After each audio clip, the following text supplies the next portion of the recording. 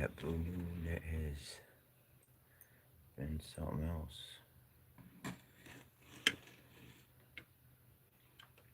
I have, I did not, I saw the moon from a distance.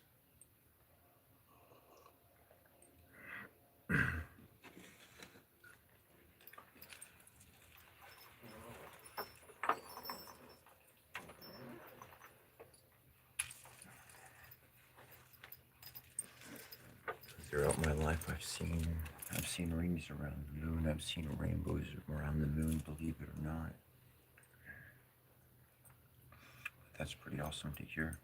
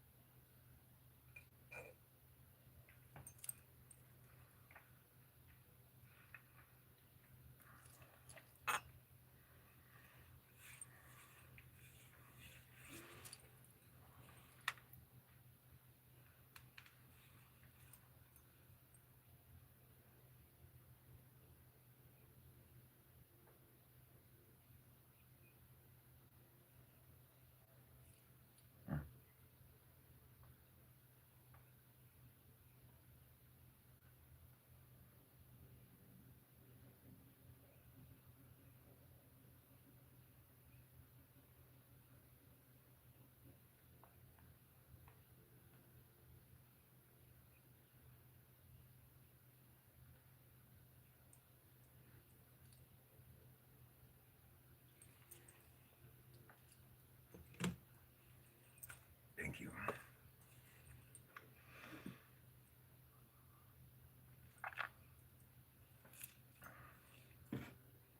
You say that this first big turn of my style was when I went to a Renaissance festival the first time,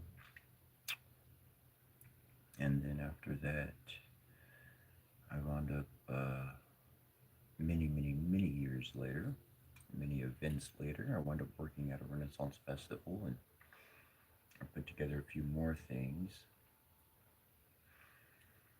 and I start learning about um, how to get your gear together.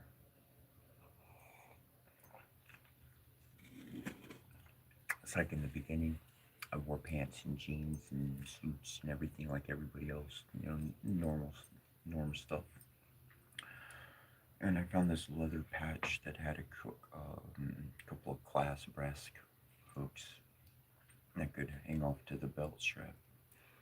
And so I'd always have that little pouch as my flare. And no matter what, didn't matter if I was going to school or work. While I was out of school at that point, if I was going to work or I was going to church, I was wearing my little pouch, a little side extra pouch. And I did that for years, and it's the first little piece of layer I learned how to work with. You can develop your own peculiar style depending what you're attracted to. Hmm. Phases of clothing. That's a topic we have not talked about. Wow, interesting. All right, all right. So, so when I was a dude, now look, I'm straight. I'm into chicks, ladies. I'm not into dudes. Not there. But hear me out. This is in pertaining to clothing. So when I was growing up with my mom, like in religion in the world, I had to keep like all my thoughts to myself. But I could imagine, like, if I was a chick, I'd be like, that's awesome. That's awesome. I like that. And, but I never wore anything different. I never put anything on like that skirt or anything. Just totally dude stuff, all dude stuff. And, and then, like, I got with my ex, and that was like my time living within the Ren Fair community and traveling around and stuff. And so, like, it was just me and her, and she was like, I'm just gonna share. She was 13 years older than me, right? Boom, like, it's cool, right? It's fun. We had a lot of good times, not just bad times, but good times. And but she let me wear anything, like in her closet or repertoire or whatever. She was like, you wear whatever you want of my stuff. I was like, cool. So like, there was she had a man's kilt. No, she had a female's kilt, and the female kilt goes like, I don't know, like not all the way down to your knee, and the dude's kilt goes like to your freaking ankles, man, your calves, your ankles, and so I started wearing her kilt, and I was like, that's cool. I could get used to this. Like, a kilt was cool. I liked a kilt. So getting into the Scottish style as far as skirts go, that's where it started for me, was the Scots. It was the Scottish kilt.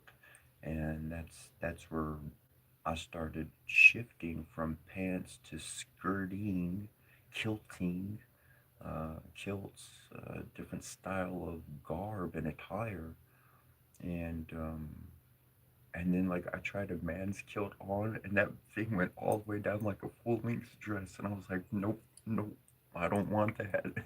I'm not into that. Whatever, I don't like that feel.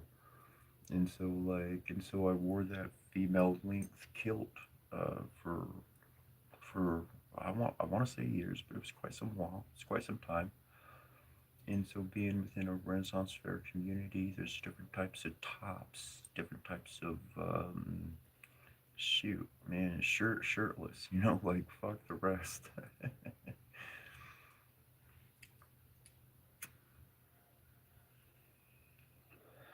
And as the years continued on, and I just wore clothing that I bought or had around or whatever the case, then okay, we're sharing, we're talking about clothes. This is part of the journey, part of the clothing journey. All right, so I ain't trying to brag or nothing, but I had been to several different places, and I had people come up to me from various in these different places, different times, different people, and word would get back to me, and they'd be like, "You won the unofficial hottest ass award." They wouldn't say unofficial; they'd be like, you got the hottest ass on site." That's what they would say. Site being the Renaissance site, the festival site, the grounds, and like. So I was like, well, hell, if everybody's staring at my ass, well, then let me show it off. Well, you want to look? Go ahead and look. I ain't tripping. I'll stay covered up. So like, I started, I started checking out like the mini skirts, and I was like, I like the pleated skirts. I was like, those are cool, but they fly up. The skirts will fly up, and I ain't trying to flash nothing. I make sure I got my undies on and all that good stuff. And it's hot. Where I was hot. It's hot down there. So shoot, less clothing the better. And and I couldn't find a skirt that I exactly wanted or liked. And then at this one bazaar I went to, they were selling some things, and they had like the perfect skirt I wanted, and somebody bought it for me. But I wound up making it out of leather, out of strong leather, out of decent leather. and pleated it and sewed it by hand. I didn't use a machine, just needle and thread, and just, I didn't use a punch. I didn't do anything. I literally sewed it like you would regular clothing with a needle and thread. And yeah, I went through a lot of needles sewing that together. I learned some, I learned some tricks of my own, and shoot, I went out. I had a skirt, bottom of my ass, just that little bottom lip here hanging out. That was fun. Be running around, just playing, having fun, doing whatever, working, going to a job, helping people out around the house, whatever. Just being a kid. I don't care. I ain't doing nothing wrong. I ain't trying to get in your pants. I ain't trying to mess with your lady. Nothing like that. I ain't into none of that. I had my kiddos. I had all that. I'm just being me. And so I went like ultra short on the skirt. And then life went through some shakeups. Life went through some ups and downs, some a lot more downs, and one big up. And I was able to get out of the situation that I had been stuck in for some time, mentally, emotionally, physically, every which way I was stuck. I was limiting myself, and I was allowing my environment to limit me too. And anyways, I got to pick me up one way or another, and I moved. And where I moved, there was a Hindu temple 2 to 3 miles away from where I lived. And of course, like um, I didn't really wear bracelets up until that point. Like I really didn't wear bracelets. I didn't care for one thing is strand. I didn't care for a necklace. I don't care for none of it. None of it. I don't want a fucking ring. I want nothing. Screw all that stuff. Screw jewelry altogether. I don't care for none of it. And but I started going to the temple, and I started learning. And then my skirts, they were too short. You know, like even the ones like I wore in public, like that I made for myself, they were still technically too short. So I started wearing sarongs and sashes and different layers. I don't want one whole skirt around my legs because if I need to run or something, like I don't want like. And so I like the idea of rags because I studied, I learned when I was at the Renaissance. I was with some individuals, and I think I would think it was a group of Germans. I forget which year it was. I want to say the 1400s. I forget the names that they were called. I could be wrong on the country, man, truly. But these dudes in Europe, when they went and fought, like whoever they killed, they took their clothing and they fucking wore it and they slashed it up. It was their victory. We killed this motherfucker and we're wearing his clothing. This is who we are. This is what we do. You want to come at us? We'll wear your shit too. Shh. People think that what you wear is what you have an allegiance to. Sometimes it's what you've conquered. You know, a king's gonna wear that tiger skin or that lion skin. Why? Because that king killed that lion or killed that tiger with his hands. He's not saying I'm a tiger. He's saying I could kill a motherfucking tiger.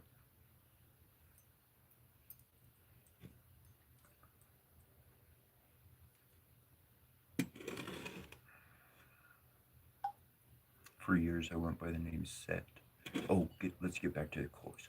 So I went to temple. Yeah, I did that. Oh, the guys so they would so those groups so they would wear their rags. So I put that kind of intelligence along with the warrior aspect to me and brought in the temple aspect.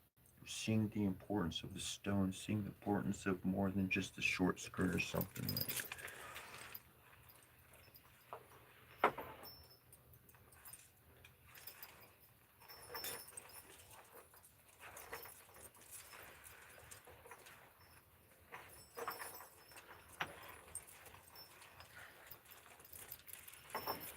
So I put those warriors, those killers, those conquerors, those historical figures. I put those knights in my own world.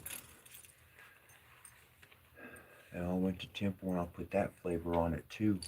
And then I had the whole Renaissance kind of flares in feel vibe up in me, which I just kind of threw together.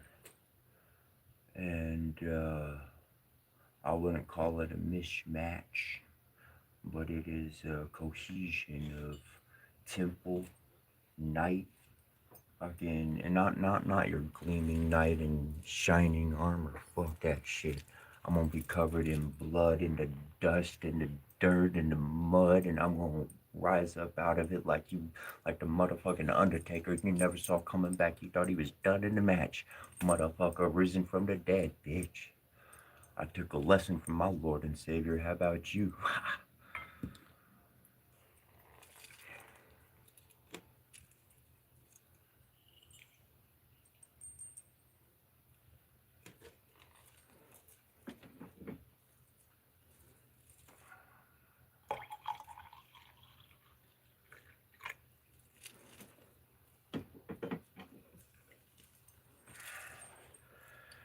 And I got to my tribal nature and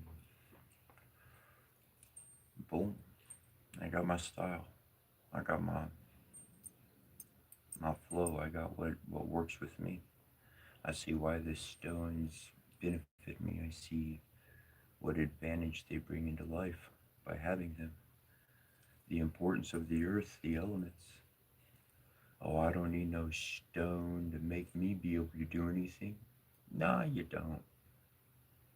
But isn't it an honor to the very earth and the elements in existence that gave us life to breathe? Did not those elements somehow make up us to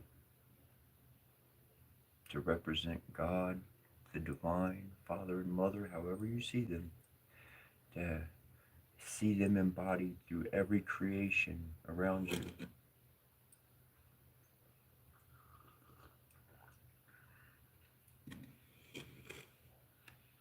To see what a beautiful compliment they can dress you with. When you start out in a video game, a character at the beginning of a movie, they real plain. They ain't got much, just the regular clothes, the regular Joe. But by the end of that video game or by the end of that movie, boy, I tell you what, they got the suit and they're looking fine and they got the items or weapons or whatever it is that game is enthralling. Most games you got some type of weapon, not just not like just investigative tools.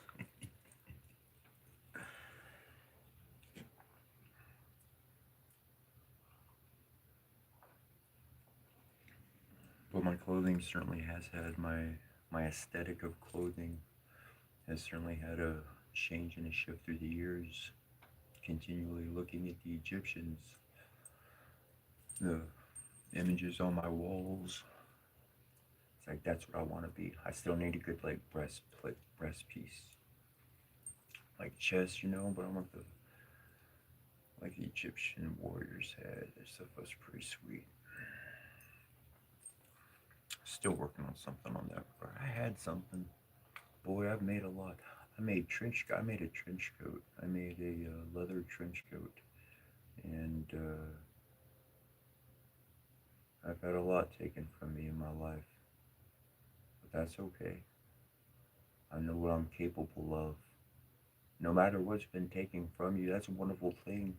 You could buy something, it gets taken. Boy, you get angry. Get angry because that costs money. That money, that cheddar took time to get. Oh man, there ain't no way to fix it other than to replace the money or replace the item, right? It's out of our reach. For myself, for you, the things I've created and somebody took it or stole it, I make it again.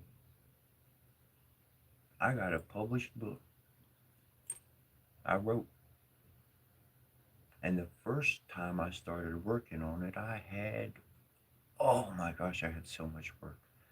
I had so much work involved in it. On the computer, saved, printed out, everything. I'm talking about like 70 plus pages, small print, like, so it would have been way well more than 70 pages, but very detailed, going back to back dialogue, practically scripting dialogue. And it was all taken from me.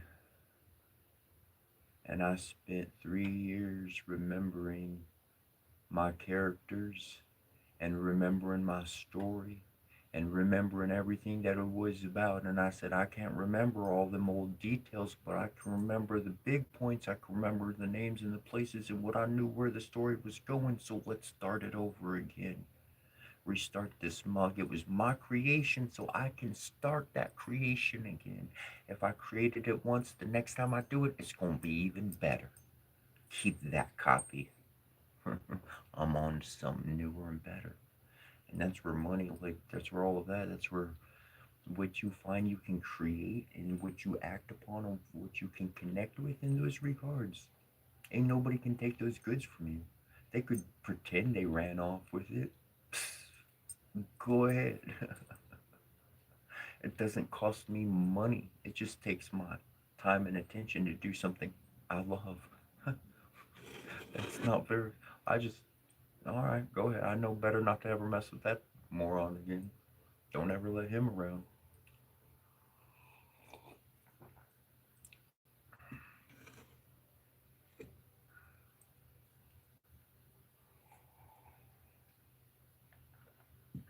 Clothing is more than a fashion statement.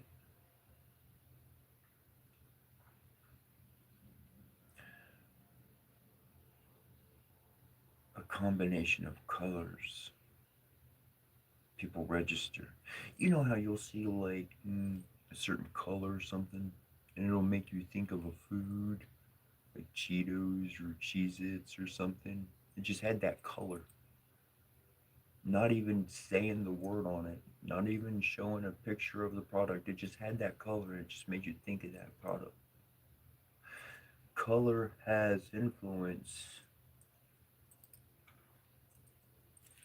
I ain't talking about our skin flesh. I'm talking about the aesthetics. Our garb and our clothing is the topic of what I'm talking about today, just in case you have not been around. And it colors.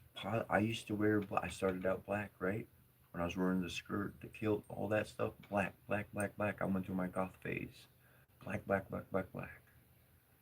And then, boom, everything started to become. I made a leather white skirt. That was my first one. It was a white leather skirt. And I wound up giving that mug away. I don't want white. Screw white. Like, no, I want color. I want richness. I want diversity. I want blue, green, purple, pink, what the ever, man. But give me some life.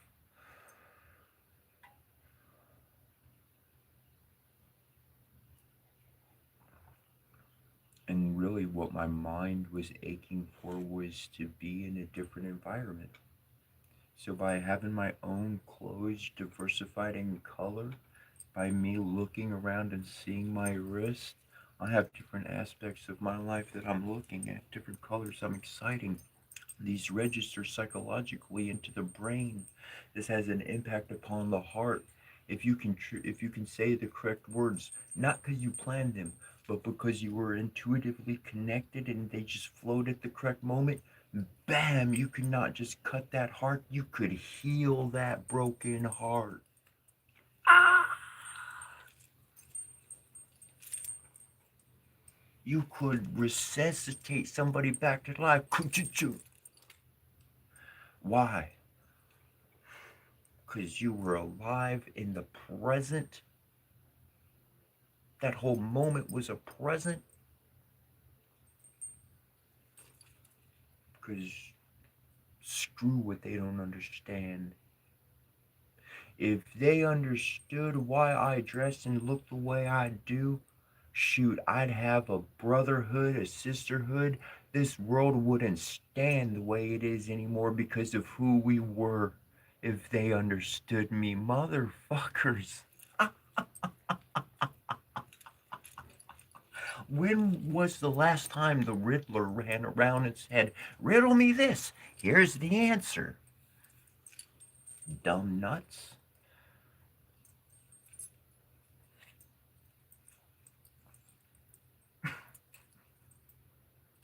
So except when people don't understand why, you don't know them a reason, you don't know them an explanation. Because I felt like it. You felt like wearing what you wear. Why do you feel like wearing the same thing every damn day of your life?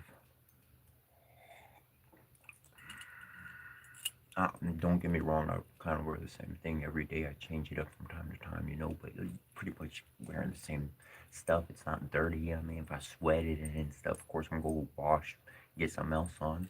Got some other skirts, whatnot, flare, sashes.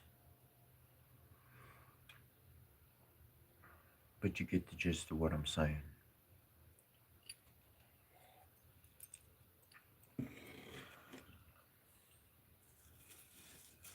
When you choose to embrace life anew, expect people to not understand you. Expect people to point. Expect people to laugh. Expect the comments and walk your walk. Walk your walk and let them talk their talk because they don't even know how to put their 2 feet together and make any progress.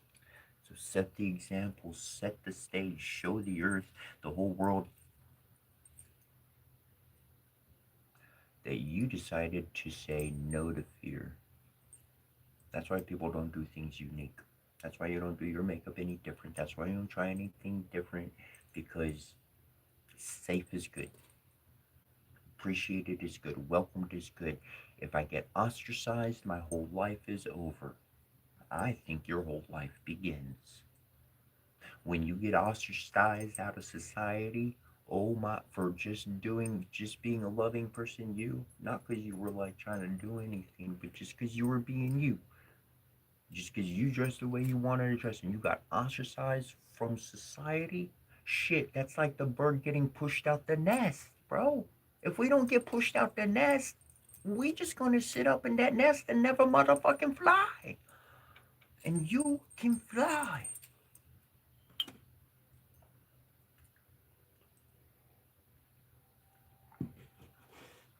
No, don't go test the theory against gravity. Talking about spirituality here.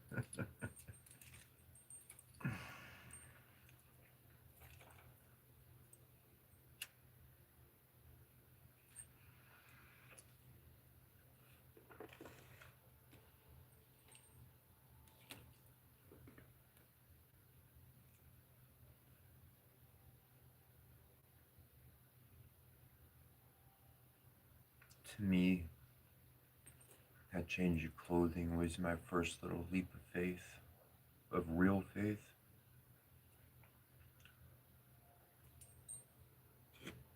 I remember when I was a kid growing up, and I was in grade school, and I wore shorts all the time. Shorts, screw pants.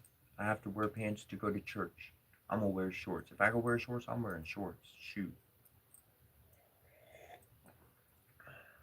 And I remember in grade school, there's this girl that came. There's this female, and she wore jeans every single day. Never a skirt, never shorts, always jeans. It didn't matter if it was 110 degrees. In some days, bro, it got 110 degrees, sis. And this girl wore pants every day, and I'm like, what the hell is wrong with you? I don't know, but I'm not gonna do that. I don't do that. That's just what I thought to myself. I did ask her. We did talk about it, but I didn't get angry or angry. I asked. I seeked understanding. I was like, I like shorts. And then I got older, and for a good many years of my life, I didn't wear shorts unless I was going swimming. Other than that, I wore pants, even if it was hot outside. Pants. What the fuck got into me? I don't know. Must have fallen into society. I must have got comfortable in the nest. I didn't move around, so I needed increase of heat because the lack of movement of my body caused my body to be cold. Holy shit. When I was wearing shorts, I was running around having fun doing shit. When I put pants on, well, only when I have to. Otherwise, I want to sit still and do nothing. Be lazy. And then the body's getting cold because you're sitting there doing nothing, not moving.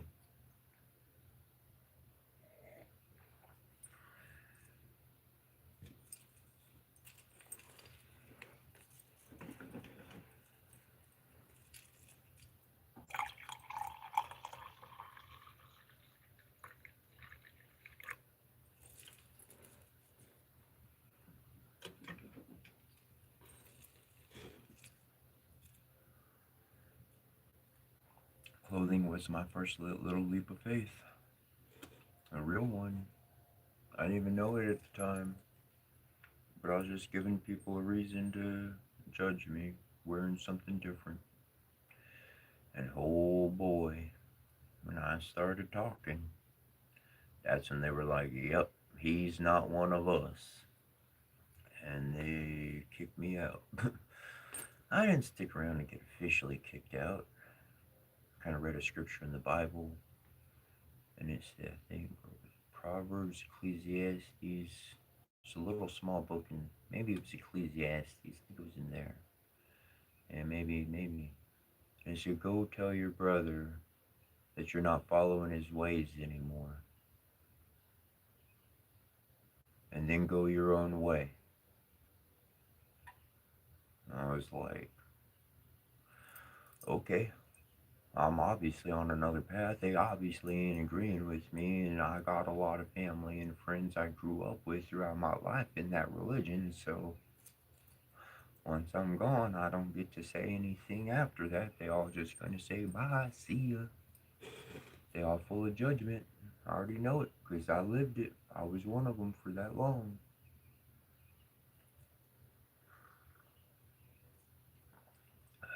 So I went and I told people goodbye,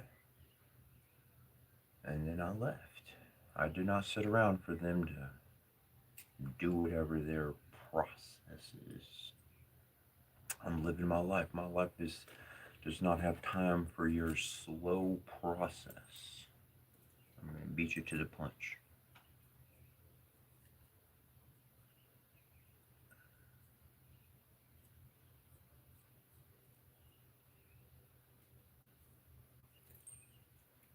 People like to hold on and wait out to the end because maybe it'll have a happy ending.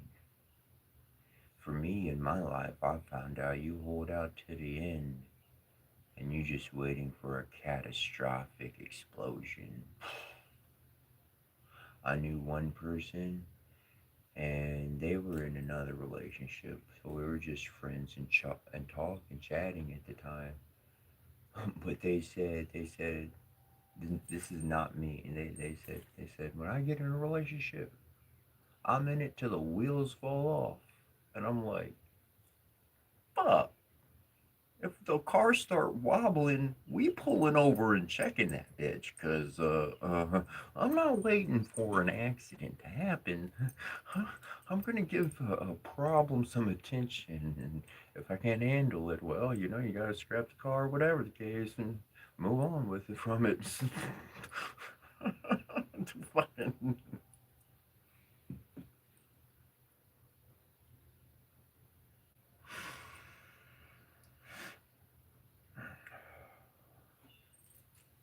One of the biggest mistakes I've done in my life.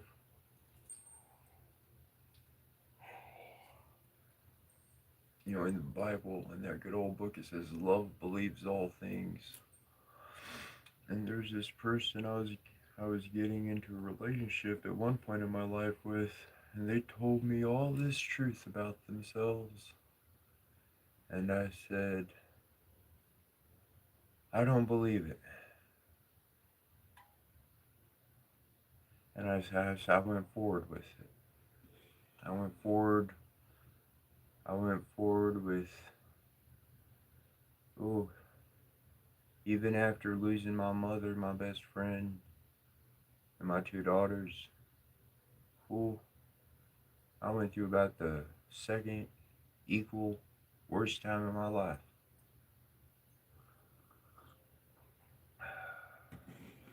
You know, it's like getting smacked up the head wasn't once, wasn't enough. The 2x4 wasn't enough. You had to get a little dwarf giant come over, got a whole tree just ripped out the ground and smacked me upside the head. I fell down. I got back to. It knocked me out again. I did not learn my lesson. I'm a hard one for not, being stubborn. I like to be stubborn. I think we all kind of like to be stubborn, set in our ways. We know what works. We like to think that we do. And that's why I really kind of take the seat back quite often. Uh, because people often don't have a good idea. They like to think that they do. And so when I watched them run ahead, yep, saw that coming. And I don't have to be a part of that failure, the implosion, the explosion, the disaster, the fallout, whatever you want to call what the person's going through. I didn't get involved. I saw them going, but their kind of character, they wouldn't have listened to me if I talked to them anyways.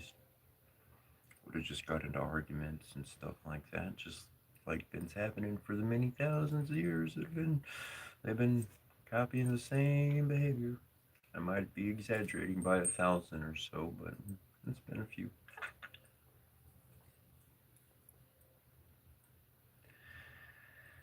Believe what people tell you.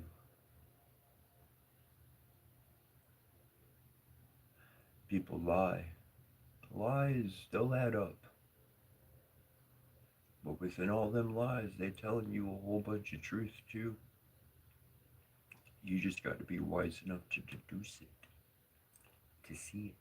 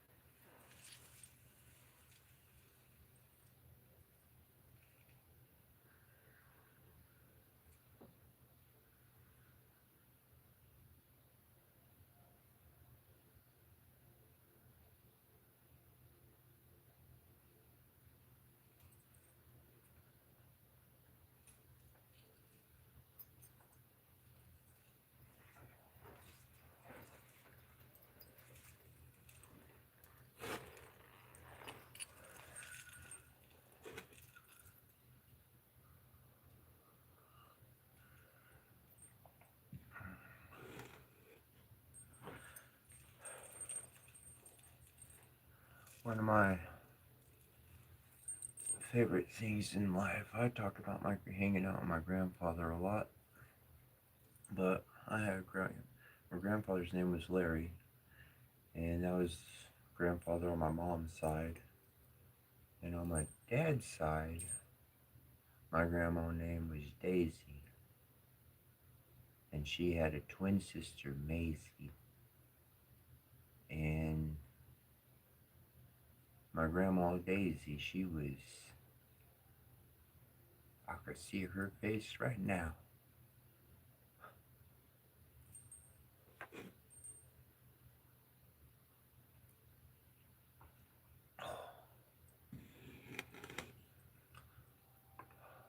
Grandma's home.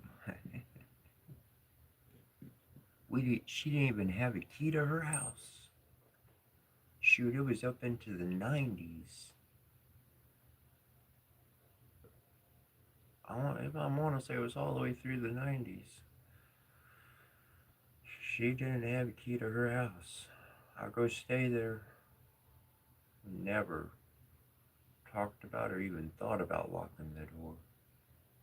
I remember one morning I stepped out, Salisbury, North Carolina. I looked out.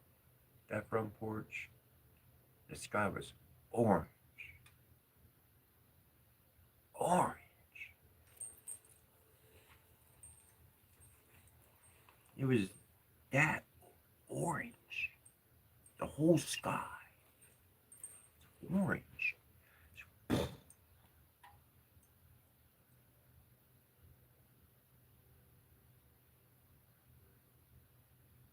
Something special about Grandma.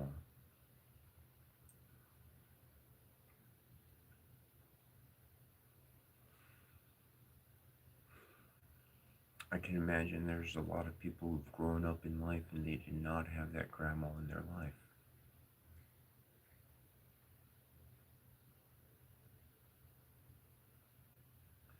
You know, like for me in my life, my dad exactly wasn't there.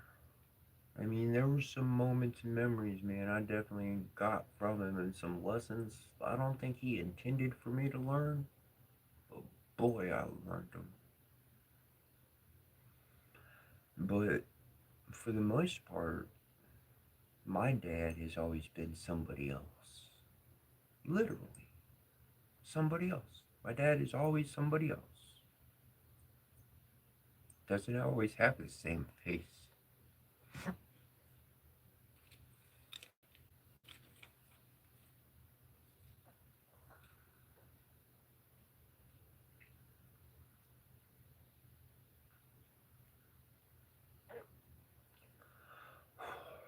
How do you how do you engage life? Oh, wow. The answer jumped into my head faster than the question.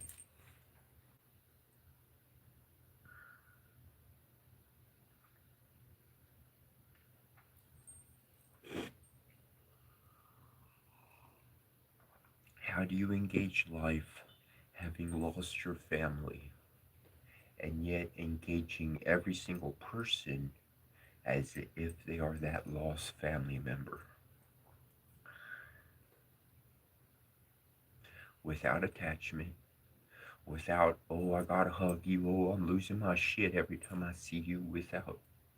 How do you do it every day? How do you hold that closeness and yet be at such distance? That's some quantum shit right there.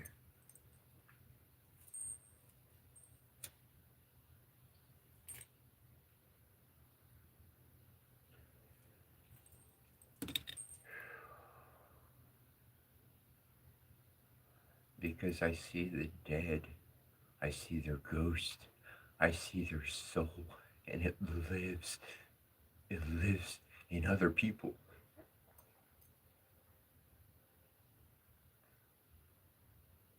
Because they're, because they live. It's just like I see it. It's just like I called it. There are multiple versions of us in the world. It's not restricted to one number. There are multiple copies of us in the world, okay? Don't think of it as clones. Think of it as like turtles, right? One turtle, big batch of eggs.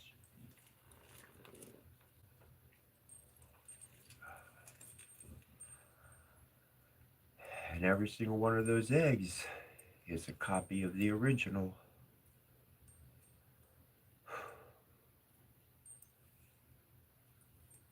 So same as you.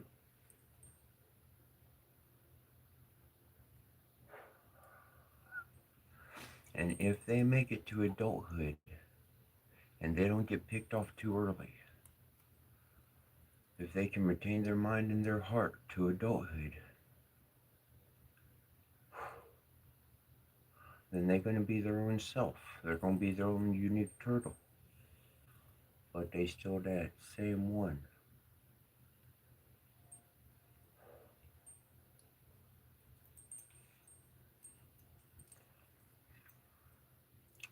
I've paid attention to people's behaviors because I've been looking for my mom.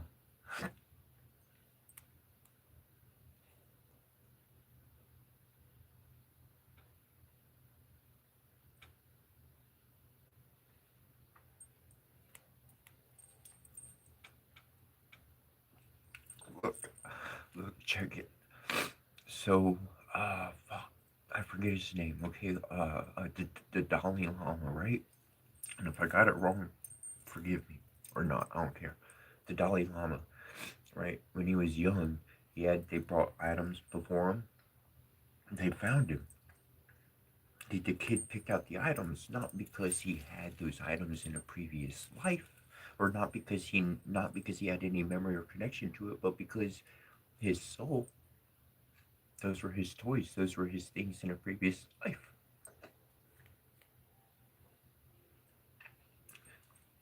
The soul for every single person on this world lives in a body, in a person. It can be, they know how to find one person, but in everything that I learned, you could find anybody.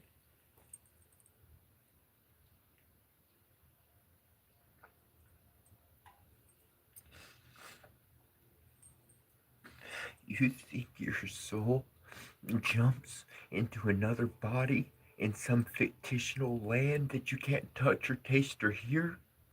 Bullshit. Because I tell you that your soul, my soul, our souls, they literally jump into another body and they live out that body for the day. They're faster than time. So they can live multiple lives and jump from one body, boom, leave that intuitive connection channel to come through. If that dude meditates and gets into things, oh man, they're gonna put it together. They're gonna have a good life. Boom, they can move on. That soul can work with another person, and they got so many bodies that they work with. That's the turtle and their eggs. Mama never lost sight of her children. She just goes to different ones. And she's so fast you can't keep up with her. That's why it's eternal. That's why life is eternal.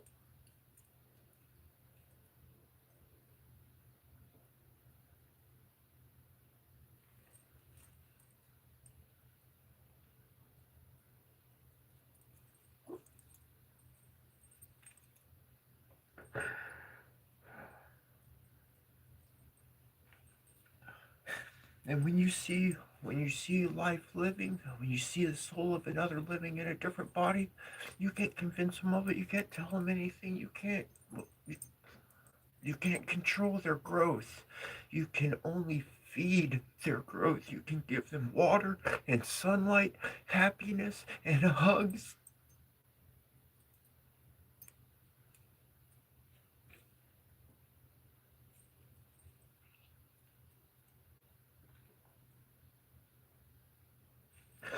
Or just like that grandma's house, the door is always open.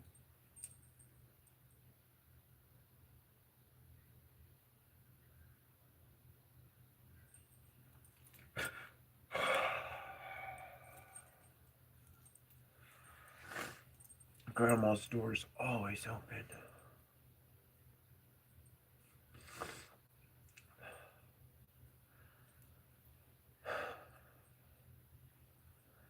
Yeah, I see dead people, but in my sight, they're living.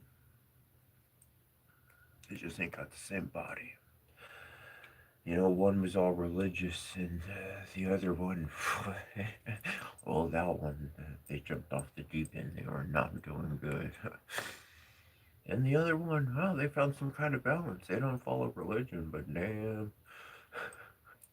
I wouldn't call them satanic, but they're certainly having fun on the edge.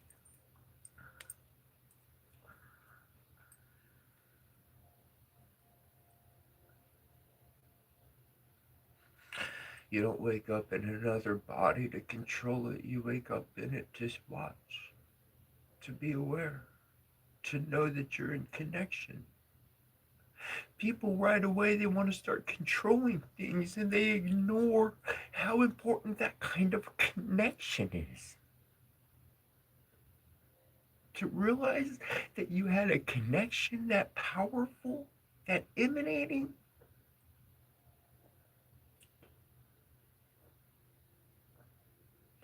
Let's just look at that for a moment. Let's just look at that beautiful reality. Can we just stop right there for a moment? Like people want to get in a relationship and man, they're going to fuck night one. They can't control their passions. Shit, I want to go 3 years without doing anything more than maybe a peck on the cheek.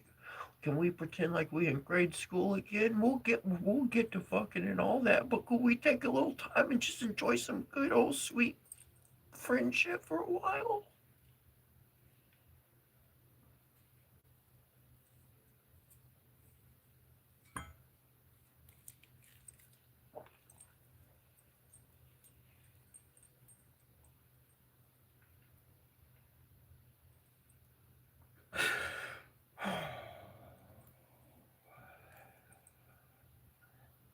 When you learn how to slow down in life, you can start to appreciate the smell of the daisies. But if you're always rushing everywhere, you're just gonna package that in a bottle, buy it for $45.99, and go psh, psh, I'm on my way. Go on with all your important stuff. I know exactly where it's gonna get you. I hope you have a good journey too. I don't mean no harm by none of it. Be here when you get back. That's Grandma's house.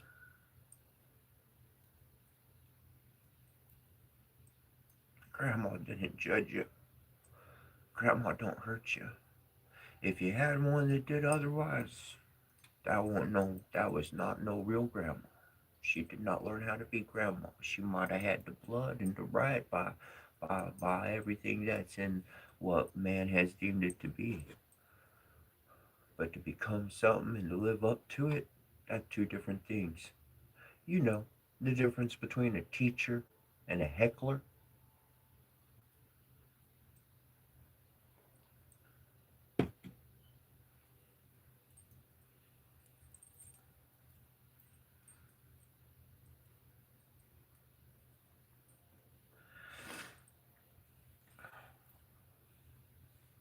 Grandma's house.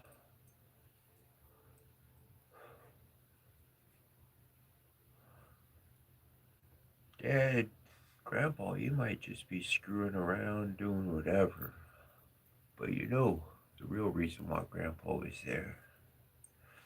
Number one, he had someone who was gonna beautify his home, populate his home, do something with his home that he was never gonna do. He got a toilet, a bench, a bed, good.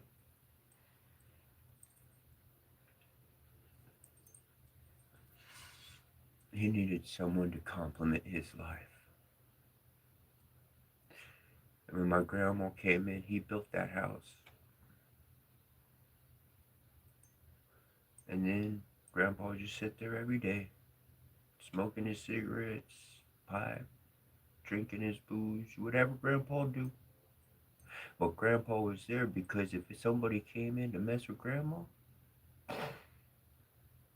well, that wasn't gonna stand. In Grandma's house, amidst life or whatever adversity comes, don't lose everything you're connected to. Don't lose connection with your roots. You can stand up in any weather. If you can stand up in the storms of your own heart, other people's storms don't seem so bad no more. What the rest of the world are going through, they must not learn a thing or two. They must be like them kids Grandma just hoping come home one day. Share their stories. Take a seat. Stop all that foolish stuff. You don't need to be doing all that stuff. We got to a good spot. You got to a good spot. You can stop.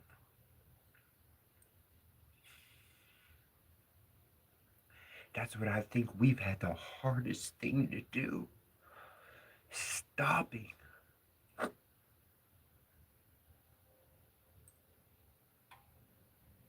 Stopping to smell the flowers, man.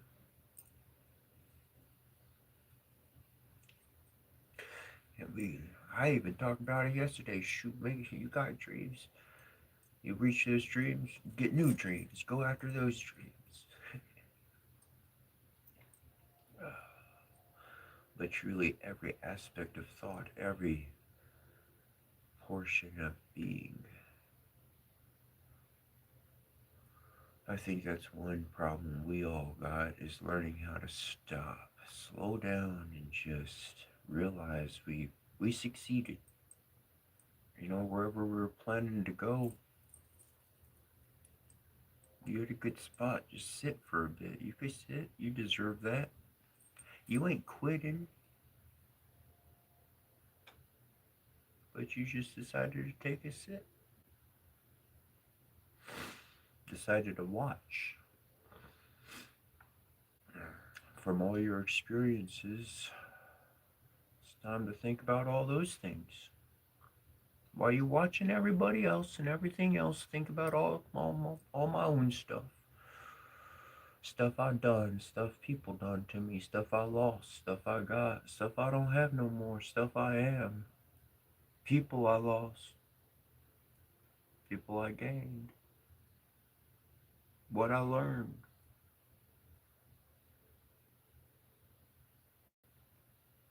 That reflection within one's own mind is powerful because it'll stop anybody. It'll stop anybody on a dime. When you need it, you'll be able to pull that aspect out of yourself, and you won't have to feel the need to explain yourself. You won't have to need to do anything different than what you do already and how you do it. Because you know who you are, you know what you live for, you know what your values are. You've looked at your own, and now you can stand. The reason other people can't stand is because they ain't looked in the mirror too well. Too busy putting on another layer, another layer, another layer, another layer of costuming, of pretending like they don't have a single blemish, not one smudge on their body, and all their deeds past. They're so perfect and glorious. They got to make it all look beautiful and shiny like somebody crafted it in brilliance. It's never existed before this moment. How could it? If it did, it would have got broken, shattered, bled on, kicked, crumbled, abused, hated, loved so much it was put in a dungeon and no one ever saw it again. Never saw the light of day again.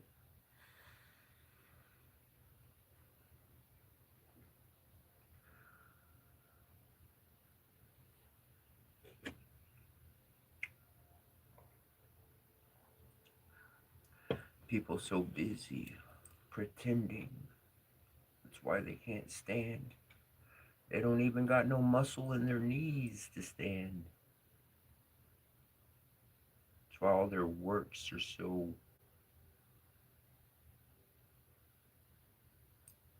valueless. Valueless. There's no value to it. There's no value to their words. They're empty.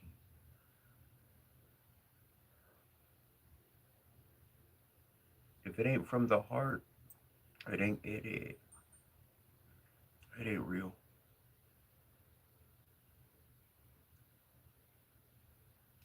When I spend time with people, I know most of the time to talk about the past is too much.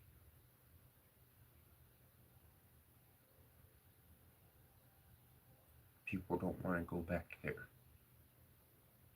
I live there.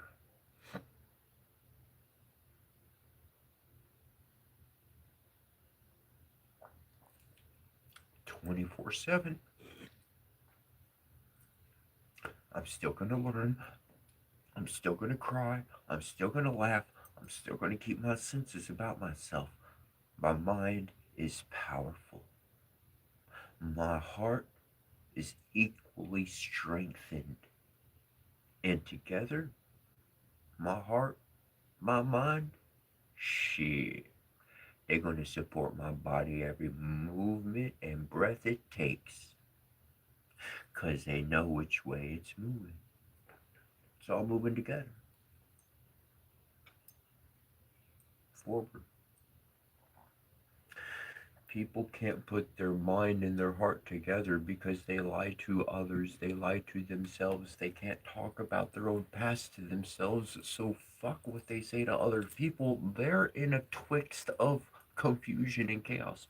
You know, it's like a bundled up bunch of strings and chords, and you're like, this, I'm either cutting it or I'm putting it in the trash because I'm not fucking untangling this wad of crap.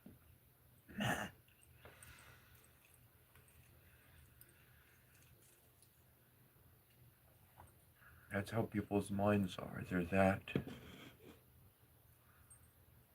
betwixt within themselves.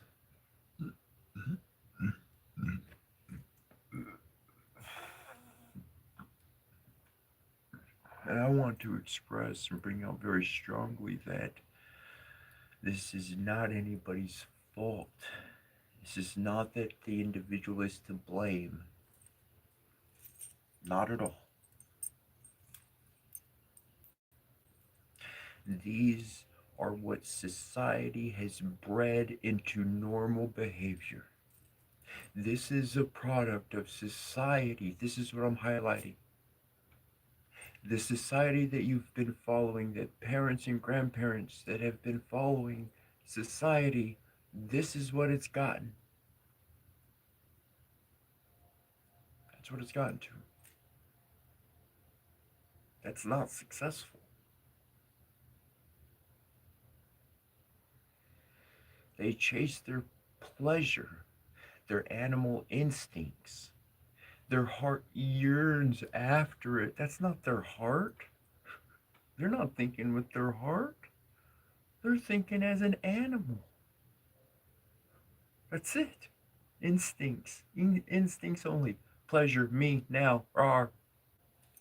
Until I get it rar. Rar. Rar. Until I get my pleasure instincts rar now. And then there's your repeat. There's the explanation of their behavior. Their society. And now, hey, let's put some nice fancy clothes on top of it and let's paint it up real good. And now, guess what? Oh, hey, you don't pay a lot of money for that. You go to the store with their and buy something with their name on it. Oh my gosh.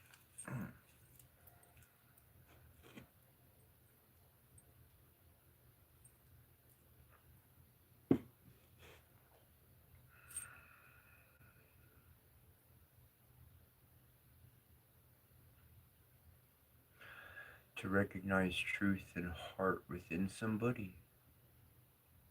To see like somebody's aware of grandma's house.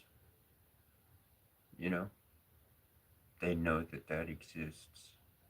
Physically or not, they have that. They grew up with that. They have some memory of grandma's house. And that's what we really got to bring into this world. That's what we real. That's what we gotta. If you're a healer, if you got some voice, if you got action, if you got some influence, bring grandma's house back, yo. Because everybody just need to run into grandma's house and hang out with her for a bit.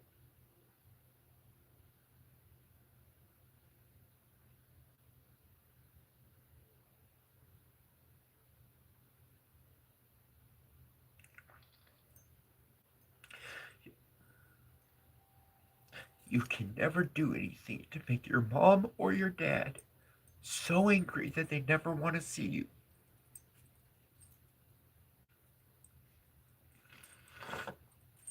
I don't care who your blood relative is or what they done to you.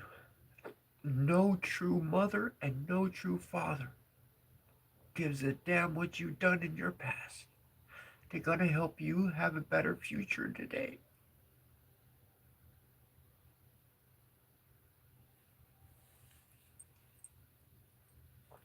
That's what you got. Not just up top. But all the way around, the collective conscious, that's what you got. You got fam. You got people that are powerful that can hear in all types of fashions and ways.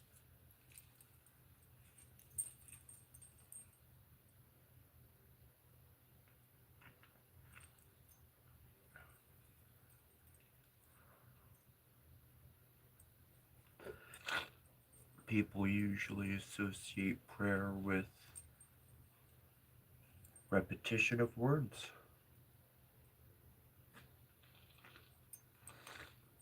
We're asking for something.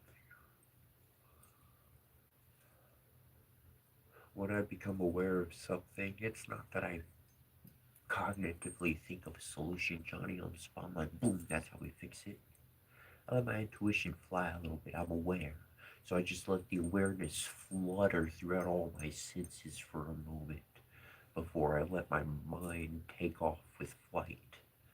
Okay, it's like the mind, and the mind is it's your thoughts, and that engine, we want to turn it on right away and start using it whenever something happens. For myself, like I said, I let it flutter within my being for a moment. And then in that patience and in that stillness, there's some type of flash, there's some type of concentric click. And it's not that I hear it, but I sense it. I sense it in the synchronicity of the events in my life, literally. And in that harmony of synchronicity,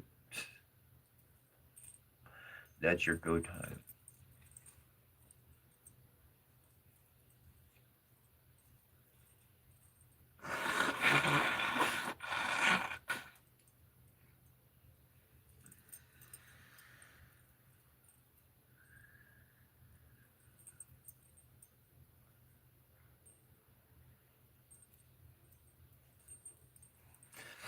People expect you to respond one, two, three, one, two, three, one, two, three. Oh, what? You didn't get it?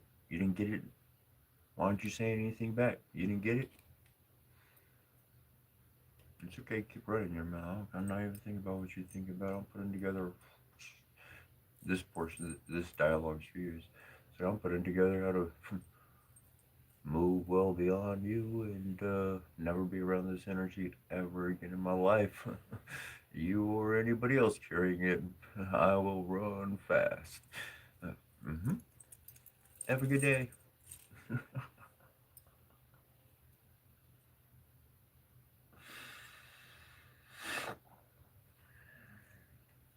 Your mind and your heart combined,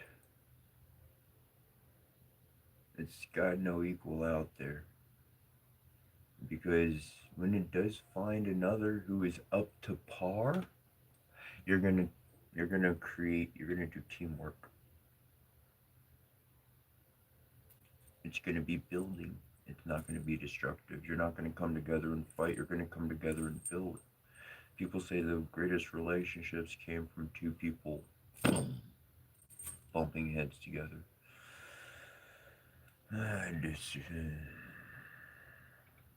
And that's true. But really, the lesson, the truth, the reason why that relationship produces a great friendship, that start, is because they see the truth of each other. For a split moment, they saw the reality of the other person holding nothing back. They saw the raw individual. They know what they're working with in life. And so you can get comfortable with somebody that you know that well. You can talk to somebody, you can get into conversations with other people. You're not going to mention that stuff. You can't trust them. You don't know them. You got to verify somebody for who they are before you start giving them all the details, right?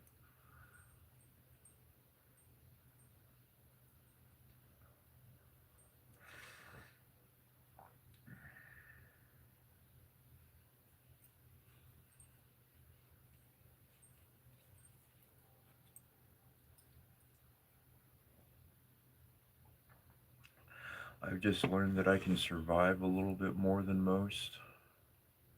I can tolerate pain a little bit more. Okay, a whole lot more than most. Nothing to be proud of.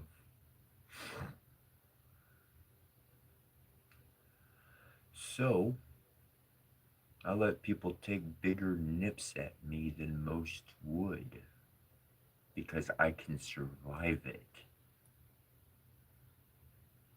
Bite at me, tug at me, push me, punch me. That's okay. I needed to see who you were. I took a slice of my heart out. I cut it open. I filleted that bitch and I served it on a platter. I'm gonna see what you do. Because I'll know if I got family or just another posing motherfucker I don't care about. That's the difference between the dead and the living to me. I could care less whether somebody got some famous name or title or what or who or any of that. If you ain't got heart, if you ain't got real, if you speak in some other bitch's script, get the out of my life. Just leave me alone. Hell, I'll run away from you. Keep it. I'll build whatever I need to somewhere else. What they got's not worth my life. It ain't worth my happiness. It ain't worth everything I've survived. That's why I let them take them big hits at me. I survived.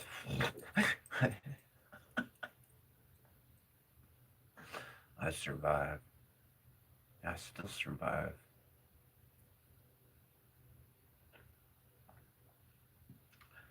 That much in itself is a victory. That's how you walking while they talking is your victory. Because they can't knock you down. They can't make you feel bad about yourself no more. They can't take you out of the game no more. You showing up. Hello, life. This is who the fuck I am. Like it? No. I don't give a fuck. I ain't breaking your laws. I ain't doing anything wrong. I'm being who I want to be. Just like you been who you want to be. I only learned from the best, and the best kicked my ass when I was young, and they did whatever they wanted to do. They did whatever they wanted to do. No holds bar. Me?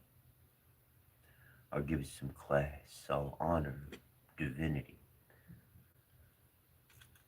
And I'll let my stand be my testament. Other people can look, see, be influenced, whatever the case. The world will spin differently now.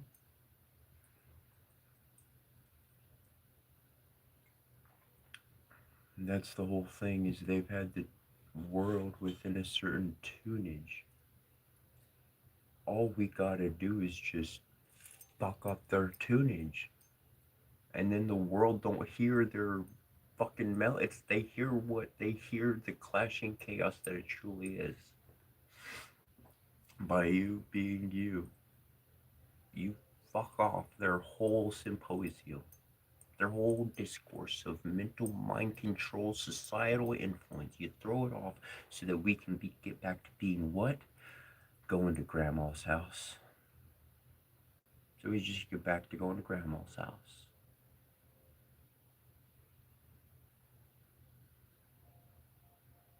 I think worldwide, you could call it tribal, you could call it government, you could call it grandma's house. It's grandma's house. It don't matter what you want to call that land or anything else. It's grandma's house. It still stands.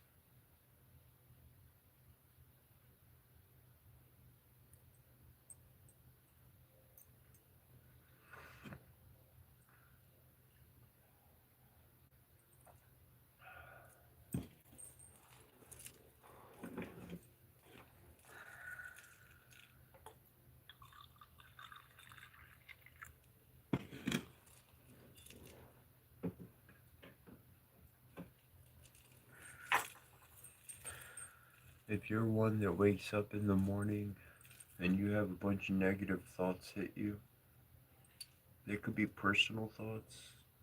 Usually they are, especially first waking up by yourself, whatnot.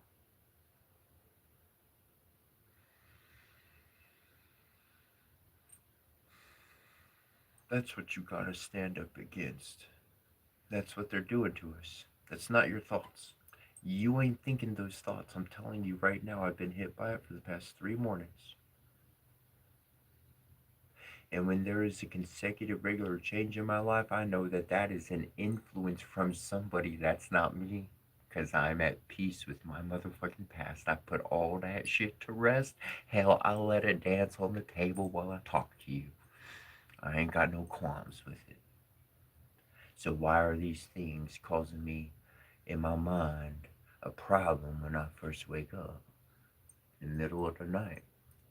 Because someone's sending them to me, and it ain't one person.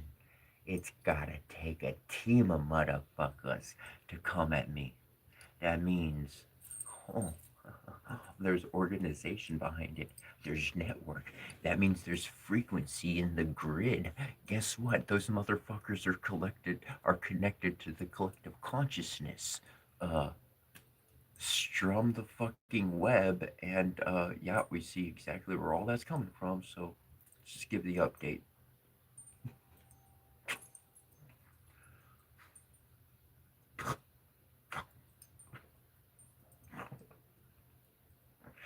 Information is a two-way street, dude. Sis, I'm telling you, quantum spiritual magician. Even if you're not there yet, believe it. If somebody has opened up a psychological channel, a psychic channel to you, to be able to watch you, hear you, listen to you, view you, ET, I don't give a fuck, you view you. That channel is a two-way street, and you and your spirit team and the entire motherfucking collective conscious of the whole fucking world goes right away to work on them motherfuckers. Like that. It's a two-way street. What they watching, they opened up the viewage for us to get right through and yeah, see everything you got going down to. And Law and Order allows us to be there while they have to have hexes and curses and bones and stones and all sorts of fucking things that they gotta say and do in order to make it happen because they do not make the right friends and they're not doing things they should. So they got to cover their toes real good.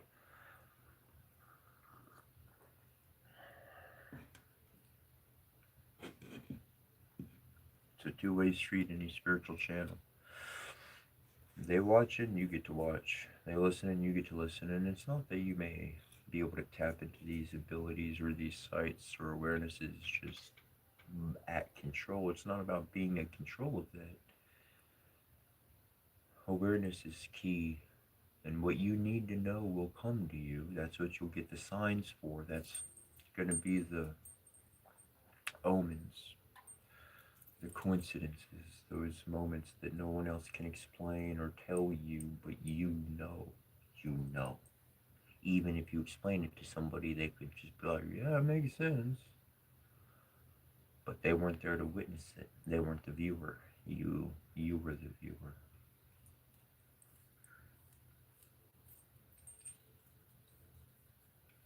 That's why trust in yourself, paying attention to your own actions, getting to know who you are through meditation and all that kind of stuff that we talk about on a regular basis is so important.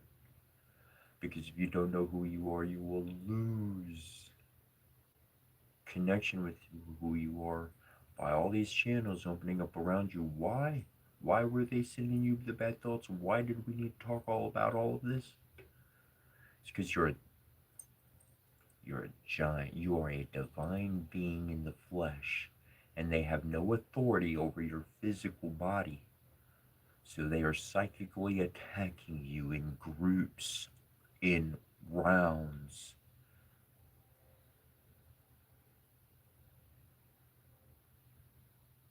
And if you throw your hands up and go, stop it! Well, then they're going to take you away to the crazy house. It's all part of. Are you psychologically, are you mentally stronger and more fit? Are you a motherfucking spiritual giant? Are you the divine being that you think you are? Because if you are, then you're not complaining about all these bitch ass attacks. You're saying, oh, thank you for the fucking energy. Boop, boop, boop. Level up. Next. Next. There's never going to be another not next. I'm waiting for another next. Give me another next. I need another challenge to devour. Does that mean I need to be on my wherever I need to what I need to do? Or is it I know there's some bad spirit in this world causing harm somewhere somehow. Here I am, Lord, send me. I said those words. I said those words when I was 13. I'm in my 40s. I mean them when I see them. I never That's what my whole life is.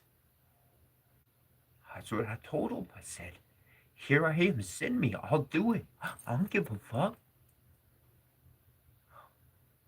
I ain't all clean. I'm the way I am.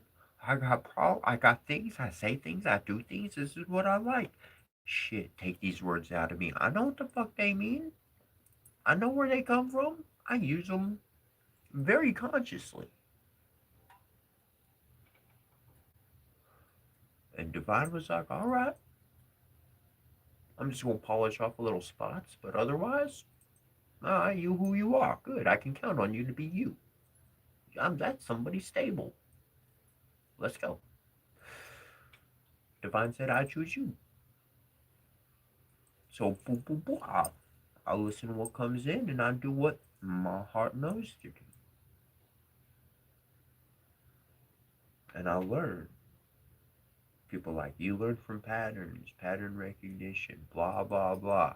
The fuck are you talking about, pattern recognition? I paid attention to what fucking bites me.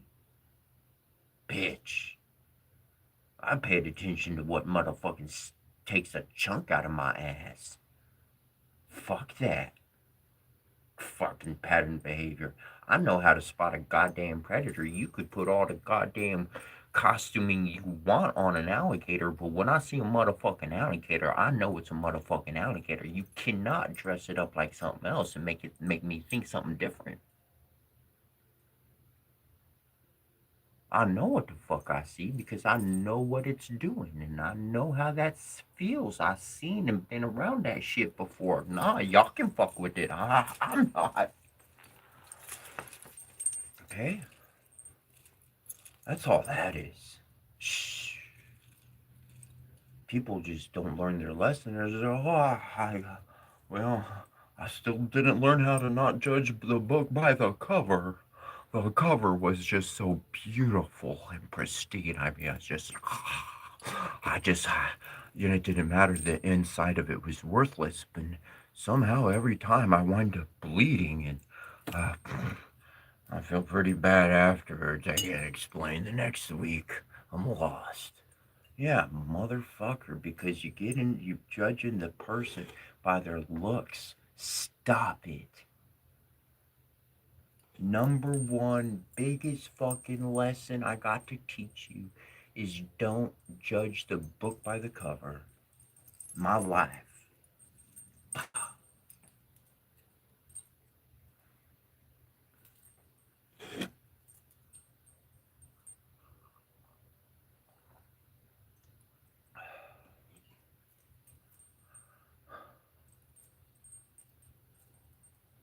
I just, I got the mentality of an old grandma. So I can sit back and just not be in anybody else's world or be concerned with what's going on, or I had my own pain. I already been, fuck the word victim. I already been destroyed my whole fucking life, put into ruins. Goddamn, was it Job? Like, if Job happened to, and Lot happened to be the same motherfucker, if Job and Lot were the same motherfucker, like, There's my life. Or you fucking burn. Shit, I'm wearing rubble on me. People are like, oh, it's cool. Um, I just stood up from the wreckage that was and said, I guess I'm the swamp thing, huh? Well, fuck it. I'm just gonna accept what I survived through. I ain't dressing up for you or any other fool. This is what I survived.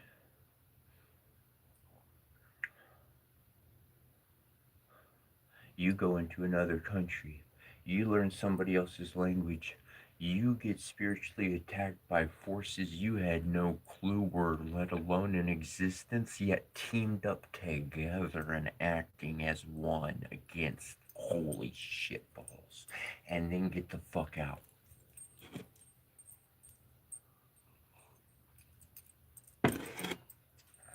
There's no better things to be like, yeah, what you got?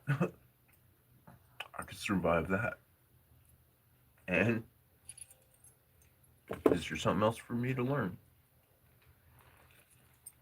Because I want to learn, and learning means scraping my knee. Learning means going outside, making a friend, knowing something, having experience, something I never even knew or thought about existed. Nothing bad, nothing ill intended, just life, exploring, talking with somebody. They're into stuff I'd never even thought about or considered. They know all the intricate details. Whoa. This is life. And we've got to make contact with the other individuals in their caves. Let's look at it right now. Let's look at the reality. We all live in our caves, do we not? We come out, we interact with the world a little bit, we go right back to our cave.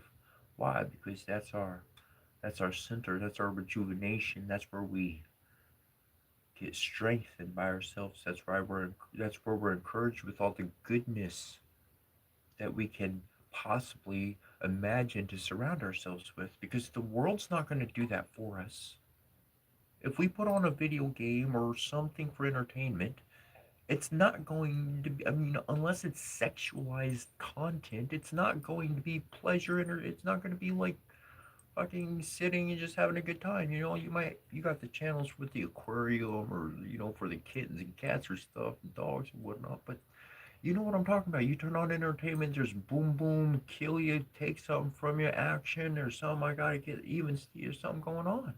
So you want some peace and goodness, you want to build yourself up, you gotta do that for yourself. If you don't have family out there doing it for you, and if you do, well, then you got extra support. Good. Let's use that, okay? Now, for those that go, that have that space for themselves, and for the grouping that has that family support. Okay, that's two different groups.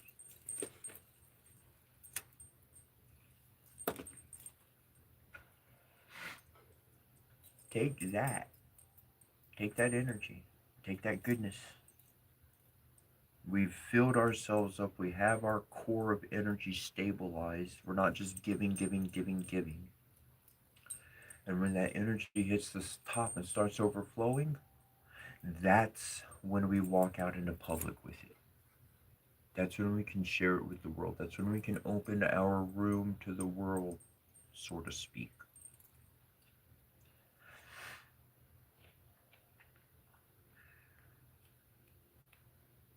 Because then you're not going to give and then be drained. Give and then be drained. You can continue pretty smoothly. A smooth continuance is going to allow for a long journey.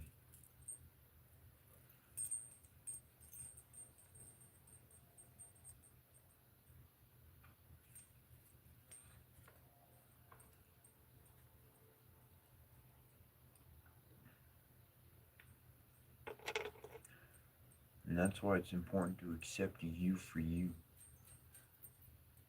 Everybody's going to tell you, oh, maybe you shouldn't do that. You shouldn't do that. You shouldn't do this. You shouldn't do that. What's in my heart to do, I'm going to do. And I'll learn, I'll fast from it. And I'll do this and I'll do that. But where I am in life, that's what I choose to do. It's important to recognize one's choices. Because sometimes we've made a choice in life, or rather, the lack of a choice, and we've accepted a pattern of habits.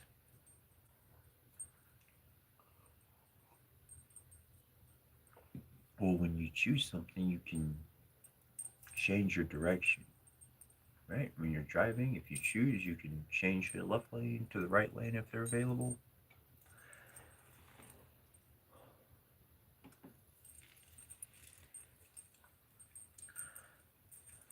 But as traffic squeezes together, those choices can be quite limited, and we may choose to want to get to the left or choose to get to the right, but we are stuck where we currently are.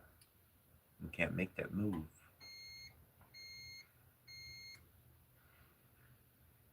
Hmm. In those moments, in those particular moments, that's when I go into long term planning.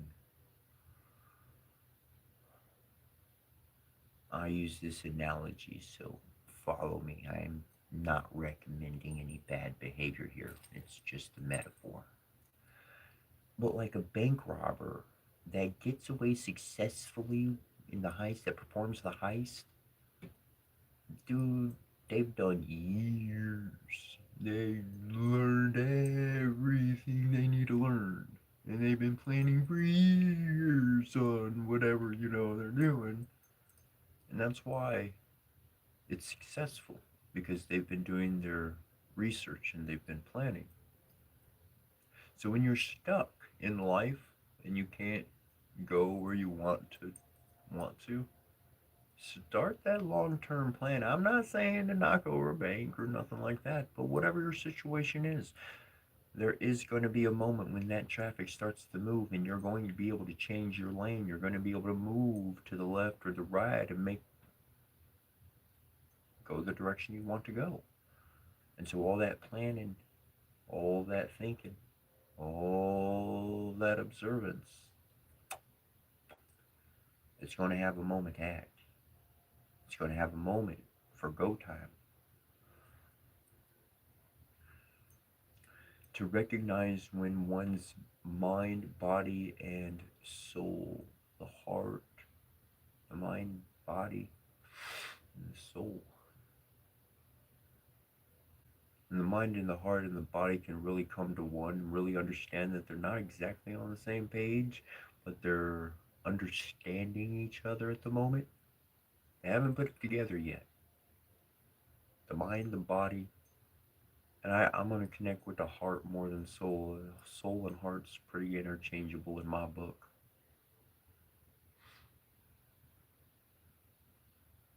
But when those three are working together to build something, construction time is not go time.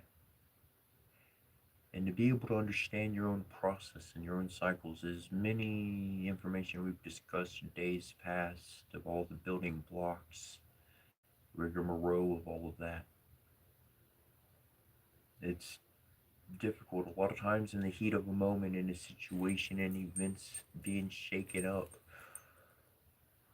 One tries to formulate that those three are unified and they make a decision that technically is either just by consciousness, just by mind, by the spirit, just by heart, or just by the body's instinctual influence.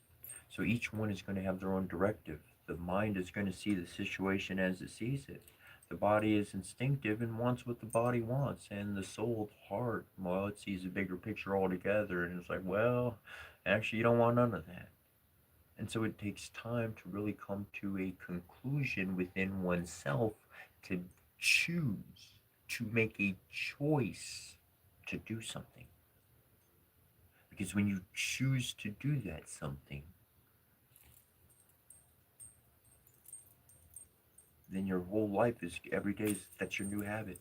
That's what you're supporting. That's what you're creating. That's your new direction. And you can change that direction at any moment you want. You don't have to be stuck to it to the end of eternity. I'm just gonna say it up front. That's one of the big qualms I got with marriage. I think marriage is the biggest crook of shams that anybody's ever sold anybody. What the fuck? Life term engage life this is a this person's going to change. I change. Nothing stays the same. Can we make it for like 5 years? We're going to be dedicated to each other, and then in the 6th year, we're going to reevaluate, see if we're in the same spot.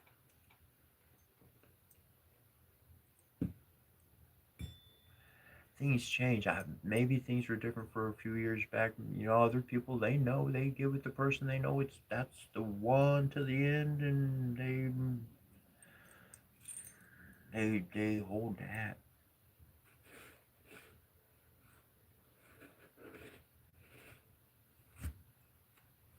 They create grandma's house. They really become that solid foundation of a physical place on this planet. That's needed. So needed. But just for myself, in my own sight, marriage should not be some contract till death do us part. The fuck? That's a goddamn gang roll in. You ever been rolled into a gang? They beat the shit out of you. You get beat the fuck out of. They get to have a 100% rumpus on your ass. And then you're fam. And then anything that happens after that, they'll defend you to the end. To death. That's how long you're in. Kind of like religion. They roll you in and beat your ass till you submit and turn you into one of their puppets. If you don't follow Jesus, then you're going to hell, and that's the only thing that's real. We don't have no signs to prove it, but oh, our books and our imaginations are better than yours, and fuck you. You know what? Let somebody else fuck you, because I'm not interested. I just take care of myself. Shit.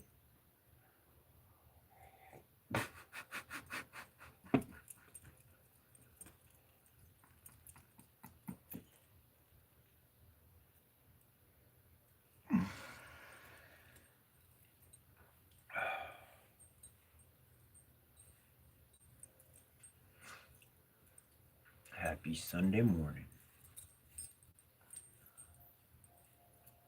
I used to live at a place, and the dude was like,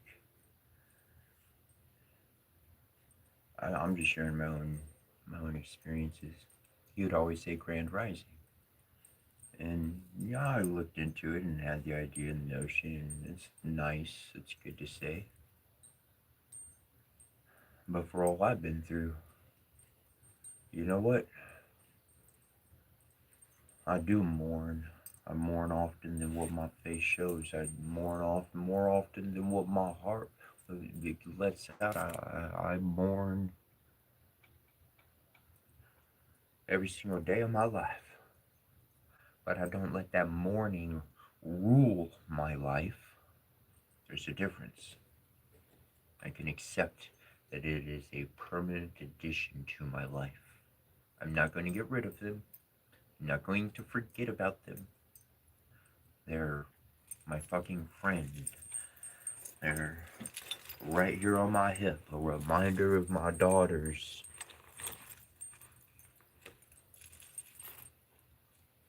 So I got dolls around. Oh, you got dolls. Oh, they're so scary. Oh. I'm a bad man. I told my ex, the one that was 13 years older than me, we were together for, I don't know, It's the first year, I think, first 12 months. And I got real angry. I was in the kitchen, and I turned around, and I was really angry at you. I was like, I'm a bad man. And she started laughing at me. She double folded over, started laughing at me. And I was like, well, I guess I'm not.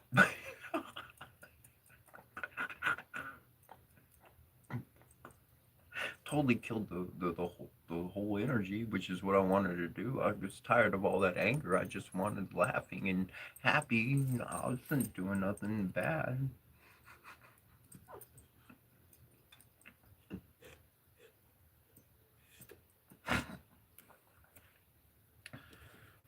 Oh,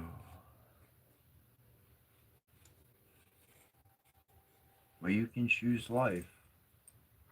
You can choose not to hide from your own history, from your own memories. They're the stories that make up your life. They're the stories that people want to hear. Dress them up how you need to dress them up. Do what you do. Tell it raw, tell it plain, put a bow on it. Who gives a shit? But that's your life. And that's your story. And that's what you get to share. And when your tears flow or your laughter explodes out of your voice and someone else judges it, well, then you already know they are swine. Stop pouring out them pearls. Time to put your shit in your bag and go home. You can't fight with it. It ain't yours. We ain't gonna fillet it. We ain't doing it no damage. Just getting our shit that we cast down on the ground. We walking home.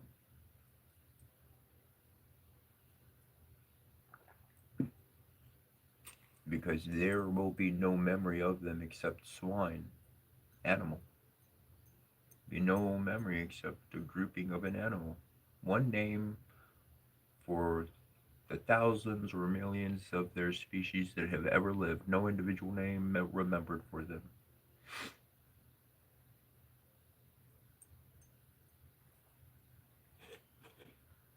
Hmm. To be forgotten, to truly be forgotten and have no remembrance of your name.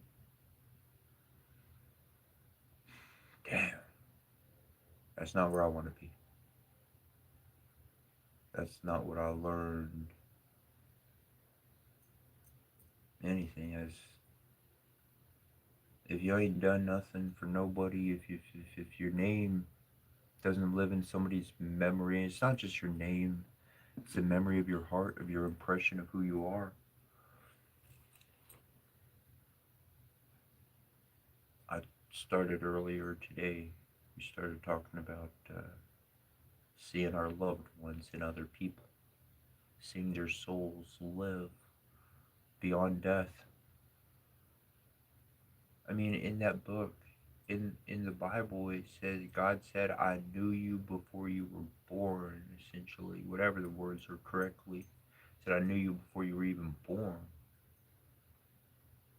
It's because your soul lived in another body, and I talked with you. You were growing up, and you died, and now I see you alive. I don't have to tell you you were that other person. I ain't changing your faith. I ain't none of that. But what I can see, I know it. I know it to my soul. And my mother and my daughters, they live every day on this earth in human bodies. And we're not like they were, not who they were. That life is gone. That connection is gone. It's severed.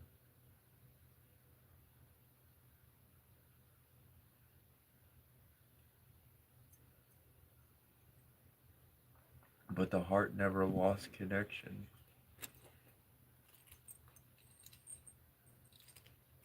I never lose sight. You know, people say, "Oh, I'm sorry." They do it again. "Oh, I'm sorry." They do it again because they lost sight. They didn't remember. There's no value there. They didn't put no importance on it. Why do they need to catalog it to long-term memory? Just like a program in the computer. You tell it to do it once, it does it once. Guess what you gotta do tomorrow? You get to tell it the same thing, do it again. Because it doesn't have a memory.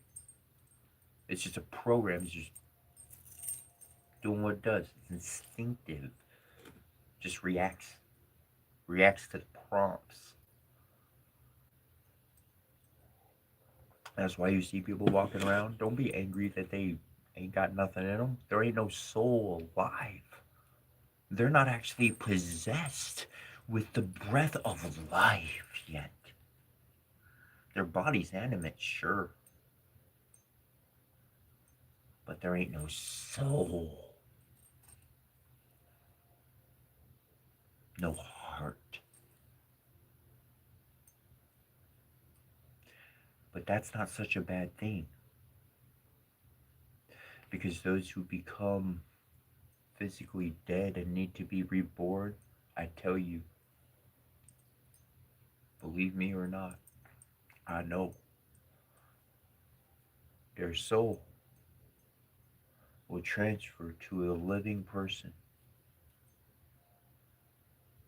That's why if somebody they jump alive with life all of a sudden out of nowhere.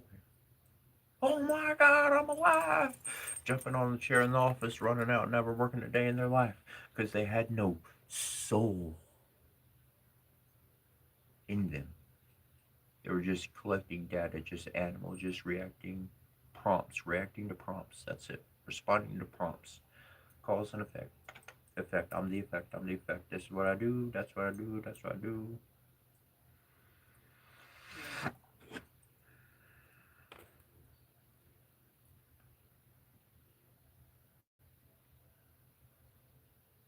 You have the power to direct souls of your loved ones into people that are walking and yet they are dead. It's not a forced thing. It's not that you're directing it consciously per se. But the heart attuned correctly will yield the proper results. For the hearts create the very soil in which that tender seed of conscious life is transferring from one state to another. You know, in science, they try to force things. You have to force.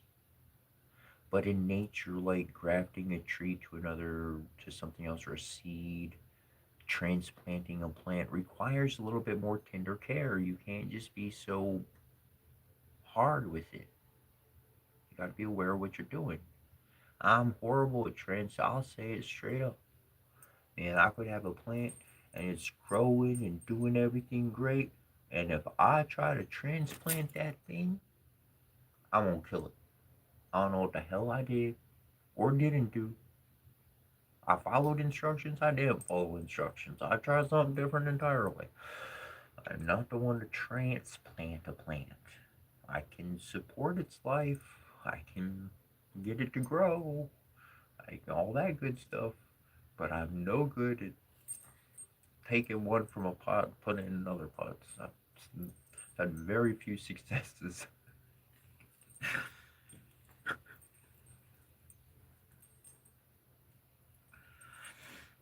But it's something that nature does and it grows together in that form and in that way. Know that your loved ones, if they've passed on, they live in your memory. They live in your heart. Like your heart is their home in heaven until their soul can find another body to exist in. Some are born anew, some can transfer super fast and be like, boom, this one had no soul, they were just animate, so boom.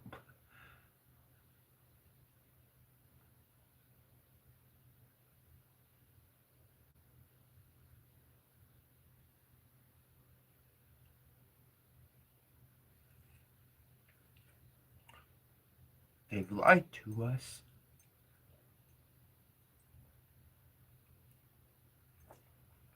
But they couldn't blot out the entire truth. And I know there's a lot of people in watch it or whatever and that weren't here a little bit ago. But I'm gonna tell you, man, the Dalai Lama, and they do it for more than one dude. But you know, the kid goes, yeah, the kid pick out the items.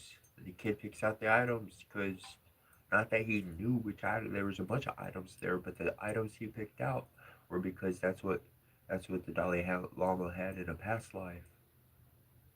So the kid picks them out. Just that's what he's drawn to because that's who they're able to find a soul from a deceased living person that jumped into another body.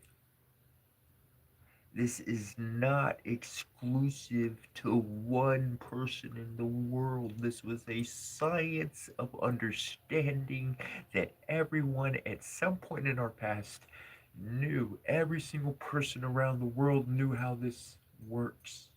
This is how it works. The soul moves into another body. You don't have memory like you think you do. It's not living in eternity with forever memory, but guess what? In a society like that, they'd find that person lickety split and they could get them back to the correct home where they belong. Different color skin, different religion, different territory of the world, but we know where you go. Here you go. That's where your real family is. They didn't lose this science. They stole it in the tombs and they kept it a secret for themselves. And that's been the unnatural form of our world ever since. That's what makes our world unnatural. That's why nothing we do really works. Everything's always a problem, creating another problem. Because they literally fucked off the system of souls being able to reincarnate to keep it for themselves. They fucked the flow off. They built dams and stopped up the flow. That's why you got fucking people walking around like, I don't know nothing.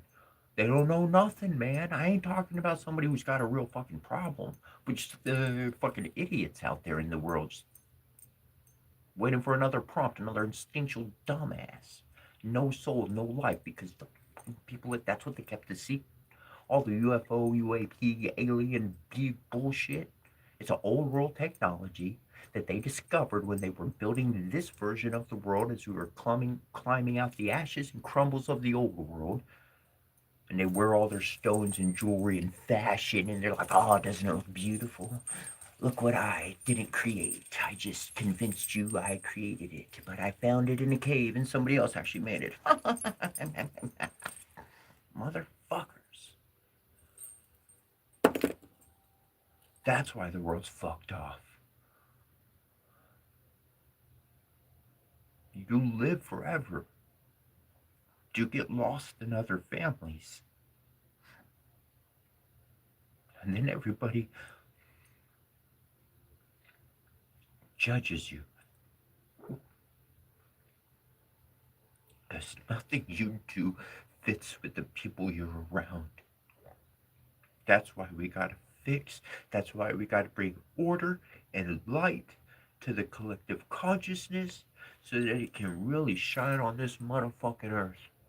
Because every ounce of goodness you got and every ounce of love you have will shine the dark corners of this world so that more can see the light and see the truth that their loved ones are not dead, but they fucking walk.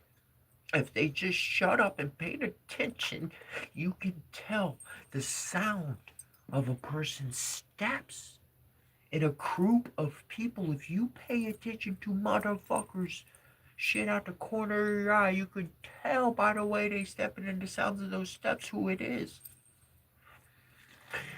I can fucking smell and taste and see the soul of the person I know in another fucking body. But no matter what I have to say, they'll never see it that way.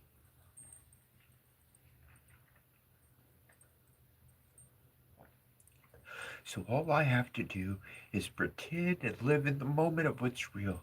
And I'm in proximity of my mother by being around a stranger. Her soul lives. And it animates, it lives many lives. That's how powerful the divine is at once. When you start getting into quantum, right?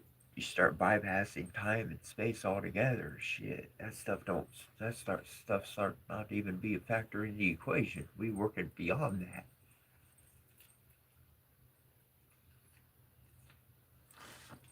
One divine being animates the life of 1,000 people. That's how fast they are. They can live out that entire day of their activity. Drop in a fucking memory recorder so if you drop into meditation or Zen state, you can get the flow and know what's going on for that day. Yeah, that's how it works. And then they move on to another person. They live out their life doing all that kind of stuff, and the next, and the next, and the next, and the next, and everybody for 1,000 people. And that's one day for them. That was their day. That's what divine. That's what creator mode is. Yeah, oh, that's cool. No, that's working through a lot of problems. That's figuring out a lot of stuff. That's trying to make. We're always trying to make it smoother. Always trying to make it smoother. Always trying to make it better. Always trying to connect the dots. Trying to bring these people together. Strangers don't realize families around them, sending them blessings. They're turning away the blessings because they close their hearts. So it don't matter what I send or do with this person or that person or how I bring them together. They're just gonna fucking. I can't work with those two. Okay, this is how miracles happen. This is how astral communication happens. Is that God is some fictitious thing that we can't talk with. God is you and me, and we talk with them every single day, him and her and everything. Do you check in with yourself? Do you believe yourself? Do you trust yourself? No? Well, let's go stay where you are and keep making those mistakes. Start trusting yourself, start taking some leaps of faith, start having some confidence. Say, you know what, I'm gonna try it. I survived that much yesterday. I'll survive this today, no worries. I ain't gonna kill myself. I ain't like that. When you know your spirit is looking out for life, number one, life, because you a creator, then you have no worries. Because the only worries you have is that which you are striking yourself with. So if you're an individual that has it is vengeful or wrathful or just completely stuck in illicit, maleficent ways, well, then that's what you got coming to do. Live by the sword, die by the sword. Because that's ultimately what we're doing is retreating ourselves the way we want to be treated. That's why we need to learn how to improve our behavior. Because when we learn how to improve our behavior as a human, oh, the divine is like, yes, moving forward. Chugga, chugga, chugga. Another one we can link together.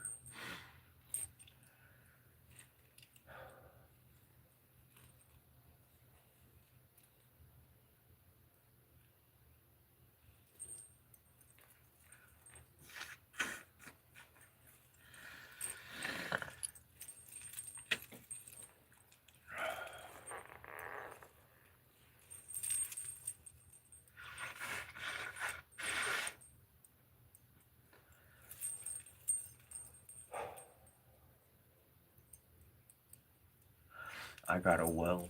I'll go to my well every day. If you haven't been around before and caught that expression, the well of your memory, you have a well.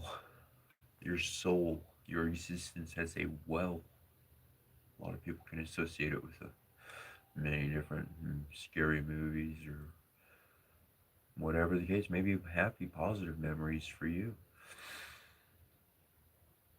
Though the well I'm talking about is the well that we each have, that you have, that I have, the well of our own memories, our own experiences. It's where the shadow work exists. A lot of people say, "Well, I want to go on the spiritual journey. Where do I start?" Shadow work. It's that well. Try to go down into that well that you've been tossing all the thoughts you don't want to think about. They don't get deleted. This ain't no computer. That sticks with the soul. Memory sticks with the soul. You got to work that one out. If you don't work it out, life ends prematurely. Life ends all the way through longevity. If you didn't learn the lesson, then that experience is going to come back to you in another life, your next life, next this, next that, and on and on and on and on and on and on and on. That's why it's important to learn those lessons.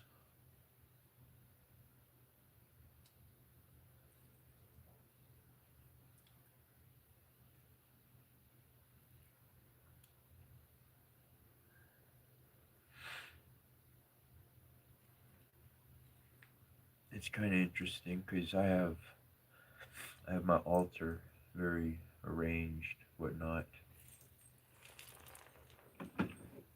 Everything has its spot.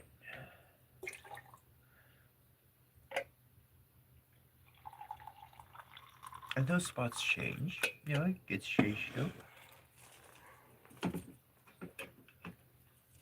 But it's kind of funny because I have another table. I have another little spot. And to me, even though things aren't generally cleaned up, it always seems kind of messy to me.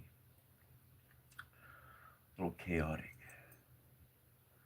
But there's a little portion of me, and it says, you know what? That's how I am. I'm going to throw everything in a drawer. And if I want something out of that drawer, I'm not. I'm not going to tell you what I'm not. I'm going to tell you what I'm going to do. If I want something out of that drawer, I'm just going to pull the whole damn drawer out. I'm going to flip it upside down on the floor. And I'm going to spread it all out. And I'm going to find what I'm looking for, lickety slip. And I'm going to throw everything right back in that drawer and go on about my day.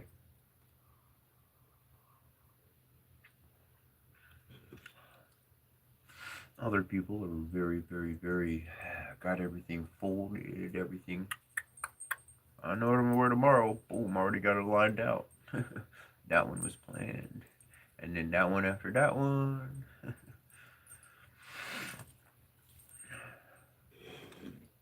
But for myself, everybody should have, what they like. I'm not telling you to change your ways. I'm just talking about myself here. Sharing about myself. And, but that one's the spot that seems chaotic. It reminds me that I am a little bit like that. And I can allow that in me to exist. I'm not putting it in a cage. I'm letting it live in my existence. It's contained. That part of me doesn't get to dominate my life. That's not my floor. That's not my room. It's not my altar. It doesn't get to dominate my life. That chaos, perhaps those things deep in the well, in your well, my well, those things, it has a place on my table. So whenever I look at it, I'm like, in the morning I do straighten things up, but it still even kind of looks a little chaotic to me. It has its place or whatever, but it still seems kind of chaotic. That's okay. I'm gonna live, and it's gonna have a place at my table. I'm gonna respect myself. I'm gonna limit it. I'm gonna set some boundaries for it. I don't get half free reign whenever it wants to, but every now and then I let them go run loose when the weather's right. Maybe there's a fright, and that they can take out with their bite. So I'm just gonna let them go. So go ahead and do your thing, bro. Chaos leashes off. There ain't no nothing. You not on the table. You walking with your own legs. Take care of that one. Because I'm familiar with myself. That's why it's important in all this meditation, self confidence. You are eclectic. You are varied. You are a multiverse of interests. And to be able to honor thyself truly helps thyself see, to truly see another, and to be able to honor them, whether they can give that honor back or not. To uphold that is what I would call knightly. That's very knightly in a positive and a positive framework of defense of something truly civilized, something truly developed, something closer to what we would think divine beings would interact. If God, whatever name you got for Allah, Jehovah, Brahma, whatever we're Odin, whatever word you want to throw out,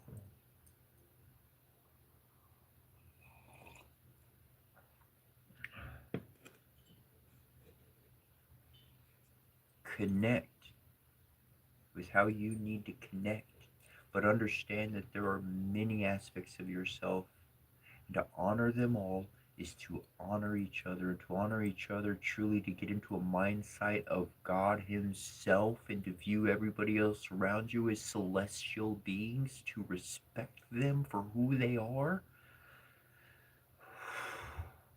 Okay, I chose light, or I chose water, and they chose fire. We don't mix too well. But guess what? If we need a chemical reaction, we'd be pretty good buddies for a bit. We could make something happen when we come together. To honor another person's uniqueness and their abilities and their craft, we can build. We can build a new world. We can shape a new future, a new destiny. We can rewrite the stories of old. We don't have to have a catastrophic ending, and that's why I truly believe out of everything I've learned, put in together from our past, there have been catastrophic meltdowns. People want to call it a meteor or an asteroid or whatever.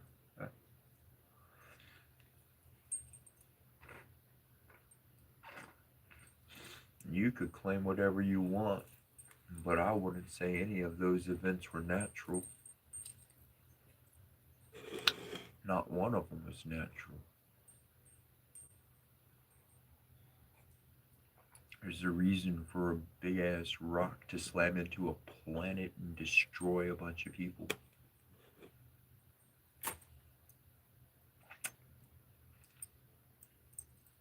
That don't just happen by accident. Planets just don't go poof on some sort of cycle regularly. I believe the records were left so that we can change things, so that we could see the pattern in the past that they were stuck with, and the ending they freaking boiled up for themselves, so that we could see that we were doing the exact same damn thing. ET's God, it's fucking us. It's us. We're telling us stories about what we have achieved in the past. We've been here before. Let's not make the same mistakes. I believe all that was there because if you look at the past, you can put together where events are leading. If it's not leading to a good place, then just do anything fucking different to get you off the course. Do anything different to change the fucking direction. You don't even have to have a solution that works. Just change the fucking direction we're heading off the cliff. We're heading for ultimate annihilation. All we got to do is just shift the direction. Just shift the direction. Anything's going to be better, bro. Anything's going to be better than that. We together, quantumly, can do this. Your individual energy contributes everything, your peace, your happiness, and the only way you can achieve that is by going into your own well of memories forgotten. And to bring that well out, put it on the table and drink that shit. Every damn day. I don't care if it's in the form of water, coffee, or tea. I'm gonna drink from that well every day of my life because I ain't forgetting. People do enough forgetting. Everything is about remembering. remembering so that we don't make the same errors that our ancestors did. Guess what? The reason why mom and dad, the reason why grandpa and grandma, right, aunts and uncles told us them stories over and over and over with no solution and no real happy ending either. Just the whole, at the end of the story, was because we needed to figure out a solution so that the story doesn't just continue, but it is done repeating that problem. Their dad got so far with it, their mom got so far with it, handed it off to them. They did what they could do with it, polished it off as much as they could, and handed it off to us.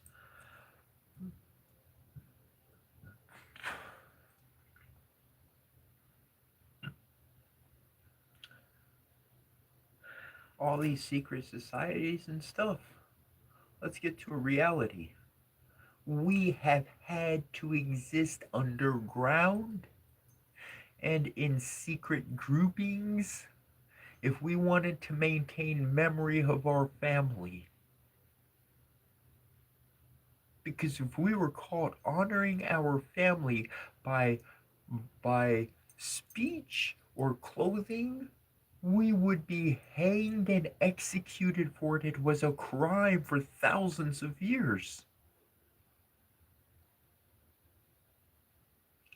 And now I know my family's out there in the world, and I know a lot of them know who they are. And that's why I put my head above the ground, because we need you.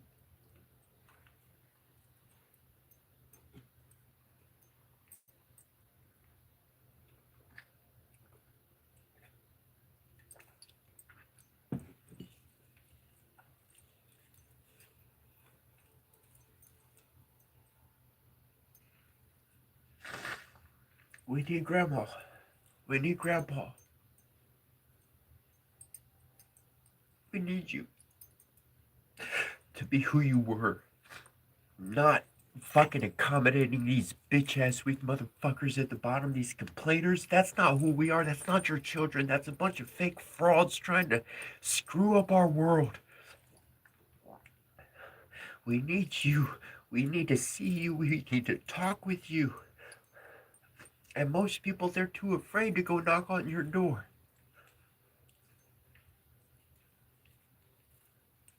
They're too fucking squeamish to go say hello to a stranger, but not you. I know who you were. And you still live. God, you were spry in your day. Let a motherfucker say something crooked. You fucking, their head's on the ground and blood's coming out. Fuck that motherfucking piece of shit. That ain't gonna live in my world. You better have some fucking respect for your mama. Even for a stupid stranger, you better have some respect.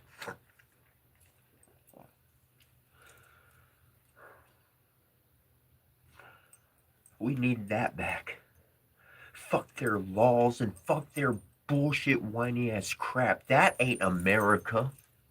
America ain't no bitch ass whining motherfucker. Last time I checked, America was put together with some real tribal, ancient, real world stuff.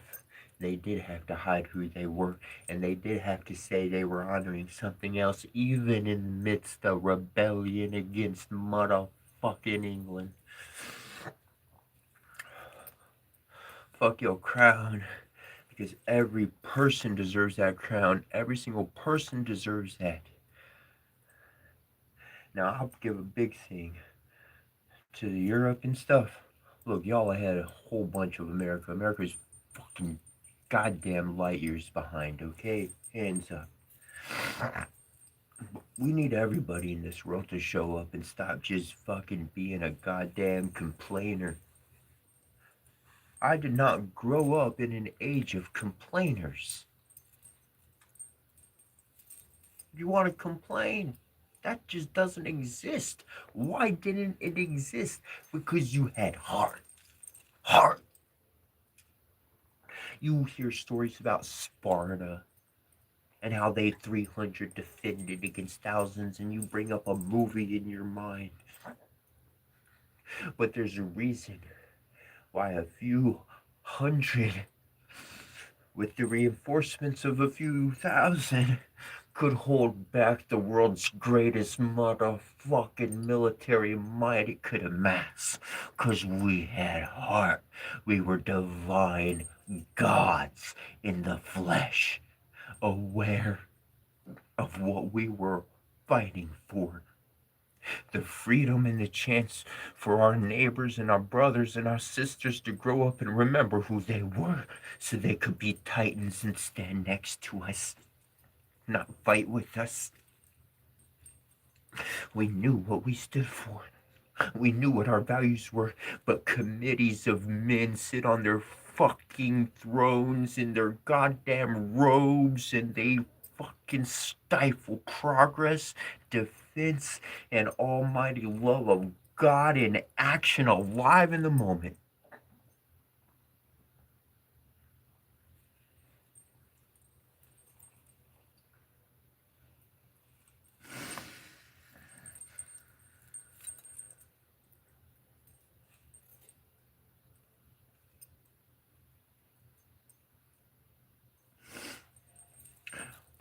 That's how you get shit done. I study. I study behavior because I like to pick up good behaviors. I'll study from anybody. I'll study from a tiger. I'll study from a human. I'll study from a culture, a religion, or a government. I study everything. It got a clicker, a ticker. I'm paying attention to that bitch. Because the likelihood is I saw it. And if I saw it, it's likely going to get closer. So I better understand every time it makes a revolution about me before it even gets to me.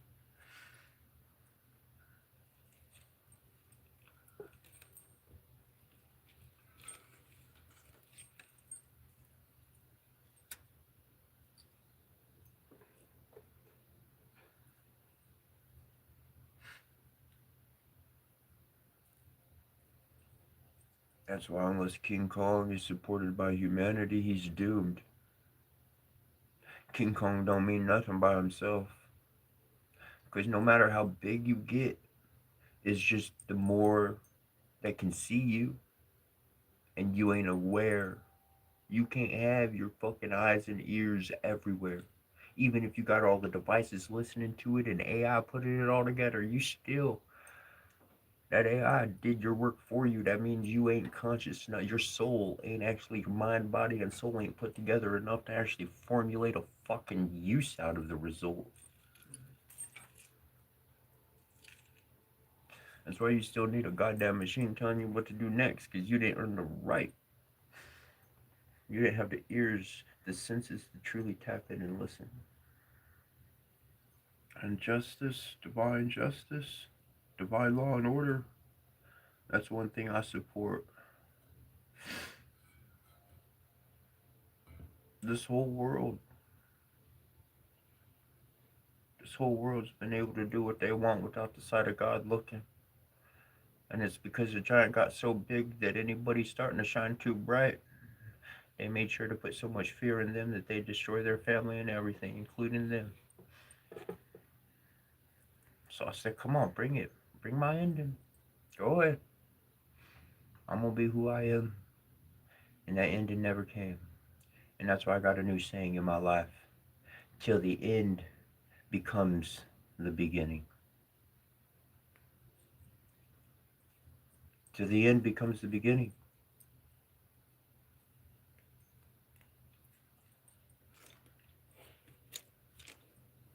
Transformation. Transformation. That's how you move from ending to beginning. You gather all that information.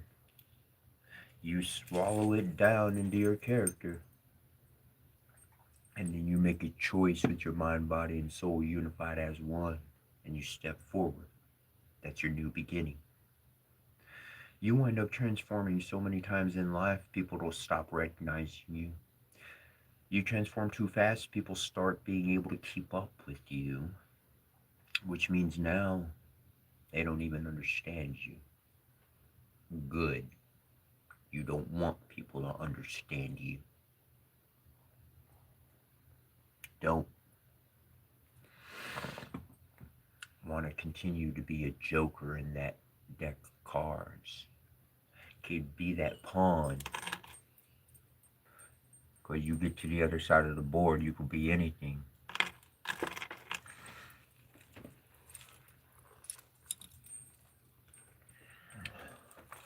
That joker, he got a whole bunch he can shift into.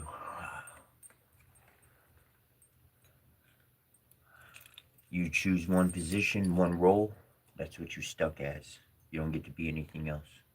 Day till you die. Merited to death. Literal, physical death to your next incarnation. Shit, fuck that. I'm gonna transform before that. The other motherfucker gonna be able to keep up, hold up?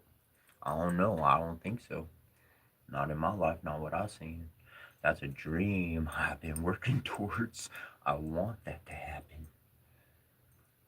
More than just one. More than just one. This whole world with the wrong in that accord. Then we sing in a whole new tune. That's the way forward, is when we all singing the same tune, but it's a new tune. It's a tune of the people, not a tune of the few.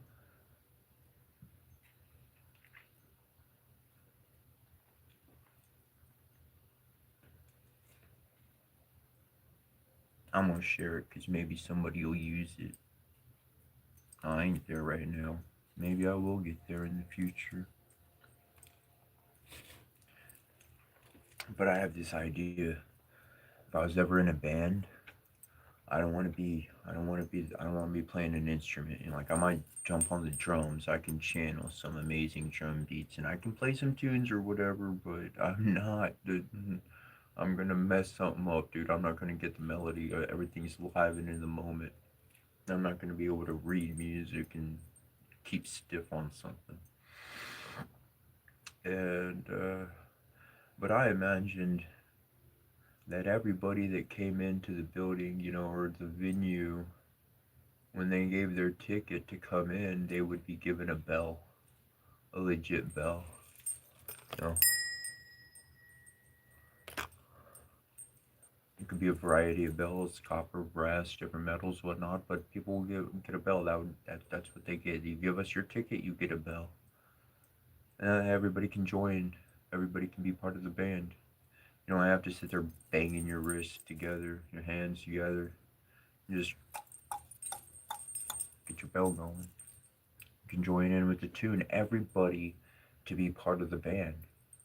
Like, why would the concert? I don't understand. I can understand. But for me, in my own vision, seeing a concert would be a ceremony.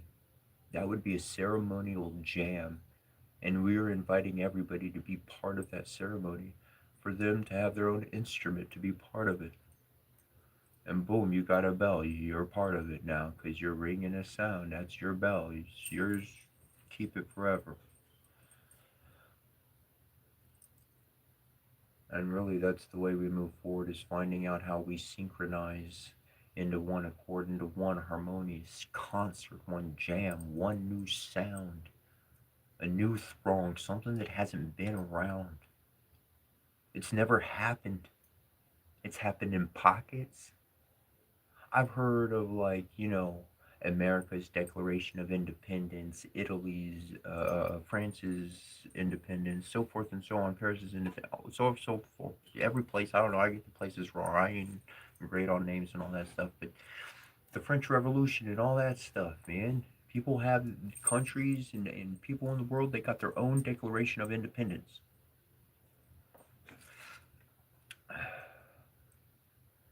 We need a worldwide independence, a worldwide coming convergence. We need a convergence rather than an independence. We need a convergence in our tunage to see how our independence helps somebody else, and to bring our own musical score to the whole jam, to the whole ceremony, to the whole thing.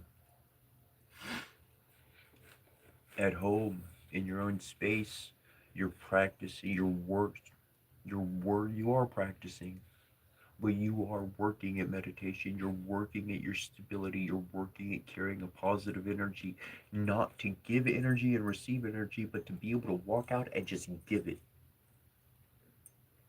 uh, that giving doesn't have to be money. That giving can simply be presence.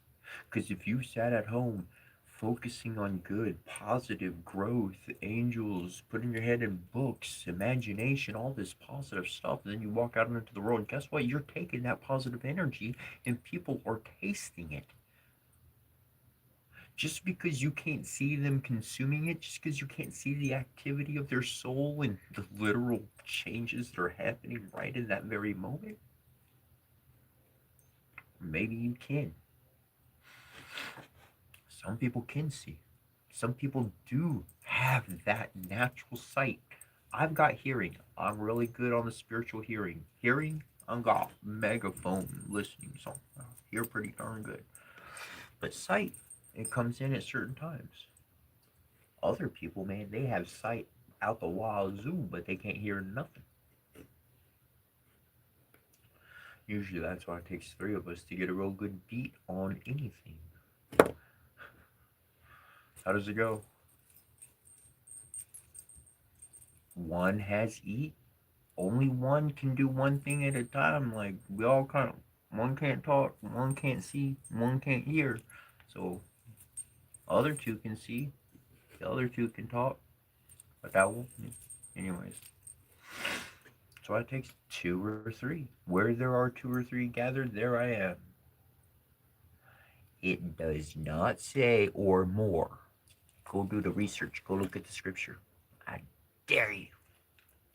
I double rainbow fairy dare you.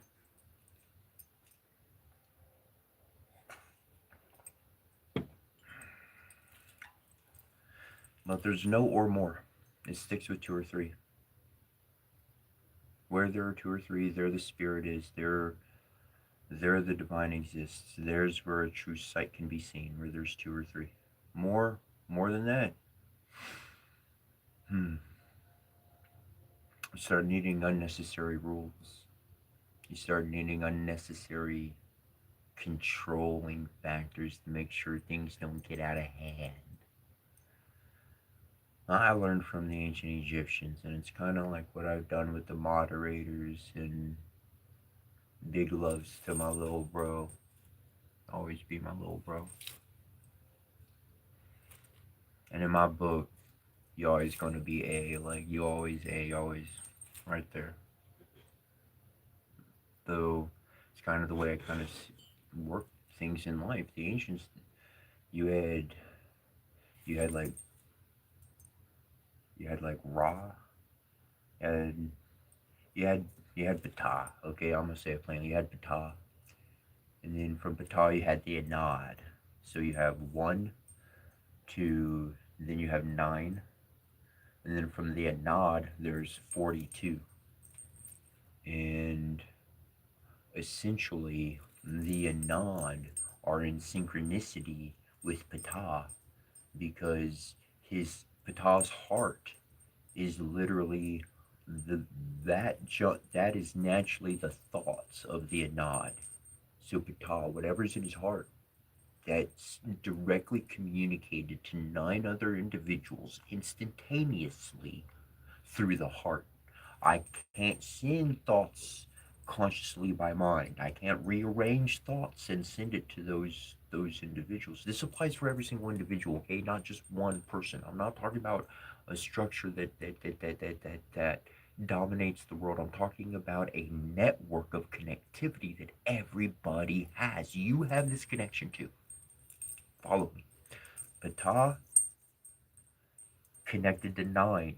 The heart speaks the truth. So between 10 individuals, yourself including 9 others, you are energetically quantumly linked with, to where heart information is transferred instantly. You feel something, you don't know why you're feeling it, you get sad for some reason, you have no clue why you're feeling sad. That's because one of those nine motherfuckers are feeling sad.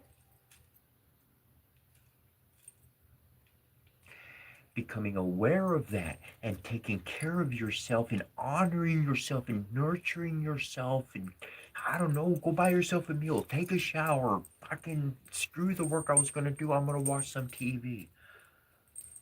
That positive energy is gonna be sent right back to them.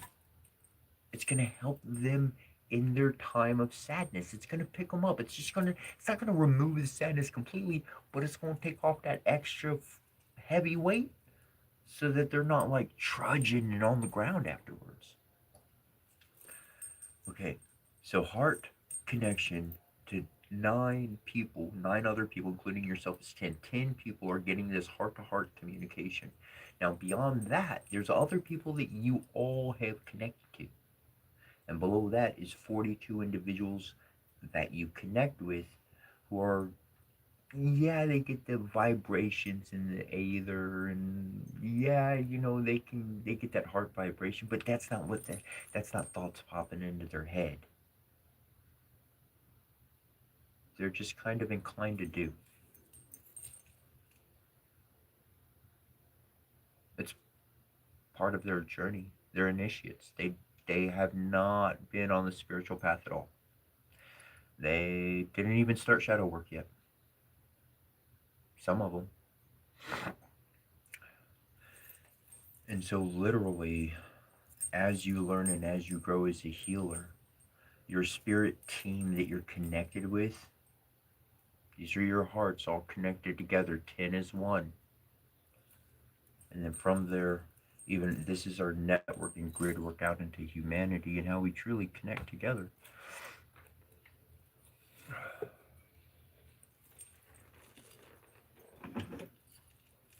The web that they talk about, that collective consciousness, and becoming familiar with those pathways is not an easy journey for the soul. But becoming aware of your connectedness with each other, being aware that souls, that a person, the flesh may die, but that person can very much come back to this is living. Their memory exists within you, within us.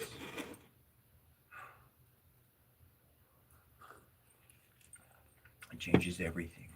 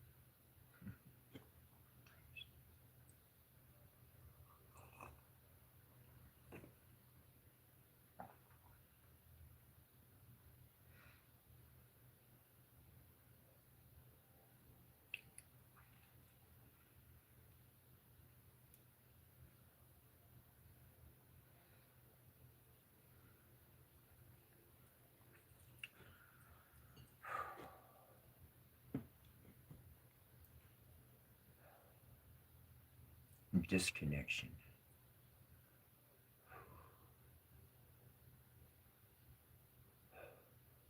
We're connected to the world,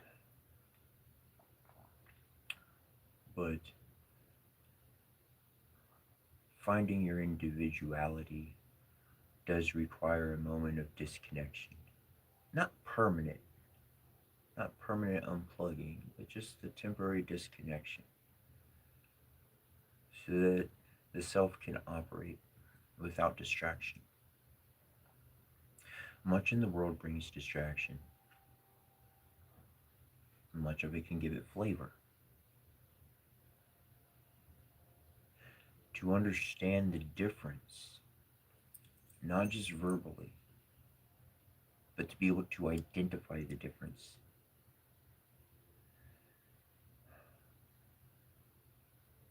This does follow this is a bit of karma, but I'm not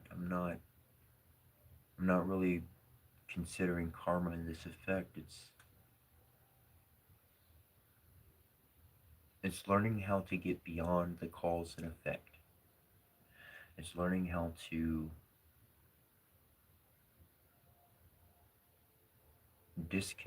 stay disconnected, and yet fully plugged in all the time.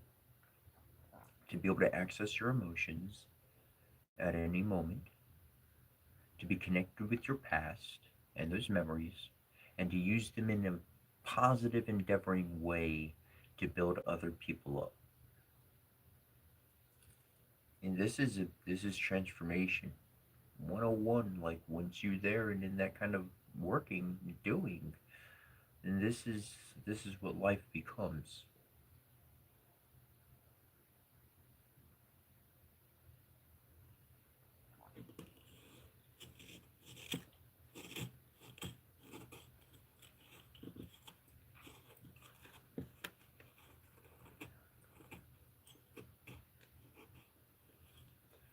And the world wants to remind you how much you're disconnected from everything. But it's like getting out of the rat race for a bit. When you're not chasing everything, I'm telling you, things start to line up. There's this, I remember this one thing, and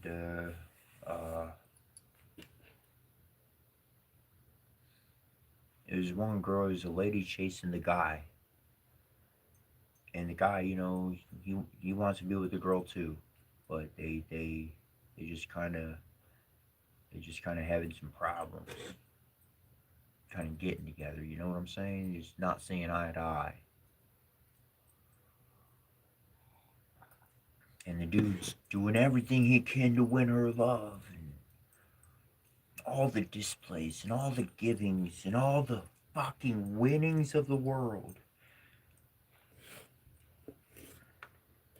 She says, if you really loved me, you'd lose.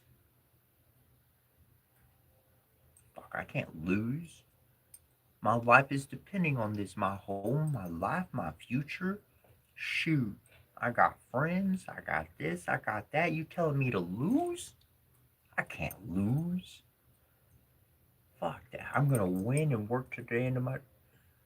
But if you love me, your failure would prove your loyalty to me.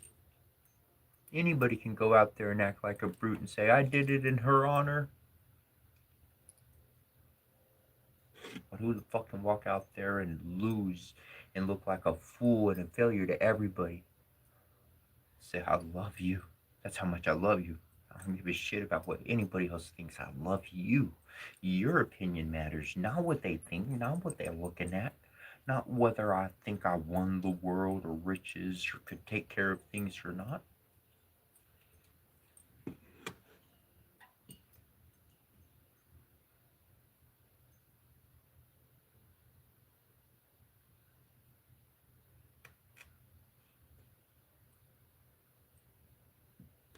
When I grew up, them early 80s movies, them early 80s, early 90s flicks, like Die Hard and stuff like that. Bruce Willis, whatnot, bro. That was like the gritty. That's a gritty motherfucker. He's gonna get in there. You don't care what he got to do. He's gonna get in, get it done, take care of. Don't care how nice it looks or anything. Don't care how outnumbered he is. We're gonna get it taken care of. King and somebody all precious and special. They need to have a bunch of pomp and a parade and fucking everybody needs a whole other presents. This dude's already on the inside and ain't got no time or care to look pretty. I gotta get the job done. That means saving lives.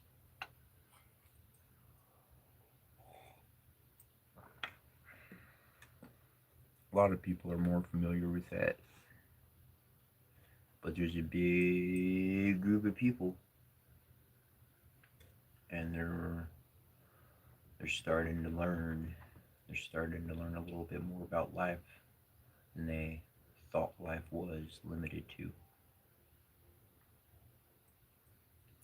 And that's why it's our responsibility and our importance to help each other climb out that hole, climb out that well. They got to go down there to look at their memories, to see what they've done, to see what their history is, what they've been a part of. Like, you didn't want to be a part of it, but you were. That's giving you something to be aware of in this world, something to stand up against, something to stand for. What? A life with purpose, a life with meaning, a life with direction. A direction to Grandma's house, watching that blue moon.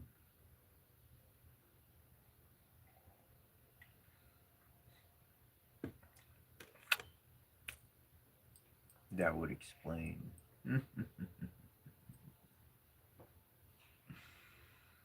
I find my activities wind up lining up with the moon phases, and I think it's a brilliant thing. I think it's a brilliant occurrence. And at this point in my life, I've been trying to. I had the moon calendar and the cycles, and I kept up with it, and then marked the days and did the ceremonies and everything accordingly. Dot dot dot dot dot dot dot dot dot dot dot dot dot dot.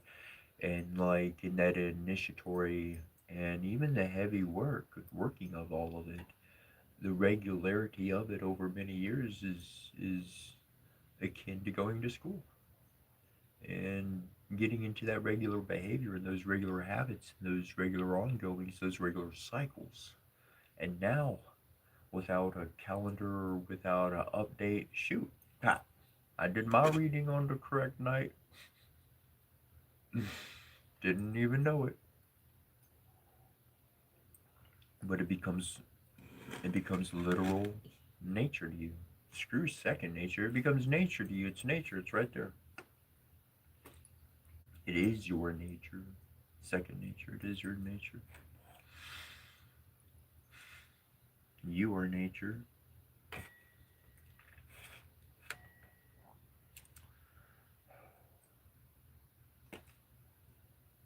Where are we going next? I'm gonna go use the bathroom real quick. I'll be right back.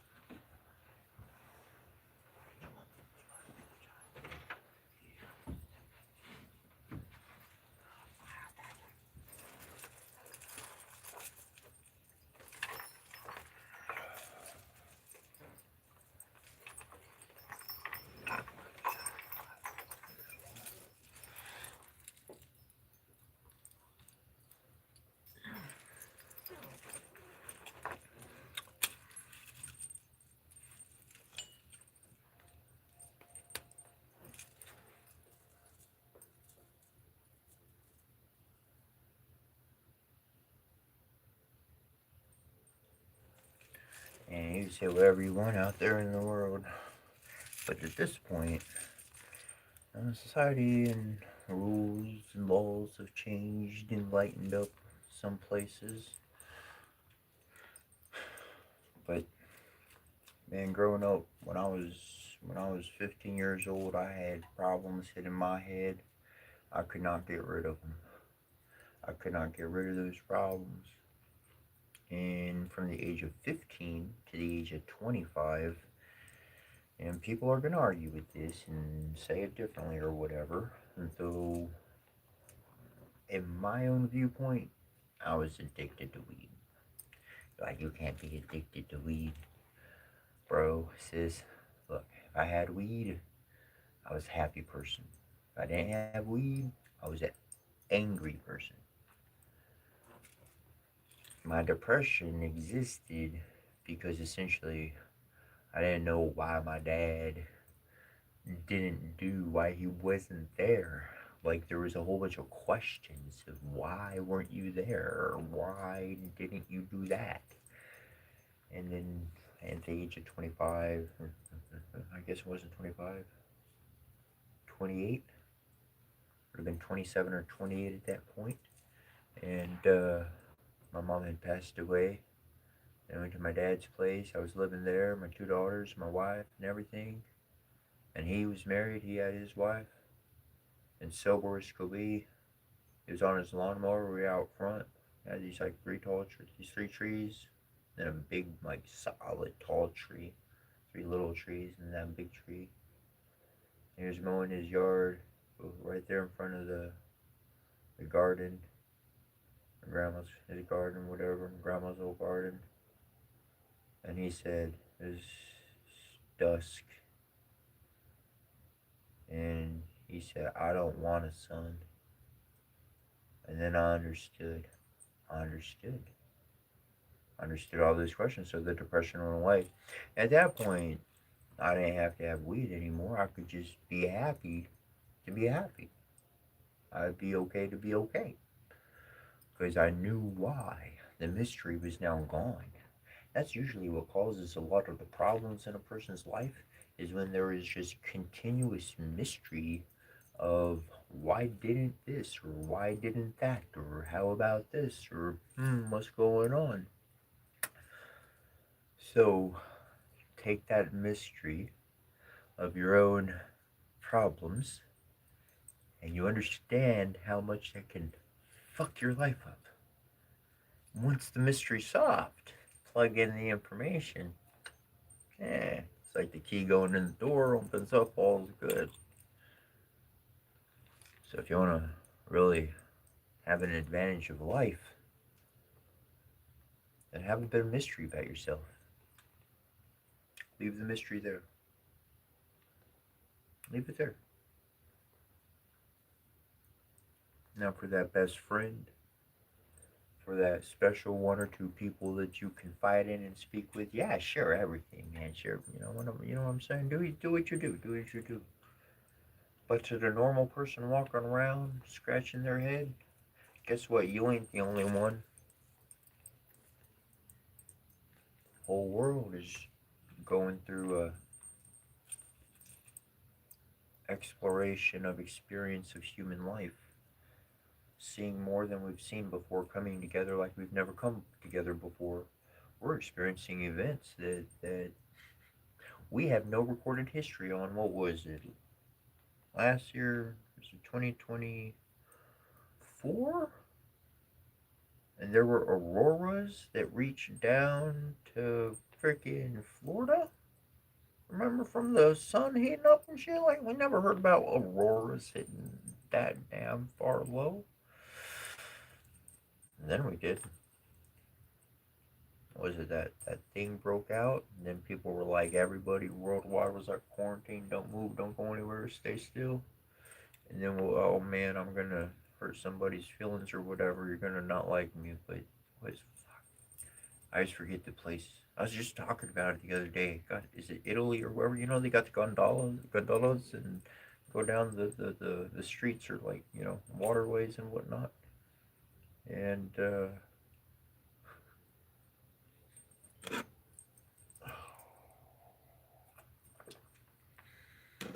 I used to have this friend, I'm kind of shifting on you, but I had this, I was talking about him yesterday, I was thinking about him yesterday. In my mind, it clumps, it grabs events, and it's like good event, it clumps it here. And so really I'll lose a lot of the details unless I study, and really ingest it, like surrounding myself with it. Then I ain't gonna remember it. Like I really gotta, it's gotta be something I work with every single day. But I had this one buddy, man. He could remember things. Like he'd be like, I'd say something, and he'd be like Isaiah chapter 10 verse 14, and he quote the whole thing. Yes.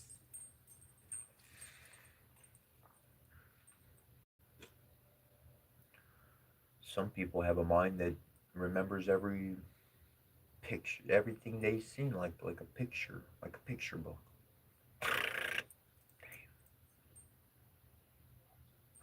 Brains work in unique ways.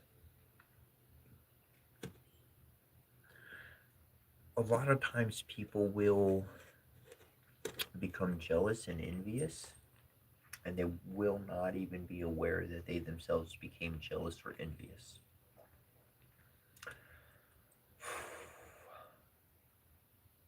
I caught myself being jealous once,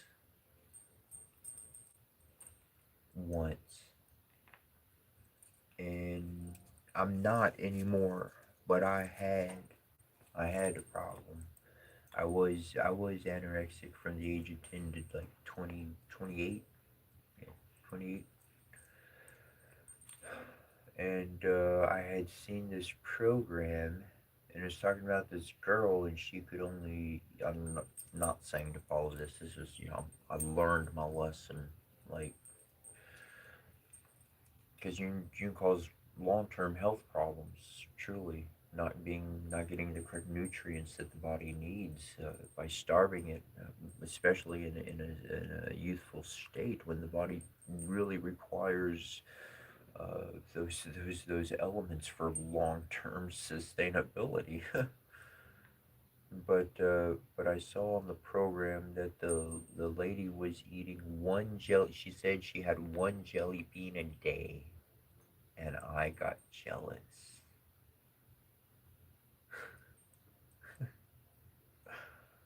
I work if I see something that someone has and I like it. Well, then I'm like, ooh, that'd be nice. I'll work for that. I'm gonna find out how much it costs, the different brands, see what it's like. All right, I'll make sure I'm gonna raise the money, so I'll go get that and buy that and acquire that. I don't get jealous or envious of the person having it. I'm like, that's cool. I want one too. I'm gonna go grab one. I'm gonna go, get one for myself. Though in that moment I became jealous because it was something that I was unable to do. I had tried and tried and tried and tried, and that was not something I could just easily do. So that led me to fasting. That led me from anorexic to fasting, which wasn't all that much better. It wasn't a good transition. I needed to put nutrients into my body. I need to support my body's health. I need diversity of food within me. I have bones and blood and all of this. And the body needs plants and earth and the elements that do our body good.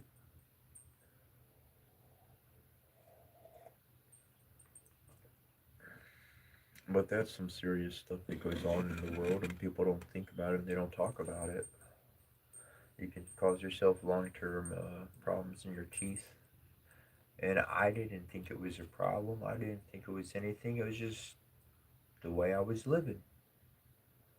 And we do this a lot in life. We have thoughts, and we decide to just live a certain way. We never share those thoughts with anybody. Not that it's a secret on purpose, but we just think that everybody else thinks that way, so that's what we do too.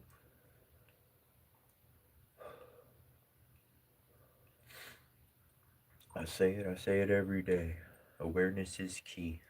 It'll get you through the door to eternity. If you're not aware of it, you're lost. Truly lost. And it's good to be lost sometimes, but it is not good to be truly lost.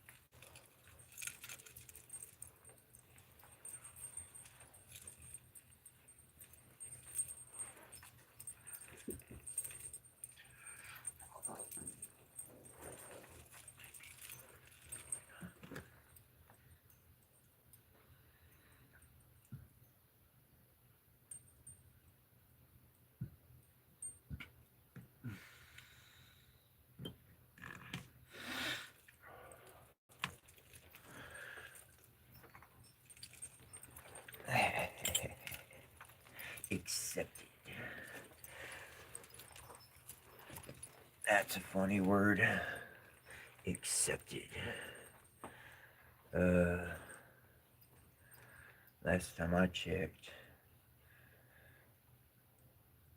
true success was not the amount of numbers that were accepted in. True success was the amount of numbers rejected out.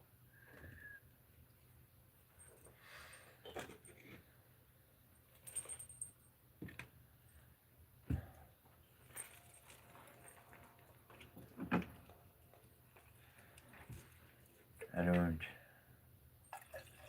concern myself with thoughts or.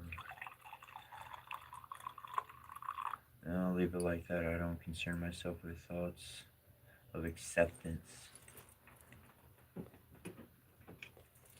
I know who I am. And I let him exist. I let me exist. I let life exist for what I enjoy. And I know where I'm not wanted. So I don't go around those parts. And I know where I get to have fun, as if I'm going to a theme park every day. Get to ride all the fun rides I want to ride. With nobody in line. Video games, TV, movie, fantasy, story, books, whatever I want to do.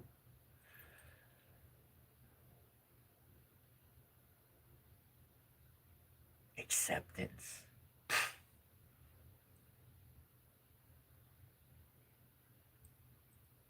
Nah. I know people like different and shiny for a while. I don't expect, I don't think, I don't consider acceptance amongst individuals. I know to most people I'm no more than a show.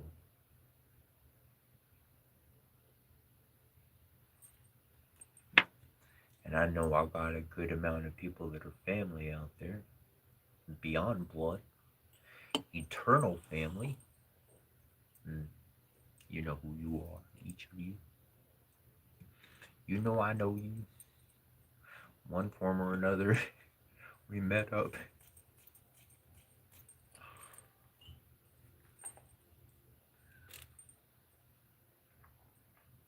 I live for my family. Of course, one day, my whole family gonna come out the shadows.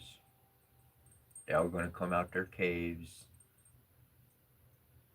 There ain't gonna be nobody pretending wearing Mr. Wear my name of clothing.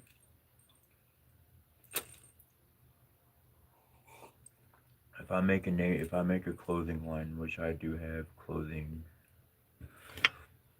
I got my jacket right here, sewed by hand. I'll show it to you.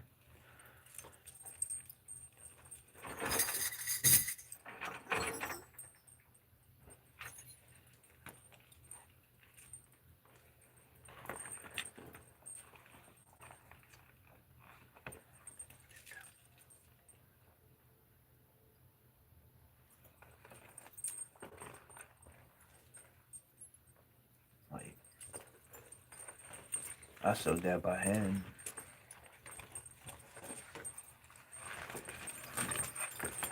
No machine touched this thing. The zipper worked, but it was a very good zipper, but it's broke. I just got to get the thing fixed or whatever. I don't have the proper tooling for it, but I'm not gonna put it all on. But you know, I got a clothing line.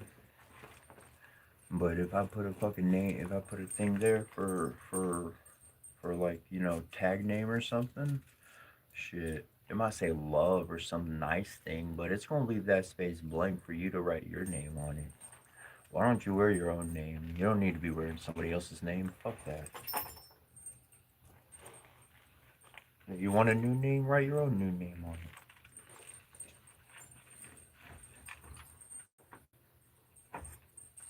But that's why I really kind of came up with the name Cetra, because Cetra was not so much a personal identity as much as it's identity that anybody could don. Because Setra, Set, Set is the dark, Set is the chaos, that well of information you don't want to think about. And Ra, that's the light, that's the order, the divinity that exists, the hope that we all have to do good and better with our lives. And the CH is the chi, that's your own kundalini, that's your own serpentine energy and existence. And you get to decide the balance of the best action for every moment of your life. Sometimes we need to introduce some chaos when too much order is present, or whatever the situation calls for. A mother and a father truly, they understand these things. They understand that what they would like to do is not necessarily what they get to do.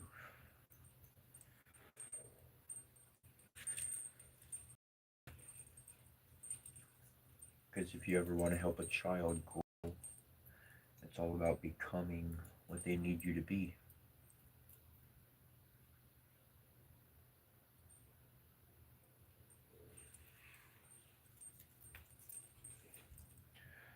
That's what I learned.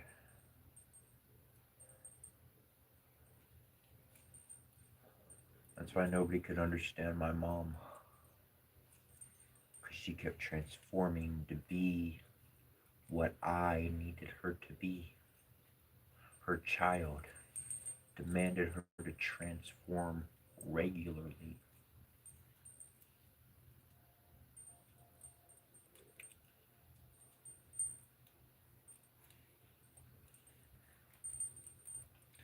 Can't understand something that's always changing on you.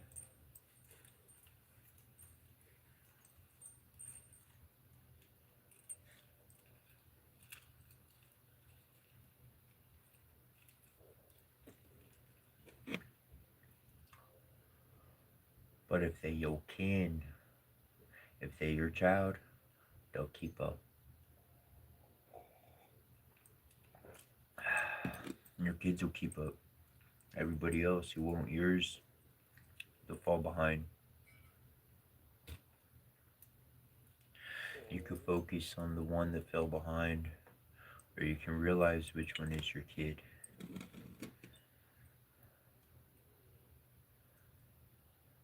For me, I focus on all the ones that got left behind. Because they ain't got no kin. They ain't got that mom or dad. They ain't had that grandma or grandpa. They ain't had those events. They didn't have those people. They didn't have that life. And that's to me, that individual could be anybody.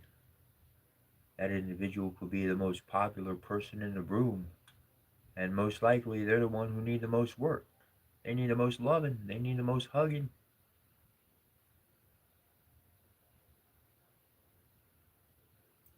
It's usually how that goes. To be able to see everybody equally, not because of their title or because they're lesser or anything of that nature, but seeing everybody as a person with a heart and love. As a child that just ain't had a mom or a dad, could change all that.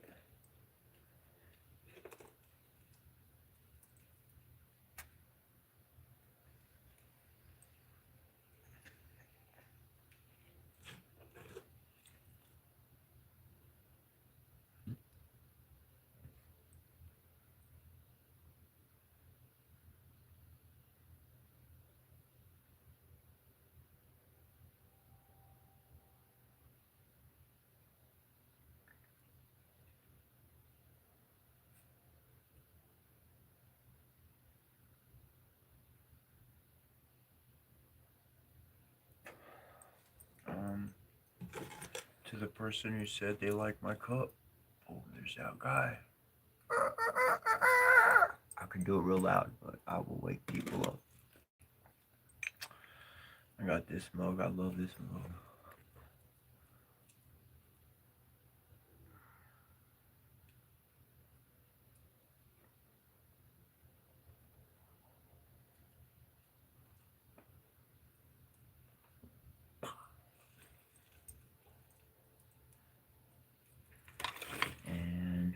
got some more.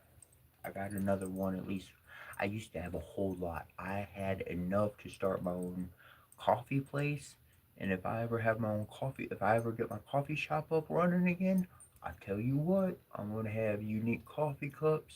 Like every cup's gonna be different and unique. Like there's not one standard cup, but you always get a different cup.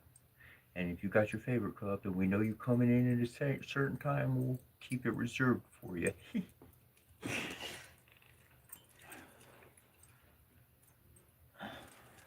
But this is one of my favorite cups.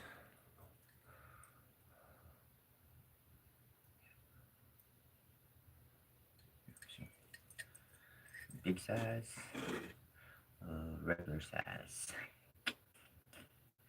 all the way down to the little size. Ooh, I even got a smaller one. Look, it's so cute. I'll leave it as my offering thing on my altar. Because it got stones and grapes and like food in it and stuff and a biscuit. But look it. It's got a little handle too.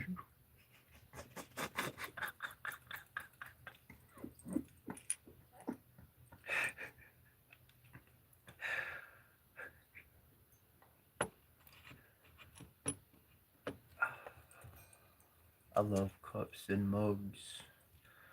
I, like some people, like will have like a bunch of shoes. Ladies, you'll have 100 pairs of shoes, easy, easy. Whole closet filled up, no qualms with you. That's all right. I hope you got a good rack. You see them and stuff and whatever. But for me, I like coffee mugs, tea mugs, porcelain. Like I got this other one here. I like this one. I don't know what WTHS stands for, but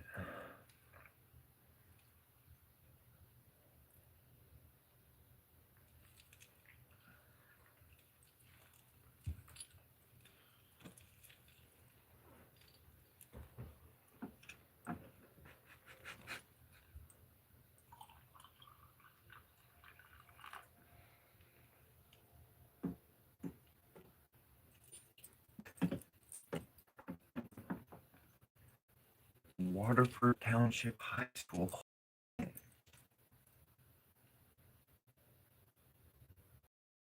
Awesome, bro. Awesome. Waterford. Oh, I love that place. That's where I had that in Waterford off of uh oh fuck Huron. Off of Huron. And since you know the high school, maybe you know the place, but it was across the street from an Irish pub. Uh fuck. There's a dancing school connected to the little shopping strip. And they had a Chinese restaurant to go anyways, but I ran a metaphysical shop there for 10 months. It was called Divinely Rooted, and I got to put on, man, I did a lot of jams. I did a lot of jams. Oh my goodness. That was awesome year.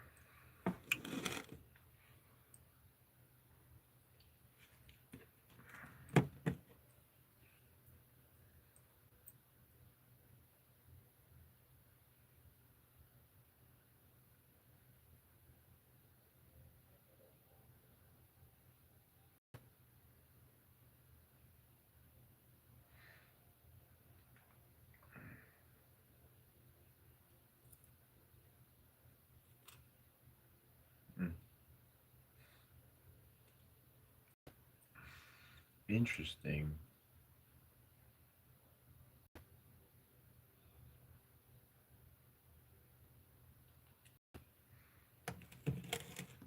It's interesting. Places I've lived and been, and they have the names of other places.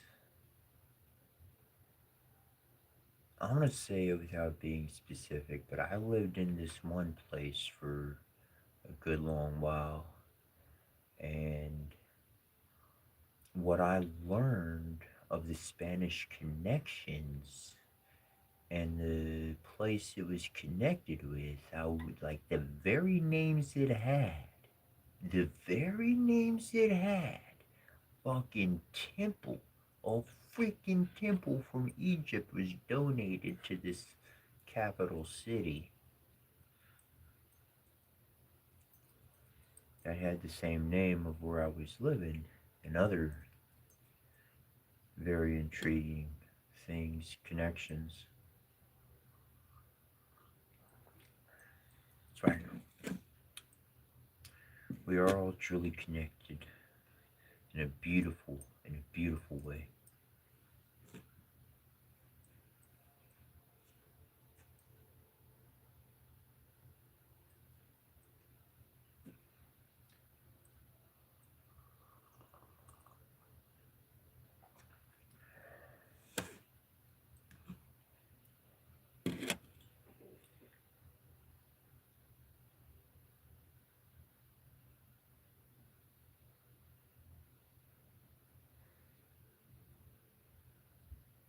Oh, thank you, Cody. I appreciate that. And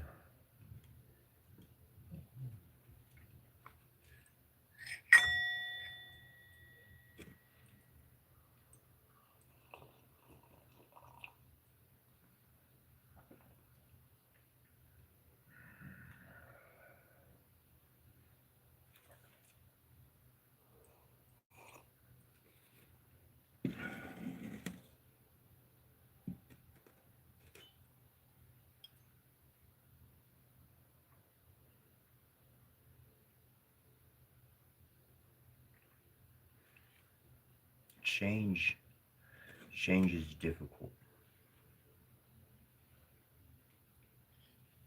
but change I find brings in the most opportune moments for self growth.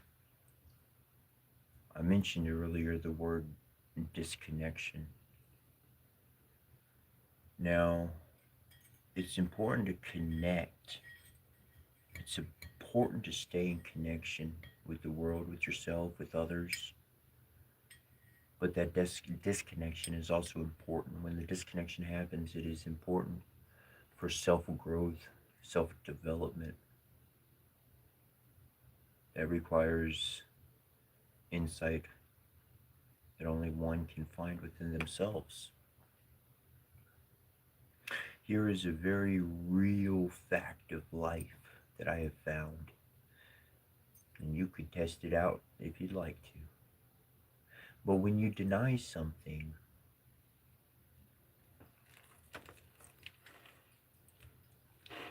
as in a fasting, I'm not talking about physical food, but I love my coffee.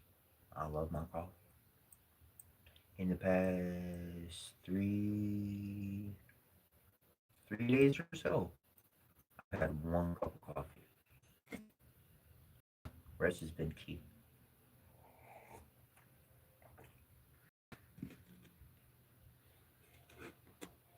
Allowing a disconnection from something one enjoys is a positive benefit. It allows things to be seen in a different light, allows yours to change and shift. It allows you, that's a bit of adaptation. That adaptation is your ability to stand continually.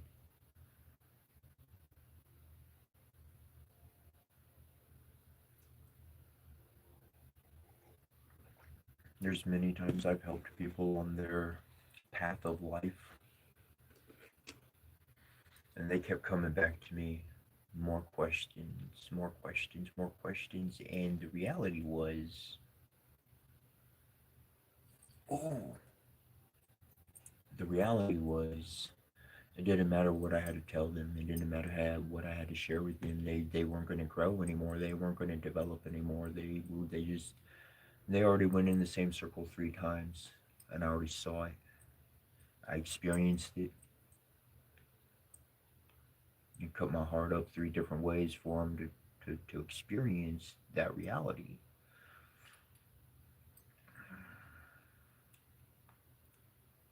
But they weren't going to understand it.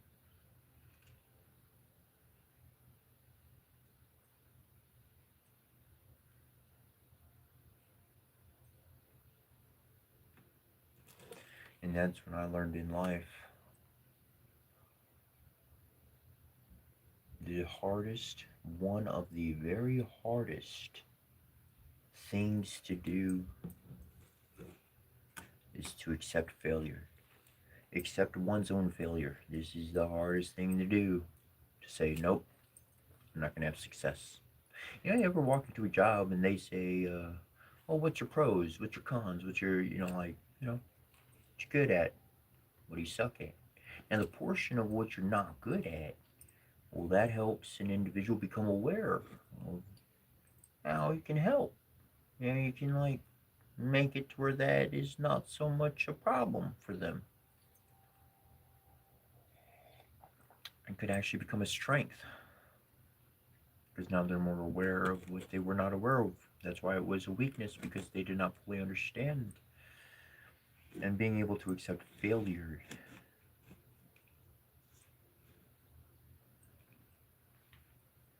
is a teacher being able to say, I understand what this student needs, I understand what this individual needs in life, and it's beyond what I can share with them.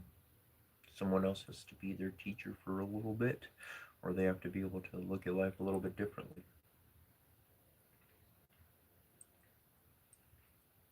Anyways, there's something that I go over regularly.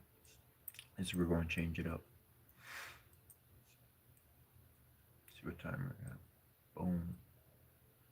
Be able to cover this material. So often, what we're going to be shifting into here is an explanation of your 9 chakras. Yes, I said 9 chakras, not 7. Yes, there are more chakras in the body, but those are lesser ones. I'm talking about the primary nodes, the primary energy nodes, and you're aware of the other ones in some lighter picture. You've seen an image of the chakra system or are aware of it to some degree. The two that you may not be aware of, there's one at the back of the skull. It's where that little knot is at the back of your skull. That's your jade gate. Your jade gate allows you to bypass time and space. Your jade gate really allows you to do just that. So in quantum computing and astral travel and all that kind of stuff, that exists. And we have a chakra which essentially is at more closer to our back, but it's pretty much located where our heart is as well, but it's to the back and not to the front of the body.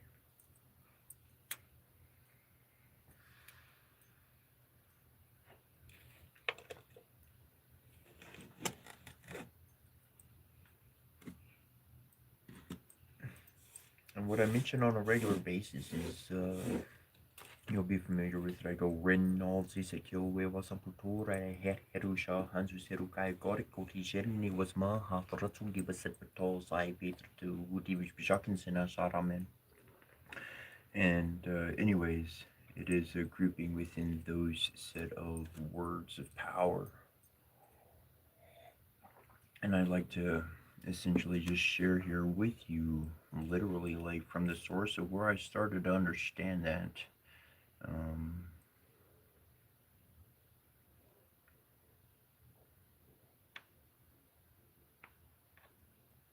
And they're not long. It's like I wouldn't even count it as a page to what we normally read.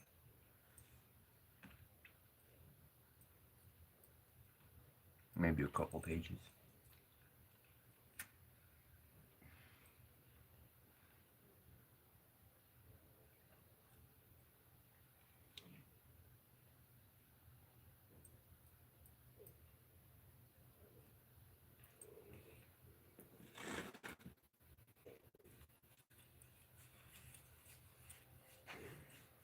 Really interesting.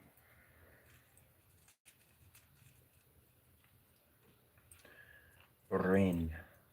Rin, just to show you the hand mudra, can be done 2 ways. Interlocking, fingers stay up, or you do it with your primary index fingers.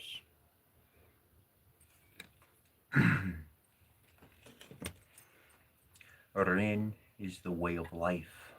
You have the right to live Every time you let yourself believe you do not have the right to live, to be, to act, you're telling the universe that you prefer being the victim of your own life events. Stand up, be confident, and declare your own right to live. On the other hand, do not give yourself permission to act arrogantly or to say that you're better than anyone else. If you make such comparisons, you are asserting that there are different levels of the right to live, or that some people are more entitled to life, or have more right to breathe than others. When you make those kind of comparisons, you destroy your own right to live, to be, and to feel good about yourself. From time to time, we all give into the tendency to admit to ourselves that we think we're better than everyone else. Yet this erroneous thinking reinforces the negative aspects of the self. If you want to achieve true self-confidence, abandon all attempts at comparing the value of human life. Thus, you may certainly express your various preferences, preferring apples over cherries, or the color pink to the color blue.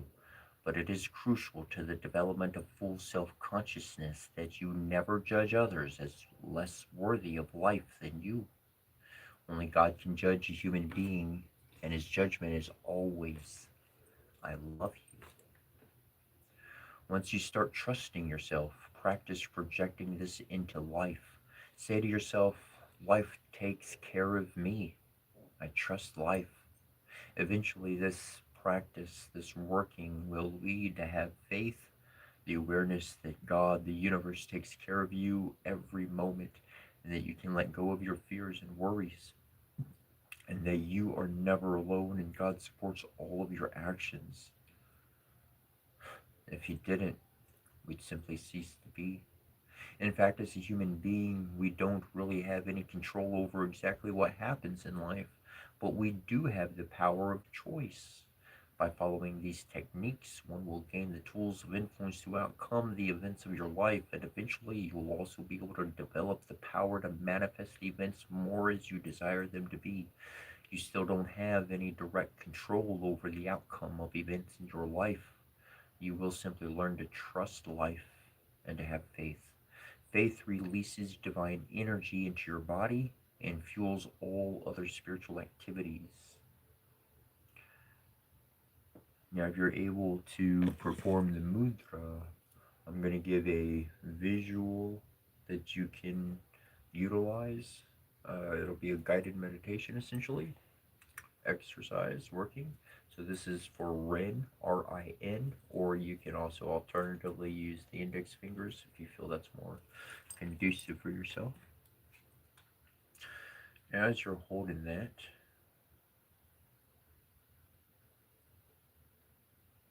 the mantra is the mantras are in one's in Japanese, ancient Japanese, and the other one is in Sanskrit. And I read these over, but with a large other grouping, it's a small portion that makes up the entirety of what I normally go over. But this particular mantra in Japanese is Om Vaishramataya Suvaka, and in Sanskrit, Om Vajramanatariya Svaha. With your eyes closed, visualize a flame at your base chakra, which grows brighter each time you inhale air and prana, your life force. The circulation of air and prana into your body ignites and fans the flame. Strangely, the flame does not go out immediately. Even after you stop this particular exercise, the process seems to be self-sustaining. As you exhale, vocalize the Kuji prayer 3 times. Om Vaishramataya Subhaka, Om Vaishramataya Subhaka, Om Vaishramataya Subhaka. It is at the inhalation that the flame flares up. Visualize the flame growing until your whole body seems to be filled with the spiritual fire. Now this is the first key of Ren. You can open your eyes. This is the first key of Ren. With this sacred technique, this 90 complete breaths, one breath equals one inhalation and one exhalation. Set your body, you can literally use this ren, this chi to set your body on fire, not literal fire, your life force fire.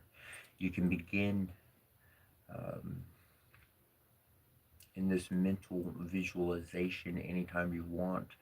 Um, Now, I'm also bringing out in the first few breaths, the Ren fire simultaneously grows in the base chakra and fills your lower body and legs. As this kind of set continues, the Ren fire covers your entire body, legs, arms, and then extends a bit beyond your body, about 1 inch from the exterior surface of your skin. A bit of dark blue smoke may be seen when a part of your body is set on fire for the first few times. Again, we're not talking about literal fire, we're talking about chi, energy, prana, that type of fire from within. And after that, you may see a very little bit of white smoke. Allow that smoke to drift up unnoticed and don't spend any energy attending to it. And give up the belief that the physical body is not spiritual or that the spirit is in some other place or dimension. We use the term physical and spiritual to describe different aspects of our nature, but these different aspects both exist at the same time and in the same place, in you, simply on different energetic levels. Your spiritual, astral, energetic, and physical bodies are the same unique thing. They are all on the same frequency scale, differing only by their rate of vibration. Thus, anything you do on the spiritual plane flows directly down into the physical plane, whether you want it to or not. Therefore, Kuji Yin is a spiritual technique that yields quite powerful physical results. The Rinkuji technique develops your ability to generate sustained energy circulation or even intense bursts of energy when needed. This practice enhances your willpower, your mental determination, and even the electromagnetic output of your nervous system. If you strain with all your might to lift something, your nervous system sends out energy to your muscles to provide the necessary output strength. A normal human being's nervous system can deliver about 30% bioelectric energy to their muscles. When the REN technique is competently performed, you can double the output of bioelectric energy to 60%, thus doubling your strength. You will still have to do some physical training to get your muscles used to handling this much of a load of energy. The delivery of 100% of your potential energy to your muscles would damage the tendons and is not a goal of this technique. Some masters, especially in the martial arts, practice bone and tendon qigong. They can lift 800 pounds in an instant and deliver powerful and deadly blows with their fists. If you can lift 200 pounds and you do any form of muscle conditioning, bodybuilding to increase your strength to 400 pounds, you can use the REN technique to double it again to 800 pounds. Of course, you won't accomplish that by just using the REN technique for a few hours here and there. You have to give it time to work on your body. This was an example application. Now, REN has many other useful applications, some of which are not obvious to the beginner. One thing is certain: if you do not develop your proficiency with the REN technique, all of the other Kujin techniques will lack the fuel they need. The available energy for the other techniques will simply be inadequate to make them useful. If you want to use these techniques to heal others with the Sha technique, for example, we're getting into which is improved energy circulation that Rin, Kyo, and To provide are mandatory before the Sha can be ultimately utilized effectively. Ren will give you the strength you need at every level because your spirit does not see any difference among your physical, ethereal, astral, mental, casual, soul, and spiritual energetic selves, aside from the variable frequencies they each represent. everything that comprises you is one single entity with a dense physical body at the lowest frequency.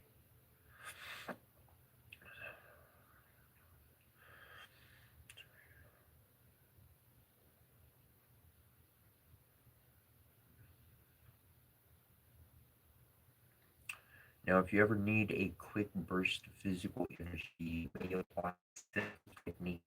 Once you have the red fire coursing through you, this technique will be totally who does not practice the Kodashiyin system you're learning.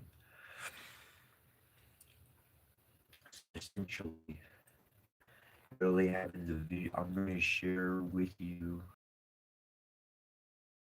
um, the words of power in Japanese and Sanskrit, so that if you want to utilize the words of power, then you can be able to utilize them.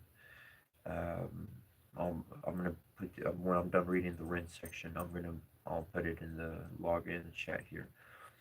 Though though with the red technique, for those that were not here for the red technique, it is we are concentrating on our base chakra and our root chakra, and that fire really extends, that energy is extended all the way down to the feet, filling that up, encompassing the whole body, and that fire literally starts emitting from within the body and to the outside of the body, essentially visualized within the mind. Now, we went over that earlier, not to go over that again, though. In this technique of getting a quick burst of energy, get the red fire coursing through you in 3 breaths.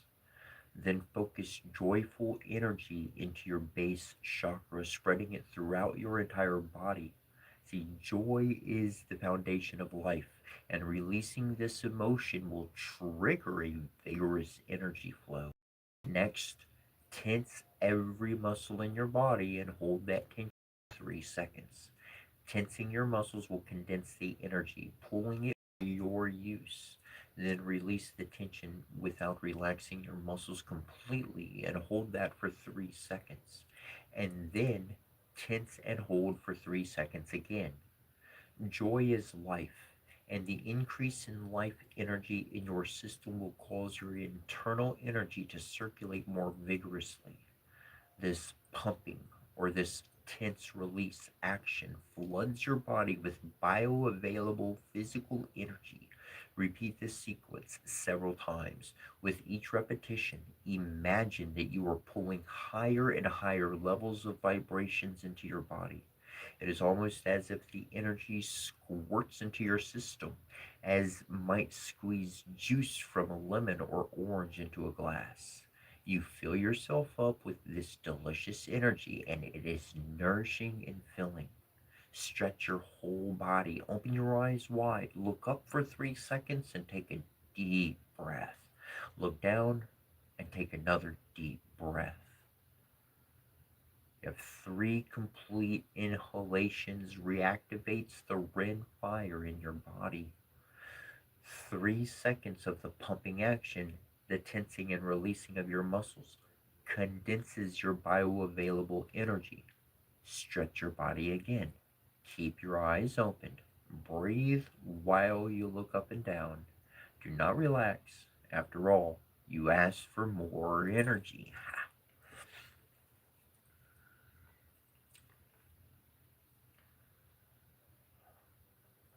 Alright, so the timestamp essentially is at 3 hours and 39 minutes. So if you want to, this video will be available on replay for later.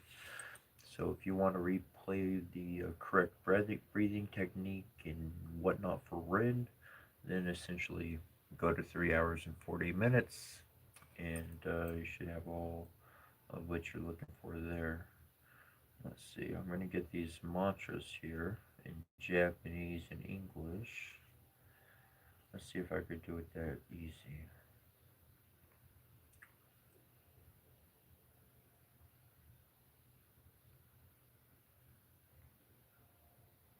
Boom! It is that easy. Don't you love technology? Oh, let me put that again. I didn't separate it. Hold on. I meant to put a space.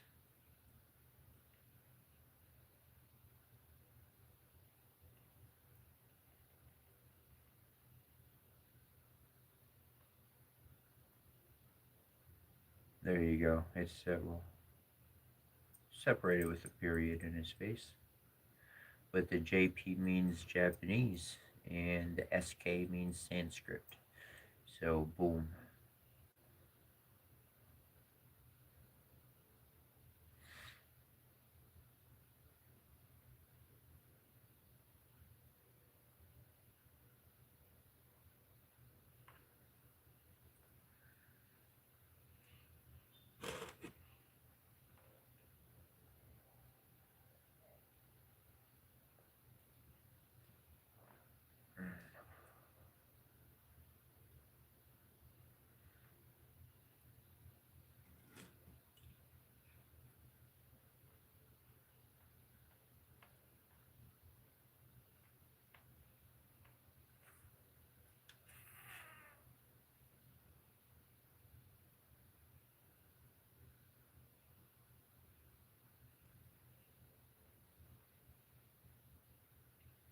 Now, essentially, for myself, let's see. Yeah, anyways, for me, when I found this information, I went over it quite regularly, and in being over to go over it, I was really instilled it into my essence, and essentially, I lived it so much and so regularly. I made it such a part of my life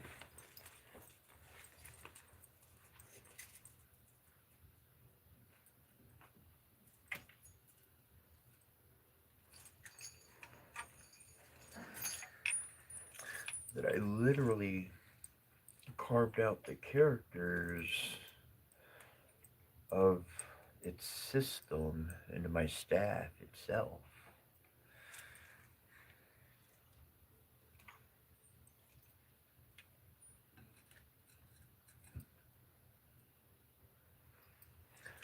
It's actually pretty amazing because there's this lady one time she comes up and she saw my staff and she started reading. She was like, Ren Kyoto. It's like, what? You can read it? Yeah, dude. I was like, that was awesome, bro. Let me connect with somebody else from another land. Boom, like that. She knew it. She knew what I was. She knew because I lived this system, turning my chakras on, visualizing the energy, the fire starting up, spreading in my body, the breathing exercises.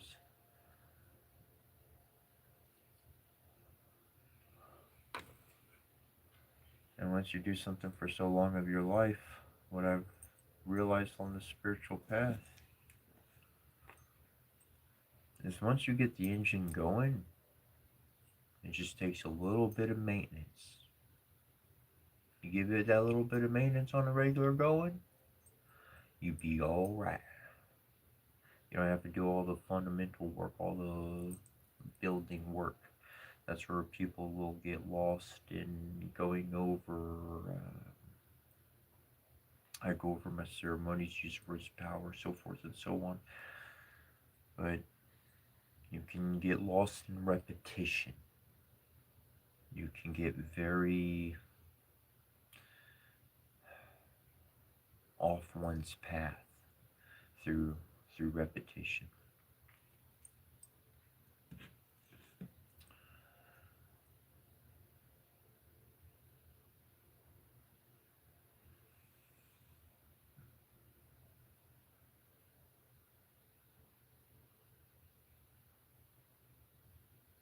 This next portion, I'm going to read over it. But like it mentions on the Kyo way of life, it says there's no good or evil, only action and reaction. Then it has another line that says every action you perform has a consequence. And another line that says everything you do sends out energy that will eventually return. Well, yeah, all of that's so evident. So then, if I just love everything and treat it as responsibly as I can and don't backbite or harm anything, well, then I'm going to return positive energy in return. I'm going to, boom, get it right back.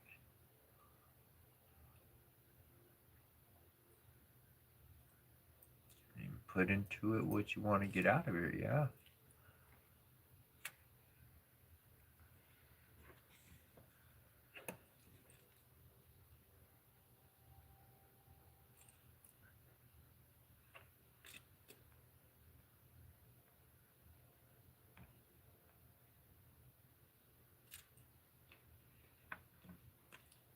This one, like I'll show you. Yeah, that's how we go. So this is how I started out. Like I start like this, and then I moved to this one because it's a variant of the first one. And so then from this point, right, then that transforms into, I do it all the time, just not even thinking about it. There we go. See, I don't even, when I think about it, I freaking mess up on it. So from here to here to, watch.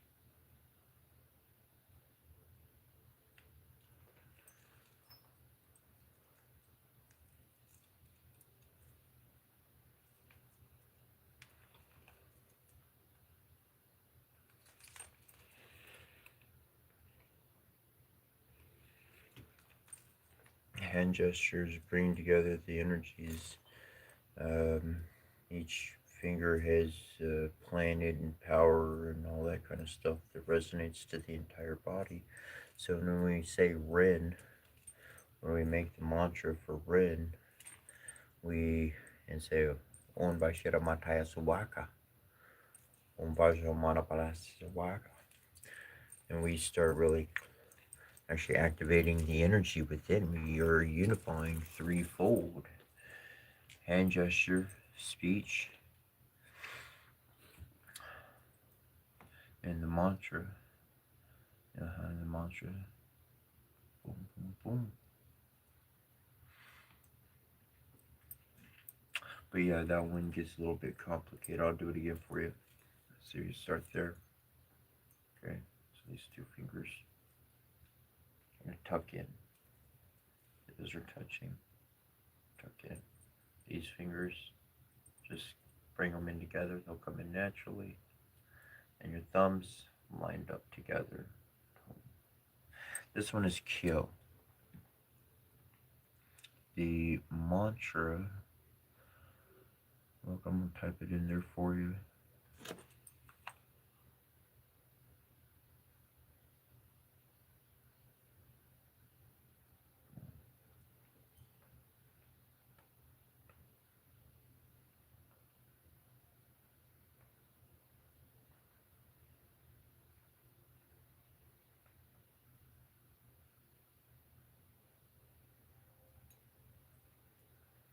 That one's for Kyo.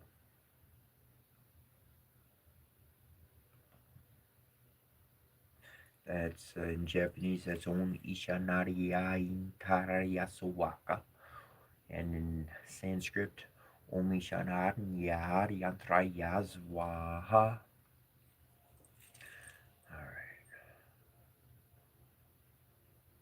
Now, the first part requires an exchange of energy between the inner and outer energetical bodies at the level of the navel chakra, 2 inches below your navel inside your body. Now, for this one, I'm reading it from the book, so it definitely goes. It's saying what to visualize and whatnot, and I gotta say it once. So essentially, I'm gonna read through, and this is really for like playback for later. One can be able to take in this information and really make it art for you to be able to utilize this effectively. Anyways, it says to visualize a white light flowing outward in every direction from the navel chakra. at the same time that the white light energy is flowing into your navel center. The system we are describing here involves a complete circuit, input circulation of energy, and output.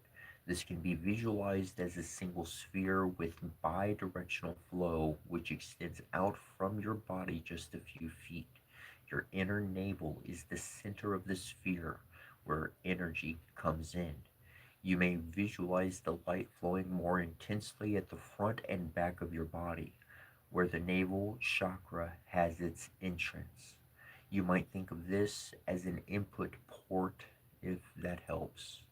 Maintain the visualization and sensation of the red fire burning throughout your entire system as a background, but don't concentrate on it. Focus your attention on the continuous inflow and outflow of energy from your navel chakra, which then condenses into a sphere around you and a glowing energy center inside of you. Visualize this white light flowing in and out of you, purifying your exchanges of energy with the universe. Breathe deeply and relax. When you inhale, focus on the flow of energy into you. When you exhale, chant the full mantra prayer 3 times. Om Sharnarya Yantrarya Swaha. Om Sharnarya Yantrarya Swaha. Om Sharnarya Yantrarya Swaha.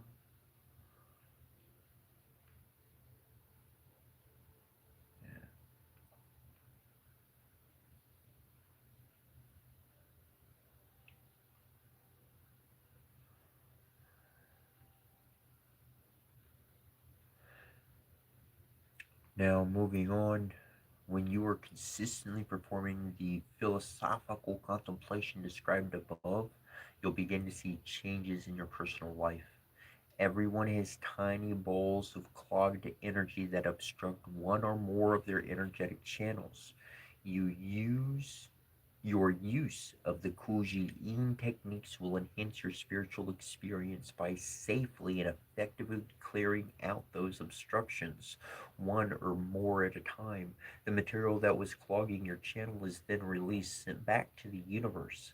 Eventually, some of this dispersed energy may re-manifest the events that lead to whatever caused the blockage in the first place, offering you an opportunity to resolve this issue once and for all. Thus, even though the energy clogs are dispersed into the universe, they can result in the reappearance of previous trials and life challenges if you have not mastered the karmic lesson associated with them. Kujiin is a process that allows you to release the truths of human experience. The side effect of this release is that you become more powerful, more primarily goal, but the primary goal is always to evolve. Once you rid yourself of energetic obstructions, you may still experience a few of these karmic occurrences, but they will inevitably be an event that you can resolve promptly, or an event your superconscious chose for you in order to experiment and have new experiences in your life. In every case, you will become stronger. However, Kuji-yin is not a technique that will give a human being supernatural powers for the sake of their ego, or because of a human lust for power. Kuji-yin is not intended to provide an ego boost, and in many instances can be quite hard on those with fragile egos, those who dwell in vanity with the arrogances of false superiority. Rather, the Kuji-yin triggers an expansion of consciousness, which naturally leads to the evolution we have been describing.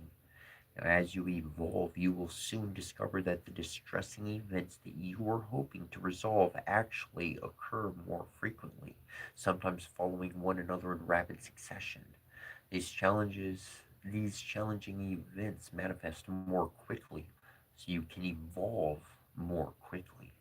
If you currently feel overwhelmed by bad luck or bad karma, slow down. Take the time you need to resolve each situation that emerges one at a time. Cuisine is meant to make this process easier, and you'll get overwhelmed only if you take on too much. Develop faith and learn to trust in life with Ren. Develop personal responsibility with Kyo, and this will make your life easier.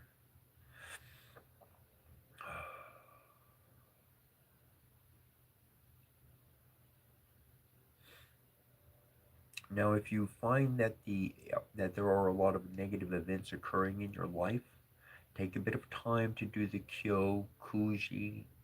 Contemplate the concept that that you are responsible for everything that happens, that you are the inner cause of those things, while making the energy flow in and out at the level of the navel chakra.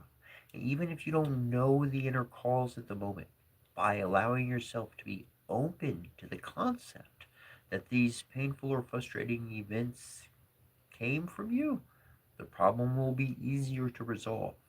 If the event has been hovering on the verge of manifestation, it is also more likely to become an actual fact. Once it is actually manifested, you'll notice that you have the tools that you need to easily resolve it. Now, Ren utilizes a process of enhancing self trust and faith, and it should never be invoked to evade personal responsibility for anything. If you do become aware of a problem and you choose to ignore it under the pretext that life will take care of itself, well, life will take care of you, all right? You may lose everything and become a beggar, but life will have taken care of you according to your own dictates. If you demonstrate a lack of respect for your own personal self worth through your failure to act, then you will manifest inaction and lack of value.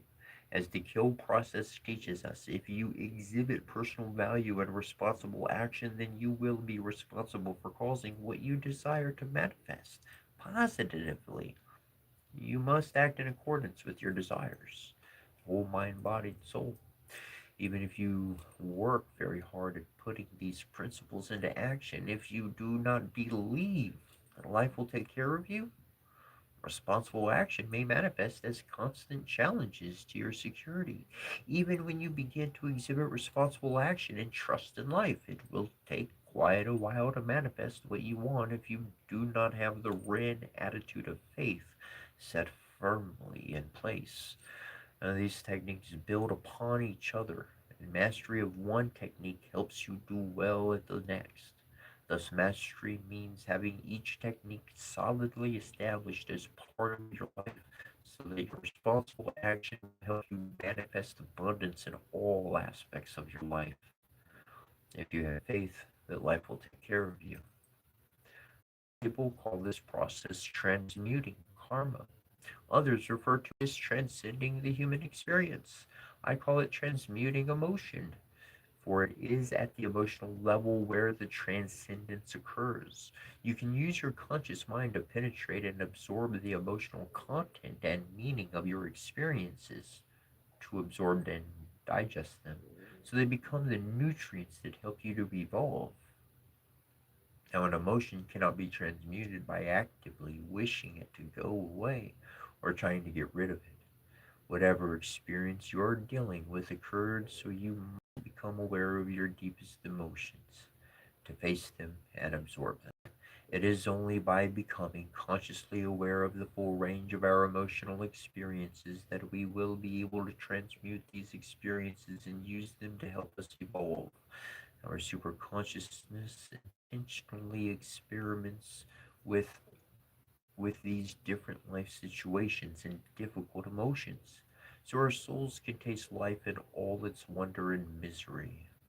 Our superconsciousness is exposing us to these experiences so that the conscious mind can wake up and become aware of its own existence. Therefore, it is not our task to flee such experiences, nor contrarily to seek them out. Life will bring what we need to us. The transmutation process cannot occur if we are self absorbed in dread, fear, and worry. Those emotions only lead to avoidance. This transmutation requires that what we take the first steps in learning that we take the first steps in learning life that will provide what we need. And we have what we need to penetrate, absorb, and digest these events so that they result in our evolution. And how much I just talked about that, like constantly that transformation, that growth in life, that constant adaptability to change.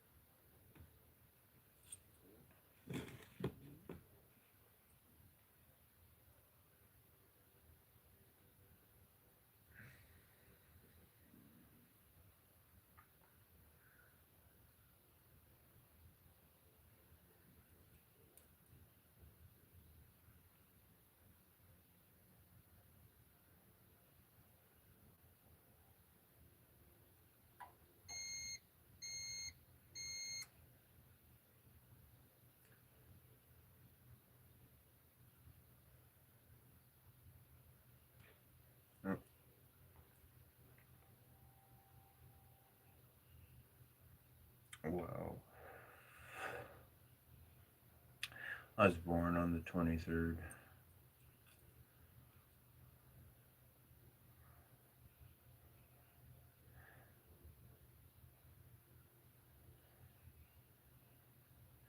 To the person who said you are too into idolatry, I send my memory completely to you of my heart and what I witnessed. You should have some good dreams tonight. I should say informative dreams. If you have I want to try something. I did something once by accident, and I want to try it again. So this isn't,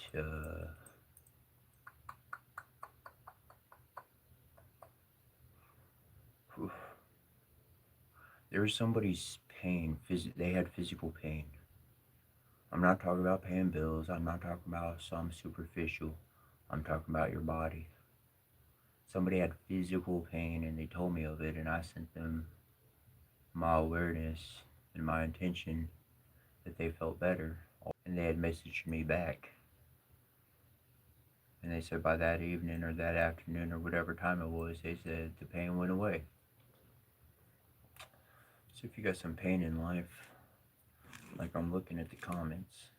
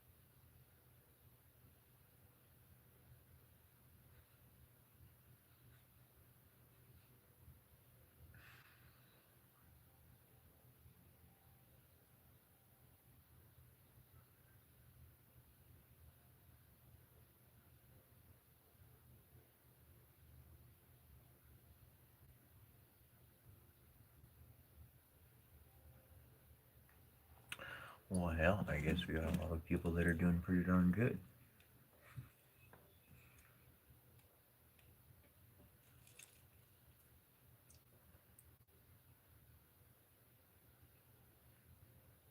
And actually, that's another spiritual truth to bring out. Is a very big portion of the journey was to see your eternal life and to understand that in each life you wind up living as you like to. You find that spot. And that's your eternal reward in this life and the next. And to be comfortable and content and happy with that, because that's really what brings you happiness. That's really what brings you peace. And to focus on that every single day, that's something that nobody can take from you. They could try to distract you from it, but they can't take that from you. They could try to make you forget it,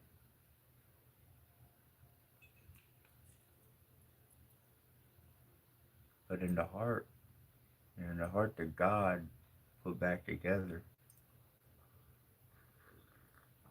the Divine Mother came and had a personal hand in bringing back to life.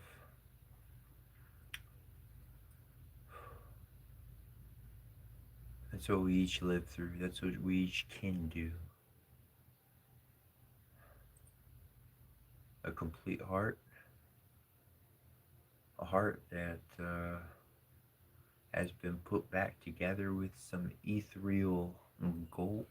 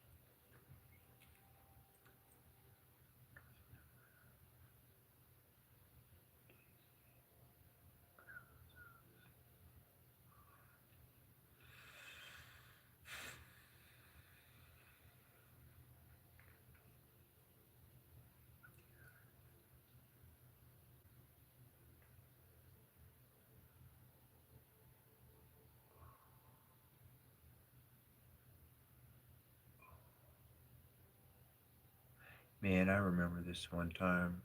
I was young. I went out into the woods. So I had a buddy of mine got covered, got covered in poison ivy. Man, poison ivy, poison oak. Whew, that was a rough time.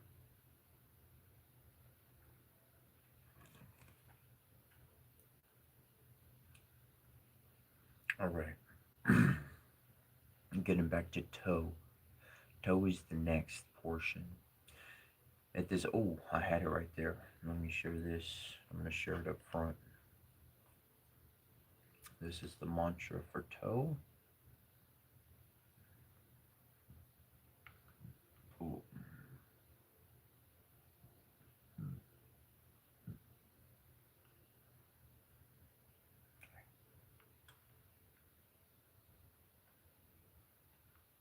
Boom.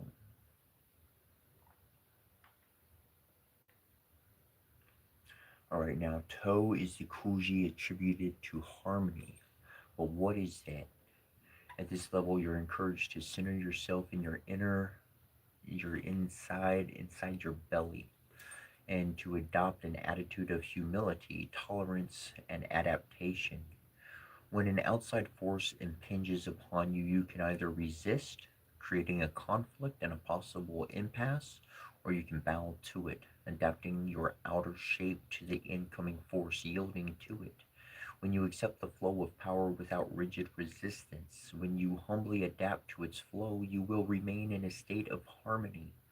Now consider a little stream of water that's trying to run its course between two mountains. Even if a giant boulder fell into a stream, obstructing its flow, the stream would not complain to the rock, move out of the way, and attempt to force the boulder out of its way.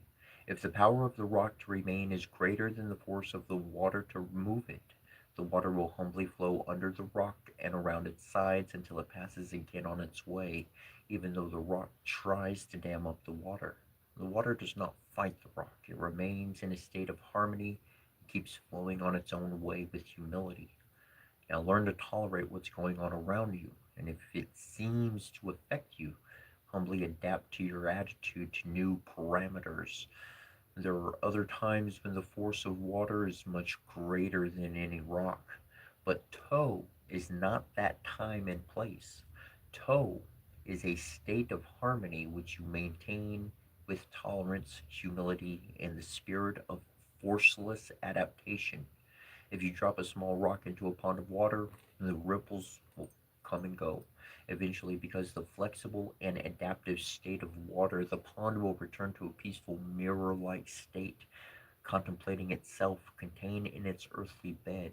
Thus, the lesson of water is to peacefully contain yourself while you adapt to your environment. Now, if you learn this lesson properly, you will always be in a state of harmony and you will always have ample energy reserves. Let's add an important detail here. If a train is coming towards you, please don't just stand there for a while happy believing you are peacefully accepting everything that happens and that your body will adapt to the new parameters of the incoming shock. The wise choice is to adapt your physical position and get out the way before it's too late.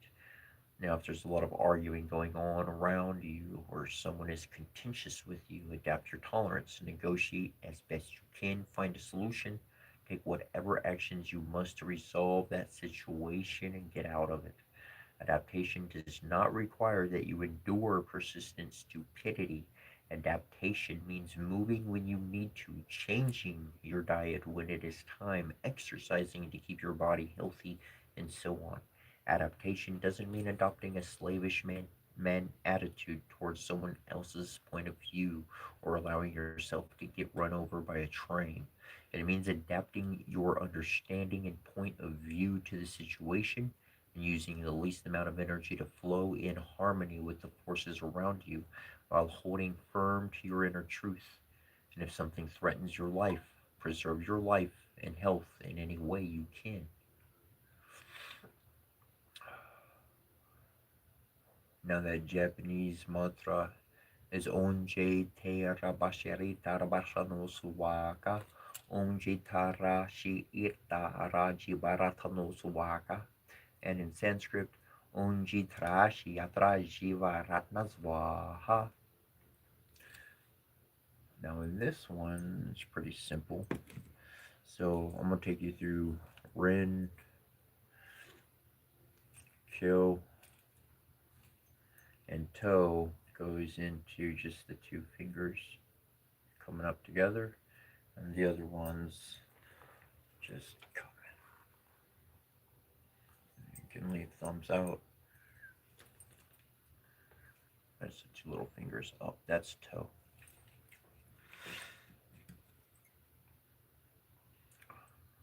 Now, in your abdomen, among the intestines, there's a fluid substance at the physical level and a plasma fluid at the energetic level. This fluid acts like our standard battery acid and is able to gather and store energy reserves. Your entire intestine bowl region is filled with this energy gathering plasma. And when you inhale the oxygen rich air blows gently on the fire at your base chakra, causing this fire to flow through your entire body. At the same time, your abdomen also fills with energy. Energy is actually flooding you from everywhere all the time. And this part of your body is constantly gathering and storing that energy, just like a battery. Whether you breathe in or out, the flow is continuous. There's no limit to the energy you can gather, and overflow as well. Your body will know what to do with this energy reserve, so don't be afraid to fill it. Never apply force, simply use your mind to visualize it entering and collecting, and it will fill up all by itself. Your body doesn't need much encouragement to do this, since that is the natural purpose. This energy is white when it enters, and it takes on a little golden shade as it condenses within your body, filling your reserve system with healthy, golden, glowing energy. Do not put any effort into immobilizing the energy. Your body naturally knows how to use it, and it might tap into the first reserves the moment you fill yourself. If you're not used to taking the time to refill your reserve, that is. Now, after a few times, focus your concentration on filling up the energy reservoir in your abdomen. At the same time, let the outside world go and begin to lose yourself in your body as if you were wrapping yourself in a cocoon. Simply place your consciousness into your abdomen. Don't worry about taking on some particular shape. Just enjoy containing your consciousness in your body and isolating yourself from the outside world. Your gravity center is in your abdomen. Your life center is in your abdomen. Fill yourself with life. Contain yourself as life. This is the most important part of the toe technique. Know that you are life. You are inside yourself. You are not a simple human thing or mundane object. You are life. Fill yourself with these flows of energy and be aware you are this life giving energy. Now, if there's a flame going through you, let's say it comes from the base chakra, then it fills you with life and when it passes through your body and you become this life as consciousness. If energy flows around and throughout your entire being, then it fills you and you are that energy. If you are life, then your consciousness of yourself, which fills you all by itself, will continuously enhance your awareness of your life, of yourself as life. So be at peace because you are life contained within yourself.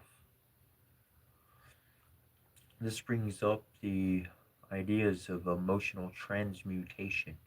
The emotional transmutation technique should not be done excessively. It can be demanding at first, so just begin by doing it once or twice to get the feel of it. And someday, when you feel like exploring your emotional world, you may return to this exercise and practice emotional transmutation more often. And you may even wait many years before you perform it regularly. It doesn't really matter.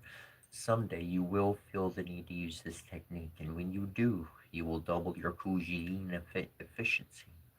Until then, a lot of things can enhance your Kuji-in efficiency, so it's okay to prefer one technique over another. It's important to try each technique at least once, and then you should focus on the main Kuji-in thread. the attitude, the practice combination. Now that you understand self trust and how to abide in faith, the Ren, you that now that you are responsible for what happens and you can activate evolutionary experiences in your life, Kyo, and now that you know who you are within yourself as consciousness, as life, To, you might want to know how to process all these new experiences. When a disturbing experience occurs and you want to resolve it, first take all the necessary physical actions that you must in order to correct the situation. Then you can always work at the emotional level to go through the entire experience using consciousness to penetrate the experience and absorb it. By these means, you can digest the experience and transform it, thus releasing the need for the experience to manifest physically again and again and again. This is what some teachers call the transmutation of karma, or transcending the human experience. I call this the transmutation of emotion. An emotion is not transmuted by actively wishing it to go away or trying to get rid of it. Every experience occurs so that you may become aware of it.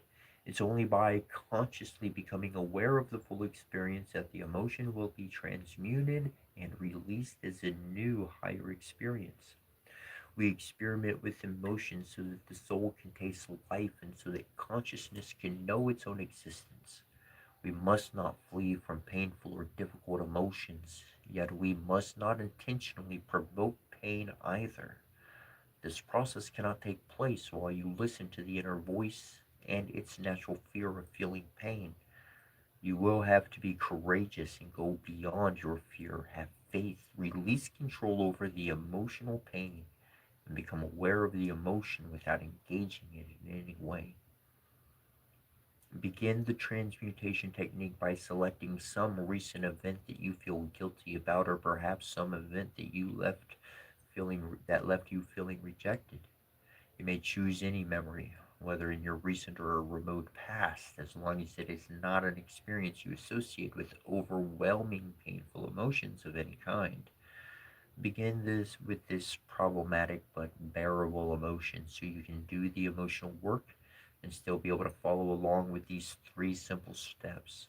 Remember that you only need to understand and practice these steps in order to get acquainted with them. Now, the first step here is inner contact. Refresh your memory of the emotion and the situation linked to it. Take a deep breath and feel this emotion without limitation. It is in your belly, within you, and you can feel it more and more. Do not amplify it from your normal stance as the victim of this emotion. Instead, listen to it. Feel whatever it brings up for you. Taste its flavor. Accept its shape and form and how it defines itself, even if that is different than how you were defining it. Contemplate it and hold it within you. Be at peace and relive the emotion for a few breaths, up to 1 full minute. Be at peace, and later in your training, you may perform this with some more powerful emotions, but for now, just enjoy peaceful contemplating the positive change you just made. Sometimes you may feel the need to express an emotion outwardly in order to express some pressure that seems to be building up. On those occasions, simply release what you need to let go of, but never lose control over this. When you are just learning these techniques, it is too easy to revert to victim stance and to begin amplifying how terrible the situation is. Remember that you are practicing just becoming aware of the emotion. When you're unable to bear the intensity of an emotion, you may release some of the pressure on you. Then just continue on with the process. It is obvious not the goal to keep this. It is obviously not the goal to keep this emotion trapped inside of you or buried. Rather, it is the goal of this exercise to release the hold you have on it. Thus, it is perfectly acceptable to perform the process while expressing some normal human emotion. Simply keep track of this experience without losing your grip on the process. Breathe into your abdomen throughout the entire process. Do not breathe from your upper torso. Hold the situation. Hold the situation that caused the emotion in your mind while you feel the emotion. Now, the second step here is integration. Get inside the emotion and follow wherever it leads you.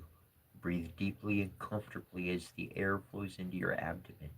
Your task as consciousness is to penetrate the emotion and let it absorb you. Be aware of all the feelings that entering this emotion evokes for you, whether you feel pain or emptiness, coldness or heat, anger or sadness, and get inside of it and become it. The process of integration requires a conscious fusion of you and the emotion. You're going to allow yourself to be enveloped within the emotion, to be integrated by it. For a few minutes here, breathe and accept. Breathe and become. Breathe and feel. Follow the path this emotion leads you on, and you'll notice that most of the time the emotion will be covering another emotion that is buried beneath it. Every emotion arises into our consciousness because it is linked with some human experience. Use your mind to follow these experiences from the past so that you can remember what happened. You might run through a few events while following your emotions until you come to the first time in your life that you felt that emotion. Stay focused. Don't jump from one thread to another. Trace one experience to its root cause, following one thread at a time. As you allow these emotions to exist without avoiding them or rejecting them, the emotion is freed up and the energy associated with it ceases to be trapped. The emotion is alive again, emancipated. When you stop blocking it and permit it to be, just to be, your consciousness can understand the profound essence of that emotion. During the exercise of becoming the emotion, this previously problematic feeling will be reset to a peaceful, natural state, and you will get an abstract but clear understanding of your human experience.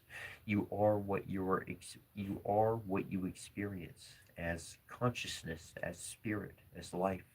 Do not rush through your experience of this step. Allow the penetrating fusion to continue for a while until there is no pain associated with the emotion, but only the experience of it. Conscious breathing will also naturally relax your hold on the emotion until it is released. Please understand that the emotion will not leave you. It will simply be free to remain inside of you without any of the previous negative associations. Always consciously push past your fear of pain. Never push away the emotion. With your mind, consolidate the entire experience, which is comprised of all of the life events that made it. Breathe and be conscious within that entirety. Now, the human ego has strong natural defense systems. Many times the emotion is not blocked all by itself. Instead, the human ego keeps control over it out of arrogance, vanity, jealousy, and envy. The ego on the human portion of things refuses to allow the emotion the right to be resolved, all because of pride. You have to be in charge of this experience and release the mental hold you keep on your emotion. You simply have to let go. One thing I am going to interject here is yesterday we were talking about allowing that ego to transform into a divine state, into an enlightened state of being. And so just bringing some highlights to that there. This brings us to the third step, liberation. And when you feel completely saturated with the emotion you're working on, when your consciousness has transmuted it into a living experience, that emotion and all the energy that was trapped within it is freed up. It's not released outside of you. It is available to you again, and all the power and potency of the emotion is alive for you again. The heavy, dense, or contracted energy that was troubling you is released in that it is converted into its essence and dissolved in your higher consciousness. A good feeling will naturally bubble up from within you when you may feel deeply satisfied or may experience a profound state of peace, or you may feel the emancipating joy of freedom. Breathe and allow this new feeling of joy to fill you up. Release this positive emotion if you wish to go ahead. After this transmutation, the most important thing for you to do is to contemplate the wholeness of the experience's joyful life and happiness, even if your physical human experience did not seem to change at all. Your inner experience of it became one with your consciousness. So do not allow your human ego to steal this moment from you. It's crucial for you to rejoice within yourself, for you have tasted life at its fullest.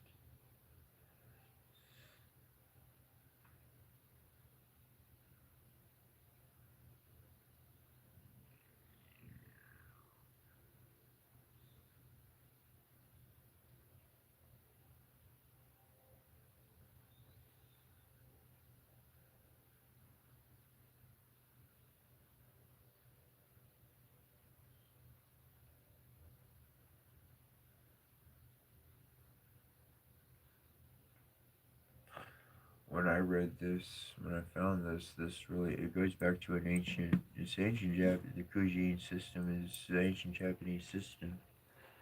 And when I learned this system, I loved every word I read because it was essentially what I was doing already. I just didn't have the mantras, I didn't know the mudras, the hand techniques,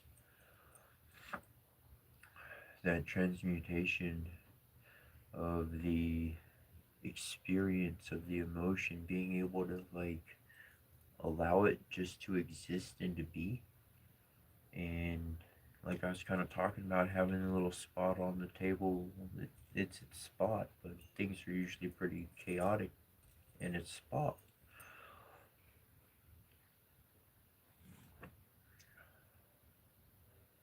And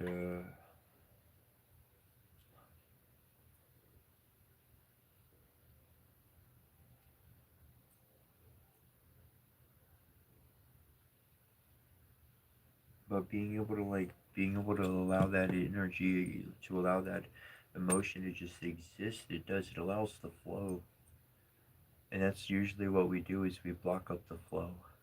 We hold up the flow of life, and holding up the flow, there's no go. Everything's just a show, don't you know? My gosh. No, no, no. Oh, stop it. Stop, stop, stop.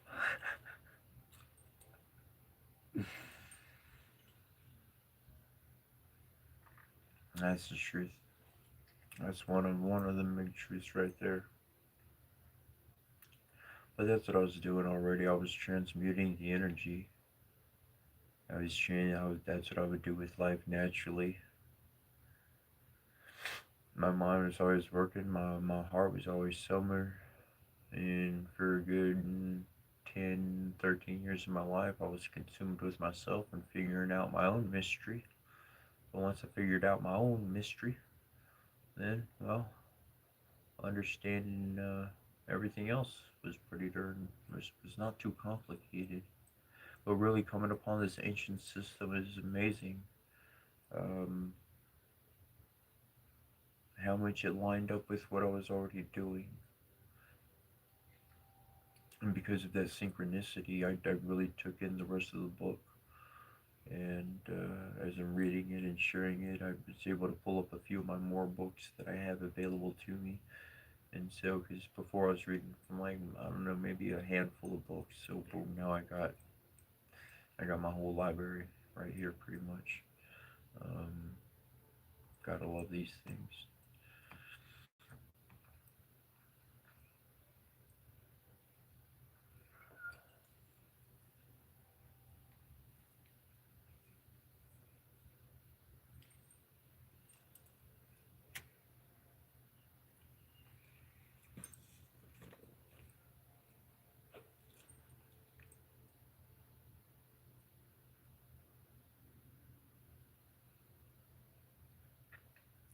Oh, actually, is a good question.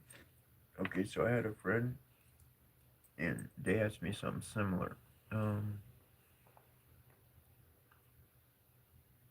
Skater. I make out skater. I know I was pronouncing that correctly.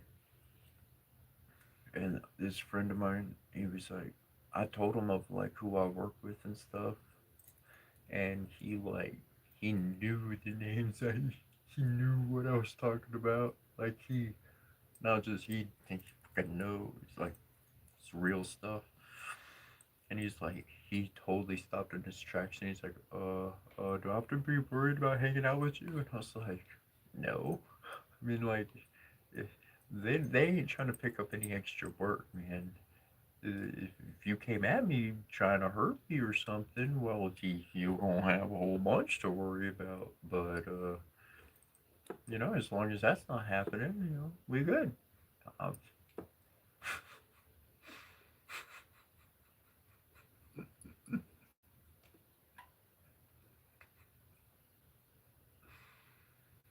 just a big thing that allows confidence in the world. When you've seen your gods, your family, your divine family, you might just see God, okay? But let's say God showed up and he brought the whole host of motherfucking angels with him, okay? And he had your back and proved it everywhere you went.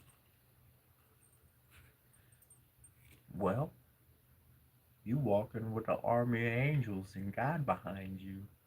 Sheesh, they in front of you too. Confidence, faith. Faith develops connection through your own resonance. If we want to connect with something divine, with a divine consciousness, divine intelligence, then we must raise our own awareness, our own vibration and frequency continually. Never stops.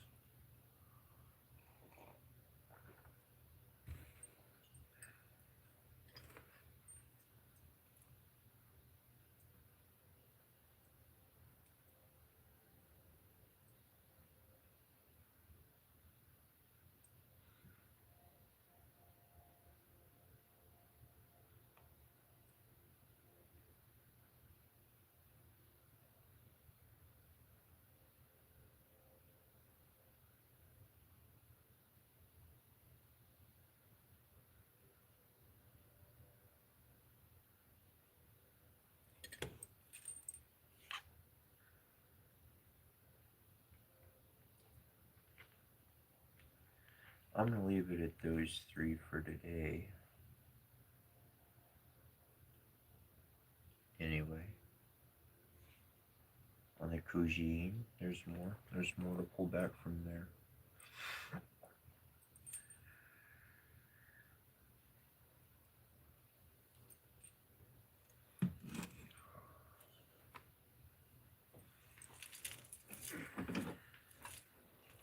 But that is true. Life is what you make out of it.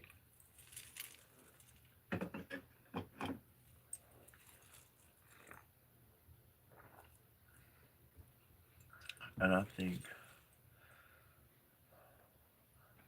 I believe we can make a beautiful future together. I do see the world changing. I do see adaptation. I do find friends. And I do hear the universe humming something that's bringing us all together for something. I mean, we all seeing the signs of the world. We all watching the same sort of news updates. We all know what's going on out there.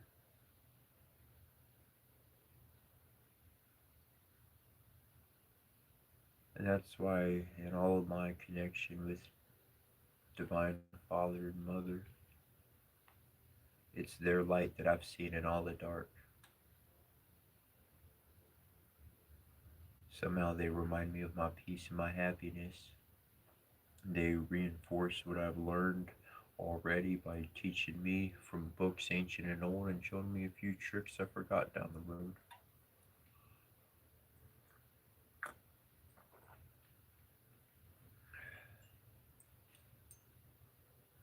people lost sight of that light. And that's why they'll ask questions. Why do you keep going? What makes you do this? The amount of people that knew me personally and knew my age and a little bit more details maybe about myself, they'd ask me quite often, why do you keep going on? What keeps you going on? Why you keep doing it?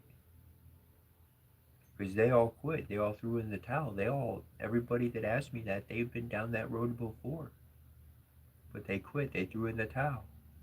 It's because I don't know nothing else. That's who I am. That's what I do. That's what I learned. That's that's my nature.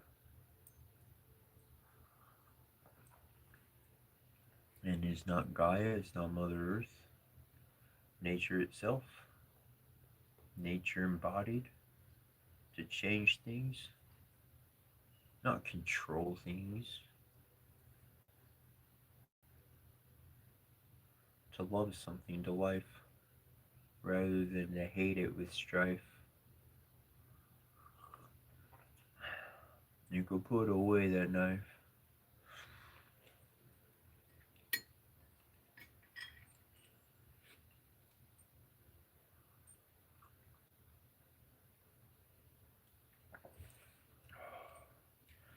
Alright, some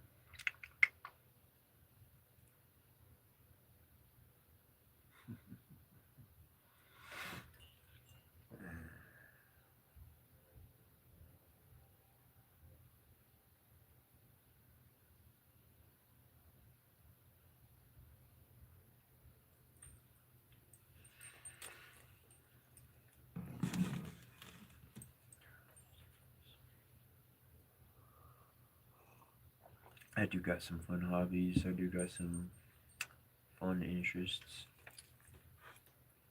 But that's what keeps life diversified. That's what keeps it entertaining for me. A lot of times in my younger life, I saw the entertainment, the world had to offer, all that fun and glam and stuff. Yeah, it was fun, yeah. But like I turned 21 and did all the drinking. Woohoo! Yay! That lasted for like, I don't know, 4 or 5 months. I don't think I did that for 6 months. I was like, drinking's not my thing. I like some good old Mary Jane. Yes, please do that. You know what I'm saying? A little wake and bake. But all that drinking, man, that drinking was not my flavor, man. I got a story for you. Ooh, y'all cool? I got a story. My mom saved my ass. Big time. This one is it's the last time I ever went anywhere to drink. Was it? Maybe. Yeah, I think so. Anyways, I'll share drunk stuff. I'll share that one. That's a pretty good story.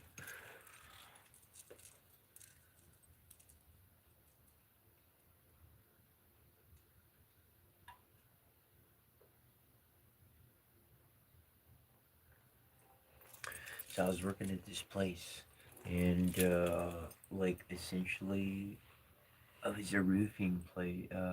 The department I was in was roofing, and I ordered materials and had them made sure they were showed up to the house on time and arranged the crews and called the homeowners and all that kind of stuff, insurance and all that junk. And and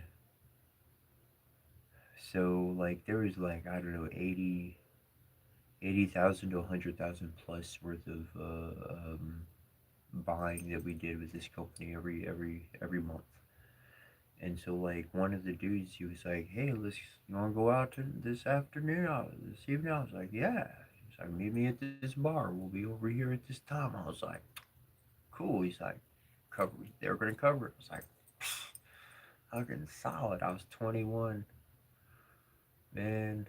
I showed up. I had every single different drink. Shoot, bring me a Guinness extra strap. Bring me a whiskey sour. Bring me this, that. Bring me a fucking Long Island iced tea, like shit. Let me try one of everything.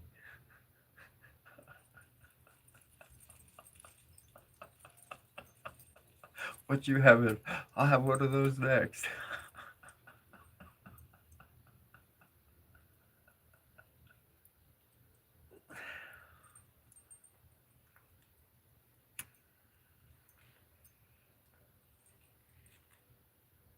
I went to the bathroom. I was feeling bad.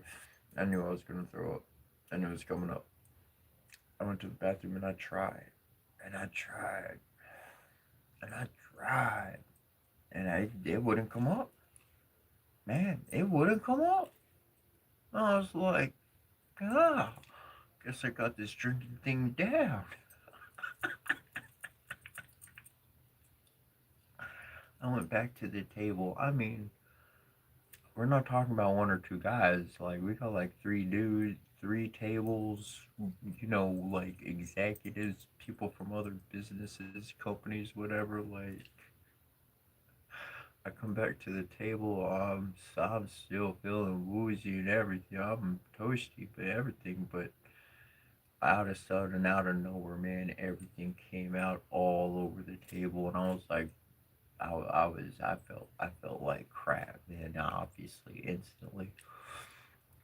So the dude who invited me, I was like, dude, I can't stay. I can't stay. I got to go. And the dude was like, well, hold on. I'm going to finish my drink and we'll go to, grab some breakfast at one of the places. And, uh, and I was like, whatever, okay. And I went to my car and I stayed in my car. I was sitting there and I wound up passing out. And,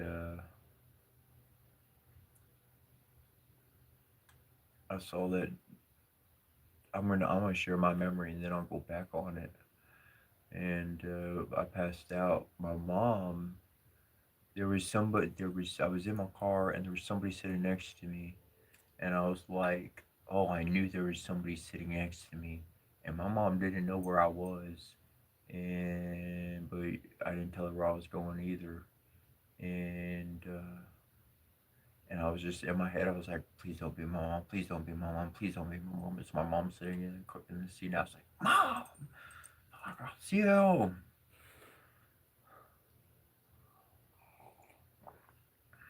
What come to happen?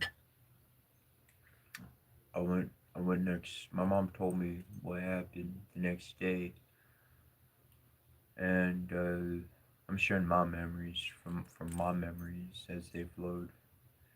And she told me that before I went to work or anything, the next day she told me that there were a group of Russians around my body.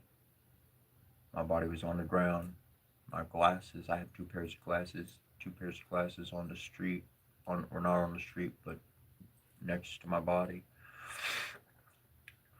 My shit was around, and they were all around my body. And my mom ran up. She had been looking for me, and she happened to see the car in the parking lot, and she pulled in and saw them people around me, them Russians around me, and she said, "What are you doing to my boyfriend?" And she ran him off, and she got in the car, got me in the car, and she got in the car and locked the door and sat there with me. The next day, I didn't believe the story. I thought it was bullshit. I thought it was bullshit, bro. Sis, I thought she was making that shit up. Russians, fucking. I showed up and to that business, the dude, invited me out. The dude had bruises on his face. I didn't know a bruise could last a year. People can get bruised. They can get bruised so badly that a bruise will last on your body for a full year. The dude, he had seen a girl and he thought he knew her.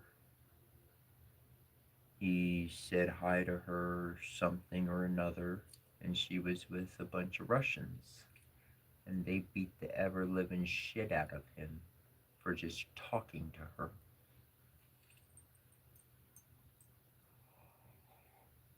It's the same group of individuals that were surrounding my body.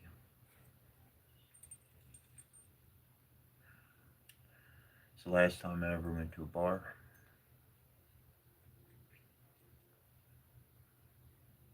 Last time I needed to drink excessively. My life could have been lost that night. But somehow my mom found me. I don't know how she found me.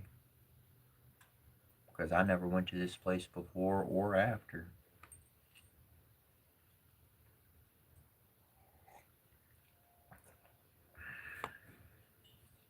Fun, man. Just fun and a good time. It's not all that worth it. It's not worth all that glam. It is totally a sham. Won't help you find out who you are.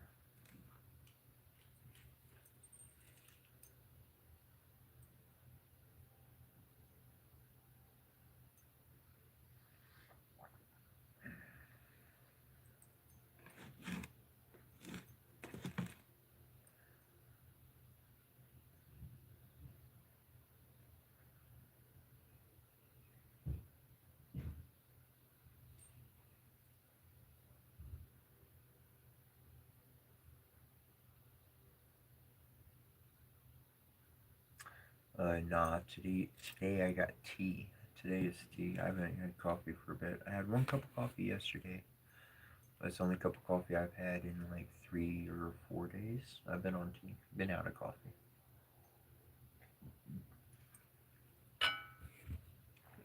But that's okay. That's what I was talking about earlier. Adaptability. It's okay if what the favorite isn't in. Still gonna enjoy something. I know ultimately I like drinking something hot in the morning, even if it is just a hot cup of water. I'll take it if that's what I got.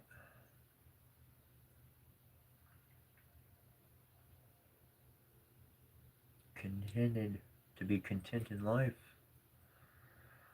Oh, that's a hard one to reach. But when you do, see, everybody's after goals. People are after things and you're always chasing something. But when you find your peace, you find contentment. Things just can manifest, and as they do, those. That's why younger people they have much more zeal, much more pep, much more.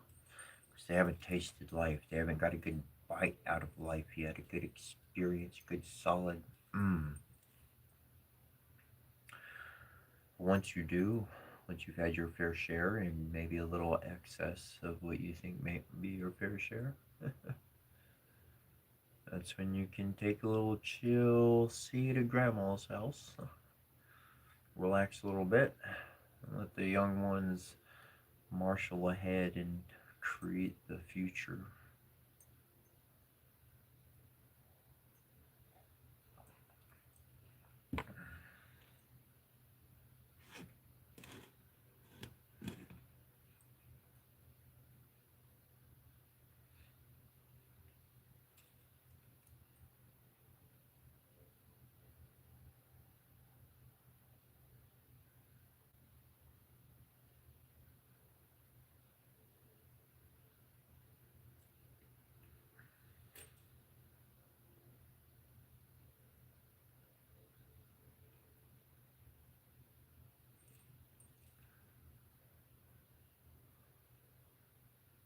So,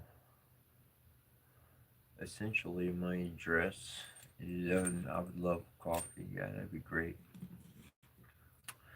So, essentially, shoot.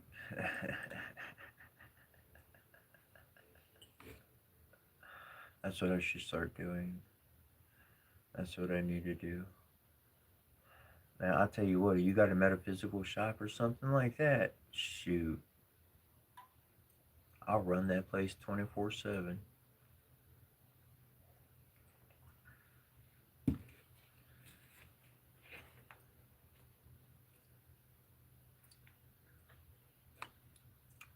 plenty of people, and that's for sure.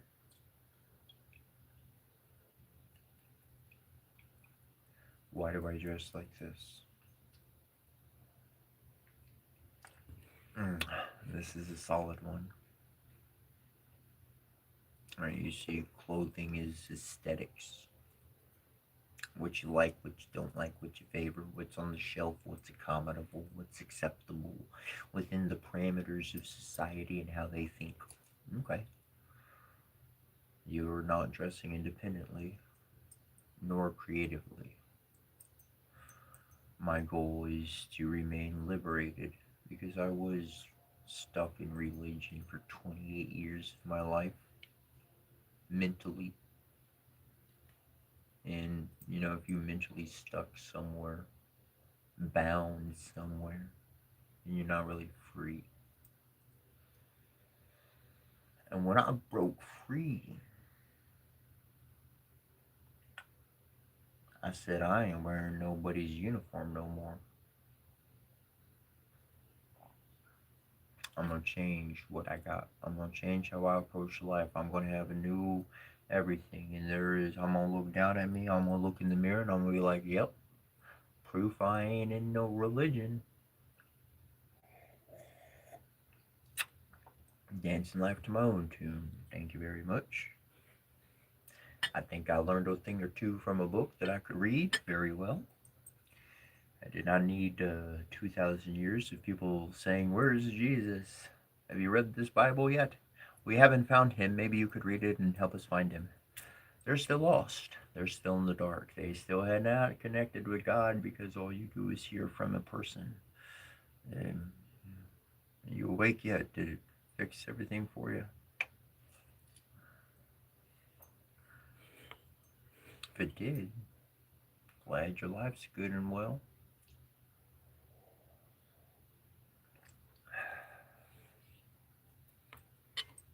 But I've learned to connect beyond social accepted norms and cues. And I learned in my spiritual journey that faith takes a stand and it walks a walk that matches its talk. And all that talk is that internal talk, that acknowledgement, that acceptance of what one's done, the positive, the negative, all of it. Put it all together. Put the positive, negative, see the whole, all of it. All of it. Because only then are we allowed to grow beyond what we were. And if weren't able to grasp the lesson out of an experience in life, well, would we not be just a 5-year-old child, truly creating nonsense and havoc amongst everybody we know for lack of respect, acknowledgement, and certain values and virtues in life that are important to learn and develop? Yep.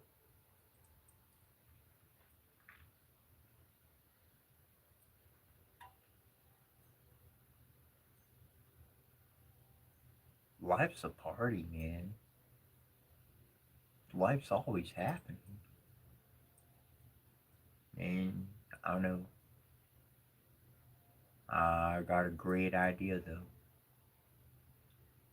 I got a great leading on idea.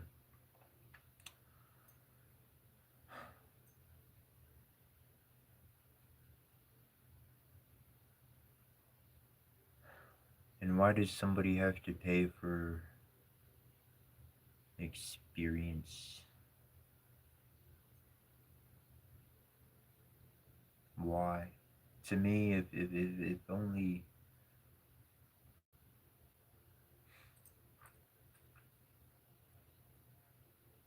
to reserve an action of one's natural self for a stage and not just to be that 24/7 no matter where they go, grocery store, whatever, but that's just who they are where they go.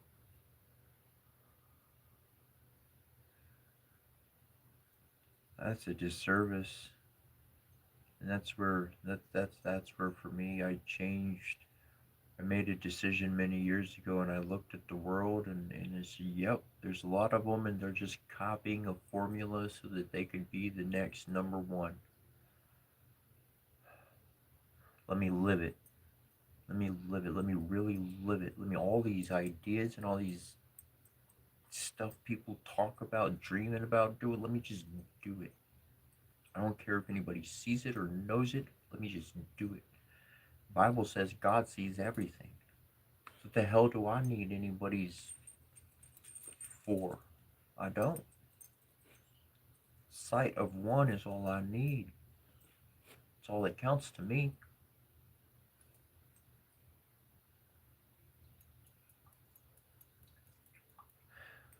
You read stories of prophets in the past, men of magic and powers and sights,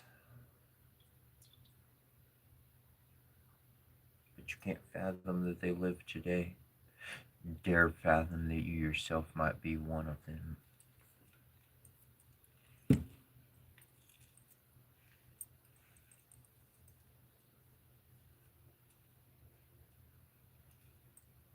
What?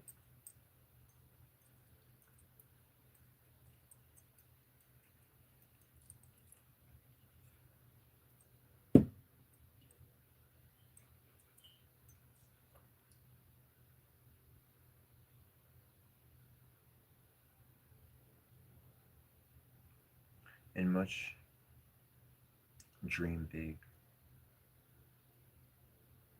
Be content and know that your silence causes that vibration to just go on forever and ever and ever and ever and ever and ever. You suppress one thing, it jumps out from somewhere else. Always happens. Remember that one, that's a big one. Apply that to everything. Everything. Where there's suppression, somewhere else there's going to be explosion.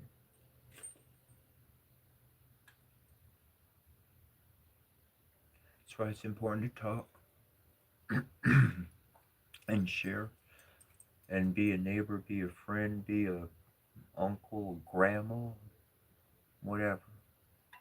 That's why it's important. That's why all of these things are important. To let life flow.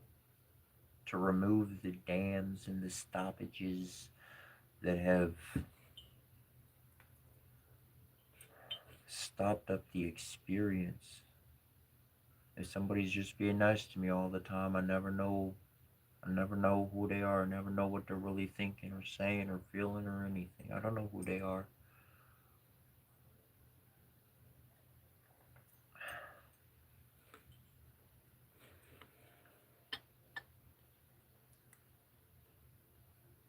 I love you. Thank you for being with us today. I hope you have a happy Sunday. Hope you have many blessings. And if you'd like to reach out, feel free to drop a message on any one of the videos. Normally I go check those notifications. Other than that, Donna Degawai, until we see you next time.